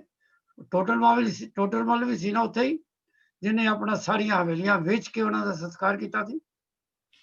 ਸੋ ਇੱਕ ਜਾਂ ਦੋ ਬੰਦਿਆਂ ਨੇ ਜਿਨ੍ਹਾਂ ਨੇ ਗੁਨਾਹ ਕੀਤੇ ਹੋਣ, ਉਹਨਾਂ ਦੇ ਨਾਲ ਤੁਸੀਂ ਪੂਰੀ ਕੌਮ ਨੂੰ ਨਹੀਂ ਜੋੜਨਾ ਚਾਹੀਦਾ ਕਦੇ ਵੀ। ਸੋ ਇੱਥੇ ਲਖਪਤ ਰਾਏ ਸੀ ਯਹੀਆ ਖਾਨ ਦਾ ਦੀਵਾਨ। ਲਖਪਤ ਰਾਏ ਦਾ ਕੋਈ ਕਜ਼ਨ, ਕੋਈ ਕਿਸੇ ਇੱਕ ਸਕਰਮਿਸ਼ ਕਹਿੰਦੇ ਨੇ, ਝੜਪ, ਕੋਈ ਸਿੱਖ ਫੌਜਾਂ ਲੰਘ ਰਹੀ ਹੋਣੀਆਂ ਕਿਦੋਂ, ਉਧਰ ਮੁਗਲ ਫੌਜਾਂ ਵੀ ਲੰਘ ਰਹੀਆਂ ਹੋਣੀਆਂ, ਉਹਨਾਂ ਵਿੱਚ ਉਹ ਹੋਣਾ ਉਹਦਾ ਲਖਪਤ ਰਾਏ ਦਾ ਕਜ਼ਨ। ਉਹ ਲੜਾਈ ਹੋ ਗਈ ਹੋਣੀ, ਉਹ ਮਰ ਗਿਆ। ਉਹਨੂੰ ਇੰਨਾ ਗੁੱਸਾ ਆਇਆ ਕਿ ਉਹ ਸਿੱਧਾ ਯਹੀਆ ਖਾਨ ਦੇ ਦਰਬਾਰ 'ਚ ਗਿਆ, ਜੋ ਹਿਸਟਰੀ ਕਹਿੰਦੀ ਹੈ। ਵੈਸੇ ਤੇ ਹੋਰ ਬੜੇ ਬੜੇ ਖੱਤਰੀ ਹੋਏ ਨੇ। ਉਹਨੇ ਜਾ ਕੇ ਕਿਹਾ, ਮੈਂ ਆਪਣੇ ਆਪ ਨੂੰ ਖੱਤਰੀ ਨਹੀਂ ਕਹਾਂਗਾ ਜਦ ਤੱਕ ਮੈਂ ਸਿੱਖਾਂ ਦਾ ਆਖਰੀ ਬੱਚਾ ਤੱਕ ਕਤਲ ਨਾ ਕਰ ਦਿਆਂ। ਉਹਨੇ ਕਸਮ ਖਾਧੀ ਸੀ ਯਹੀਆ ਖਾਨ ਦੇ ਦਰਬਾਰ 'ਚ। ਤਾਂ ਸਭ ਤੋਂ ਵੱਡਾ ਇਵੈਂਟ ਇਸ ਵਕਤ ਯਹੀਆ ਖਾਨ ਦੇ ਵੇਲੇ ਇਹ ਹੋਇਆ, ਜਿਹਨੂੰ ਪਰਮਜੀਤ ਨੇ ਦੱਸਿਆ, ਜਿਹਨੂੰ ਤੁਸੀਂ ਛੋਟਾ ਘੱਲੂਘਾਰਾ ਕਹਿੰਦੇ ਹੋ। ਇਹ ਕਿਹੜੀ ਜਗ੍ਹਾ ਹੋਇਆ? Hanuman near Gurdaspur, is it? ठीक है जी, दसरा से जरा जोर ना बोल, शेरनी वांगू बोल। हाँ। जगह का नाम है कानूवान कानून ये और ये जो उन्हें किया है ये नॉर्थ वाल है, गुरदासपुर दे कोल है। देखो ਇਹ ਜਿਹੜਾ ਵਰਡ ਆਇਆ ਇੰਗਲਿਸ਼ ਵਿੱਚ ਤੁਸੀਂ ਜੈਨੋਸਾਈਡ ਕਹਿੰਦੇ ਹੋ, ਇਹ ਨਾਰਮਲੀ ਯੂਜ਼ ਕਰਦੇ ਨੇ ਜਦੋਂ ਆਪਣਾ ਸੈਕੰਡ ਵਰਲਡ ਵਾਰ ਨਹੀਂ ਹੋਈ ਤੇ ਜੋ ਜਿਊਸ ਵਗੈਰਾ ਦੇ ਨਾਲ ਹੋਇਆ, ਹਿਟਲਰ ਨੇ ਜੋ ਕੁਝ ਕੀਤਾ ਸੈਕੰਡ ਵਰਲਡ ਵਾਰ ਵਿੱਚ ਕਿ ਉਹ ਕਨਸੈਂਟਰੇਸ਼ਨ ਕੈਂਪ ਬਣਾ ਕੇ ਬੱਚੇ ਬੁੱਢੇ ਬੱਚੇ ਸਭ ਕੁਝ ਵਿੱਚ ਗੈਸ ਚੈਂਬਰ 'ਚ ਬਿਠਾ ਕੇ ਉਡਾਤੇ ਸਾਰੇ 6 ਮਿਲੀਅਨ ਬੰਦਾ। ਇਸੇ ਤਰ੍ਹਾਂ ਹੀ ਜਦੋਂ 1984 ਦੇ ਦੰਗੇ ਹੋਏ ਨੇ ਨਾ, ਸਿੱਖਾਂ ਨੇ ਬੜੀ ਕੋਸ਼ਿਸ਼ ਕੀਤੀ ਹੈ UN ਵਿੱਚ ਜਾ ਕੇ ਕਿ 1984 ਦੇ ਜਿਹੜੇ ਦੰਗੇ ਸਨ ਜਿਹਦੇ ਵਿੱਚ ਇੰਨਾ ਸਿੱਖ ਮਾਰਿਆ ਗਿਆ ਸੀ, ਉਹ ਵੀ ਤੇ ਮਾਸ ਕਿਲਿੰਗ ਹੀ ਸੀ, ਉਹਨੂੰ ਡਿਕਲੇਅਰ ਕੀਤਾ ਜਾਏ ਐਜ਼ ਅ ਜੈਨੋਸਾਈਡ। ਹਾਲੇ ਤੱਕ ਤਾਂ ਸਕਸੈਸਫੁਲ ਨਹੀਂ ਹੋਏ। ਕੈਨੇਡਾ ਵਗੈਰਾ ਨੇ ਕਰਤਾ ਡਿਕਲੇਅਰ ਕਿ 1984 ਦੇ ਜਿਹੜੇ ਇਹ ਰਾਈਟਸ ਕਹਿੰਦੇ ਨੇ ਕਿ 1984 ਵਿੱਚ ਜੋ ਕੁਝ ਹੋਇਆ ਉਹ ਵੀ ਜੈਨੋਸਾਈਡ ਹੀ ਸੀ। ਤੁਸੀਂ ਇਹ ਦੇਖੋਗੇ ਕਿ ਔਰੰਗਜ਼ੇਬ ਤੇ ਫਰੂਖਸ਼ਾਹ ਦੇ ਮਰਨ ਤੋਂ ਬਾਅਦ ਜਦ ਤੱਕ ਮਿਸਲਾਂ ਨਹੀਂ ਬਣਦੀਆਂ, ਪੰਜਾਬ ਦੀ ਜਿਹੜੀ ਕਨਫੈਡਰੇਸ਼ਨ ਜਿਹਨੂੰ ਕਹਿੰਦੇ ਹੋ, ਮਿਸਲਸ 12 ਮਿਸਲਾਂ ਵਿੱਚ ਪੰਜਾਬ ਡਿਵਾਈਡ ਨਹੀਂ ਹੁੰਦਾ, ਤਦ ਤੱਕ ਸਿੱਖਾਂ ਵਾਸਤੇ ਡਾਰਕੈਸਟ ਪੀਰੀਅਡ ਸੀ। ਨਵਤੇਜ ਜੀ, ਹਰ ਸਿੱਖ ਦੇ ਸਿਰ ਉੱਤੇ ਇੱਕ ਕੀਮਤ ਸੀ, ਕੋਈ ਲਾਅ ਨਹੀਂ ਸੀ। ਜਿੱਥੇ ਸਿੱਖ ਦੇਖੋ ਵੱਢ ਦਿਓ, ਵੱਢ ਕੇ ਲੈ ਜਾਓ ਫਿਰ ਉਹਦੇ ਗਵਰਨਰ ਦੇ ਕੋਲ, ਔਰ ਉਹ ਖਜ਼ਾਨੇ ਵਿੱਚੋਂ ਤੁਹਾਨੂੰ ਇਨਾਮ ਮਿਲ ਜਾਏਗਾ, ਔਰ ਉਹ ਸਿਰ ਨੂੰ ਵਰਸੇ ਤੇ ਟੰਗ ਕੇ ਸੜਕ ਤੇ ਲਾ ਦਿਓ। That was the game. ਤੁਹਾਡੀ ਕੌਮ ਜਿਹੜੀ ਹੈ ਇੰਨੀਆਂ ਮੁਸ਼ਕਲਾਂ ਦੇ ਵਿੱਚੋਂ ਗੁਜ਼ਰੀ ਹੈ। ਜਿਸ ਵੇਲੇ ਤੁਸੀਂ ਸਵੇਰੇ ਅਰਦਾਸ 'ਚ ਪੜ੍ਹਦੇ ਹੋ ਨਾ, ਮਾਈਆਂ ਬੀਬੀਆਂ ਨੇ ਆਪਣੇ ਬੱਚਿਆਂ ਦੇ ਟੁਕੜੇ ਟੁਕੜੇ ਕਰਾ ਕੇ ਝੋਲੀਆਂ 'ਚ ਪਾਇਆ, ਪੜ੍ਹ ਕੇ ਤੇ ਜਾ ਗਏ ਤੁਸੀਂ ਮੱਥਾ ਟੇਕ ਕੇ। ਹੁਣ ਜਰਾ ਸੋਚੋ, ਮੈਨੂੰ ਯਾਦ ਆ ਉਸ ਵੇਲੇ ਕੈਲਾਸ਼ ਹੈ ਨਹੀਂ, ਅਸੀਂ ਜਦੋਂ ਲਾਹੌਰ ਗਏ ਸੀ ਤੇ ਮੈਂ ਸਪੈਸ਼ਲੀ ਉਹ ਗੁਰਦੁਆਰਾ ਜਾਂ ਉਹ ਹਵੇਲੀ, ਉਹਨੂੰ ਹੁਣ ਉਹ ਗੁਰਦੁਆਰਾ ਤਾਂ ਨਹੀਂ ਕਹਿੰਦੇ, ਅਸੀਂ ਕਹਿੰਦੇ ਸਾਂ ਜਿੱਥੇ ਉਹਨਾਂ ਨੇ ਉਹਨਾਂ ਮਾਈਆਂ ਬੀਬੀਆਂ ਦੇ ਬੱਚਿਆਂ ਦੇ ਟੁਕੜੇ ਟੁਕੜੇ ਕੀਤੇ ਸਨ, ਔਰ ਉਹਨਾਂ ਦੇ ਦਿਲ ਕੱਢ ਕੇ ਮਾਈਆਂ ਬੀਬੀਆਂ ਦੇ ਮੂੰਹ 'ਚ ਪਾਏ ਸਨ, ਔਰ ਉਹਨਾਂ ਦੀ ਹੱਡੀਆਂ ਦੇ ਹਾਰ ਬਣਾ ਕੇ ਉਹਨਾਂ ਦੇ ਗਲੇ 'ਚ ਪਾਏ ਸਨ, ਪਰ ਉਹਨਾਂ ਨੇ ਸਿੱਖੀ ਧਰਮ ਨਹੀਂ ਸੀ ਹਾਰਿਆ। ਇਹ ਸ਼ਹੀਦੀਆਂ ਐਵੇਂ ਨਹੀਂ ਹੋਈਆਂ, ਬੜਾ ਖੂਨ ਡੋਲਿਆ ਤੁਸੀਂ ਆਪਣੇ ਕੌਮ ਨੂੰ, ਆਪਣੇ ਧਰਮ ਨੂੰ ਬਚਾਉਣ ਲਈ। ਠੀਕ ਹੈ, ਸਾਨੂੰ ਹੁਣ ਤੁਸੀਂ ਅਣਗਿਣਤ ਲੋਕਾਂ ਦੇ ਨਾਂ ਤੇ ਯਾਦ ਨਹੀਂ ਕਰ ਸਕਦੇ। ਫੌਜ ਵਿੱਚ ਜਦੋਂ ਫੌਜੀ ਵਿੱਚ ਤਾਂ ਮਰਦੇ ਨੇ, ਇੱਕ ਨਾਂ ਸਿਰਫ ਜਰਨੈਲ ਦਾ ਹੀ ਹੁੰਦਾ, ਪਰ ਕਹਿੰਦੇ ਨੇ ਪੰਜਾਬ ਦੀ ਸਰਹੱਦ ਤੇ ਜਾ ਕੇ ਇੱਕ ਇੱਕ ਇੱਟ ਪੁੱਟੋ, ਤੁਹਾਨੂੰ ਕਿਸੇ ਨਾ ਕਿਸੇ ਸਿੱਖ ਸਿਪਾਹੀ ਦਾ ਲਹੂ ਮਿਲੇਗਾ ਜਿਹਨੇ ਦੇਸ਼ ਦੀ ਹਿਫਾਜ਼ਤ ਲਈ ਆਪਣੀ ਜਾਨ ਦਿੱਤੀ ਹੈ। ਸੋ ਇਹ ਜਦੋਂ ਅਸੀਂ ਇਤਿਹਾਸ ਪੜ੍ਹਦੇ ਹਾਂ, ਸਾਡੀ ਰੂਹ ਰੀਅਲੀ ਕੰਮ ਜਾਂਦੀ ਹੈ। ਇਹ ਫਿਰ ਜਿਹੜਾ ਯਹੀਆ ਖਾਨ ਦਾ ਭਰਾ ਹੀ ਸੀ ਨਾ, ਉਹਦਾ ਨਾਂ ਸ਼ਾਹ ਨਵਾਜ਼, ਉਹਨੇ ਯਹੀਆ ਖਾਨ ਦੇ ਖਿਲਾਫ ਬਗਾਵਤ ਕੀਤੀ ਸੀ। ਔਰ ਵੁੱਡ ਯੂ ਬਿਲੀਵ ਕਿ ਹਿੰਦੁਸਤਾਨ ਵਿੱਚ ਸ਼ੁਰੂ ਤੋਂ ਹੀ ਇੰਝ ਹੁੰਦਾ ਆਇਆ, ਹੀ ਇਜ਼ ਦ ਵਨ ਜਿਹਨੇ ਅਹਿਮਦ ਸ਼ਾਹ ਅਬਦਾਲੀ ਨੂੰ ਸੱਦਾ ਭੇਜਿਆ ਸੀ ਕਿ ਤੂੰ ਇੰਡੀਆ ਆ, ਔਰ ਇਹ ਮੇਰੇ ਭਰਾ ਨੂੰ ਲਾ ਤੇ ਮੈਨੂੰ ਪੰਜਾਬ ਦਾ ਗਵਰਨਰ ਬਣਾ। ਇਹ ਜਿਹੜਾ ਜਦੋਂ ਪੋਰਸ ਸੀ ਨਾ, ਪੋਰਸ ਦੇ ਵੀ ਭਰਾ ਨੇ ਅਲੈਗਜ਼ੈਂਡਰ ਨੂੰ ਸੁਨੇਹਾ ਭੇਜਿਆ ਸੀ, ਤੂੰ ਇੰਡੀਆ ਆ, ਮੈਂ ਤੁਹਾਨੂੰ ਸਾਰੇ ਰਸਤੇ ਦੱਸ ਦਿਆਂਗਾ। ਨਹੀਂ ਤਾਂ ਜਿਹੜੇ ਬਾਹਰ ਬੈਠੇ ਨੇ, ਤੁਸੀਂ ਅੱਜ ਕੱਲ੍ਹ ਨਹੀਂ ਕਹਿੰਦੇ ਕਿ ਜਿਹਦੇ ਘਰ ਕੋਈ ਬਰਗਲਰੀ ਹੁੰਦੀ ਹੈ, ਚੋਰੀ ਹੁੰਦੀ ਹੈ, ਇਹ ਕਿਸੇ ਘਰ ਦਾ ਹੀ ਅੰਦਰ ਹੈ, ਕੋਈ ਵਰਕਰ ਤੁਹਾਡੇ ਘਰ ਲੱਗਾ ਹੋਣਾ ਹੈ, ਇਹਨੇ ਤੁਹਾਡਾ ਘਰ ਅੰਦਰੋਂ ਦੇਖਿਆ ਤੇ ਉਹਨੇ ਜਾ ਕੇ ਬਾਹਰ ਦੱਸ ਦਿੱਤਾ। ਇਹ ਘਰ ਦੇ ਪੇਤੀ ਸਨ। ਉਹ ਕੀ ਨਾਂ ਸੀ ਉਹਦਾ ਜੀ, ਰਾਵਣ ਦੇ ਭਰਾ ਦਾ, ਵਿਭੀਸ਼ਣ ਸੀ ਨਾ, ਜਿਹਨੇ ਜਾ ਕੇ ਰਾਮ ਨੂੰ ਦੱਸ ਦਿੱਤਾ ਸੀ ਸਭ ਕੁਝ ਸੀਕ੍ਰੇਟ ਆਫ ਲੰਕਾ। ਸੋ ਕਹਿੰਦੇ ਨੇ ਘਰ ਦਾ ਪੇਤੀ ਲੰਕਾ ਢਾਏ। ਸੋ ਇਹ ਜਿਹੜਾ ਥਰਡ ਇਹ ਜਿਹੜਾ ਗਵਰਨਰ ਹੈ, ਇਹਦੇ ਵਕਤ ਜਿਹੜਾ ਜੋ ਪਰਮਜੀਤ ਨੇ ਦੱਸਿਆ, ਤੁਹਾਡੇ ਸਿੱਖ ਧਰਮ ਦੇ ਉੱਤੇ ਬਹੁਤ ਵੱਡੀ ਬੱਦਲ ਛਾਏ ਸਨ ਔਰ ਬਹੁਤ ਵੱਡਾ ਘੱਲੂਘਾਰਾ ਹੋਇਆ ਸੀ। ਇਹਦੇ ਬਾਅਦ ਤੁਸੀਂ ਪੜ੍ਹੋਗੇ ਨੈਕਸਟ ਵੀਕ 1762 ਦਾ, ਜਿਹਨੂੰ ਵੱਡਾ ਘੱਲੂਘਾਰਾ ਕਹਿੰਦੇ ਨੇ, ਜਿਹਦੇ ਵਿੱਚ ਤਕਰੀਬਨ 30,000 ਸਿੱਖ ਮਰਿਆ ਸੀ। ਇਹਦੇ ਵਿੱਚ ਕਹਿੰਦੇ ਨੇ ਸ਼ਾਇਦ 7 ਸੀ। ਤੇ 84 ਨੂੰ ਫਿਰ ਉਹ ਥਰਡ ਘੱਲੂਘਾਰਾ ਕਹਿੰਦੇ ਨੇ। ਭਾਵੇਂ ਗੌਰਮੈਂਟ ਤਾਂ ਨਹੀਂ ਮੰਨਦੀ, ਪਰ ਅਸੀਂ ਆਪਣੀਆਂ ਕਿਤਾਬਾਂ 'ਚ ਲਿਖਦੇ ਹਾਂ ਕਿ ਪਹਿਲਾ ਘੱਲੂਘਾਰਾ 1746, ਦੂਸਰਾ 1762 ਔਰ ਦੂਸਰਾ ਜਿਹੜਾ ਹੈ ਉਹ ਕਿਹੜੀ ਜਗ੍ਹਾ ਹੋਇਆ ਦੂਸਰਾ? ਅੰਮ੍ਰਿਤਸਰ ਉਹ ਕੁੱਪ ਤੇ ਹੋਇਆ ਤੇ ਇਹ ਕਾਨੂੰਨ ਤੇ ਹੋਇਆ। ਸੋ ਅੱਜ ਅਸੀਂ ਇੱਥੇ ਹੀ ਆਪਣਾ ਲੈਕਚਰ ਜਿਹੜਾ ਹੈ ਉਹਨੂੰ ਸਟਾਪ ਕਰਦੇ ਹਾਂ। ਕਿਸੇ ਨੂੰ ਕੋਈ ਵੀ ਇਸ ਤੋਂ ਪਹਿਲਾਂ ਕਿ ਮੈਂ ਰਿਕਾਰਡਿੰਗ ਕੋਈ ਕੁਐਸਚਨ ਹੈ ਕਿਸੇ ਦਾ? ਕੋਈ ਕੁਐਸਚਨ ਪੁੱਛਣਾ ਕਿ ਬਾਕੀ ਤੁਸੀਂ ਪਲੀਜ਼ ਸੇ ਸੇਫ। ਔਰ ਕਿਉਂਕਿ ਹਾਲੇ ਵੀ ਕਾਫੀ ਕੁਝ ਚੱਲਦਾ ਜਾ ਰਿਹਾ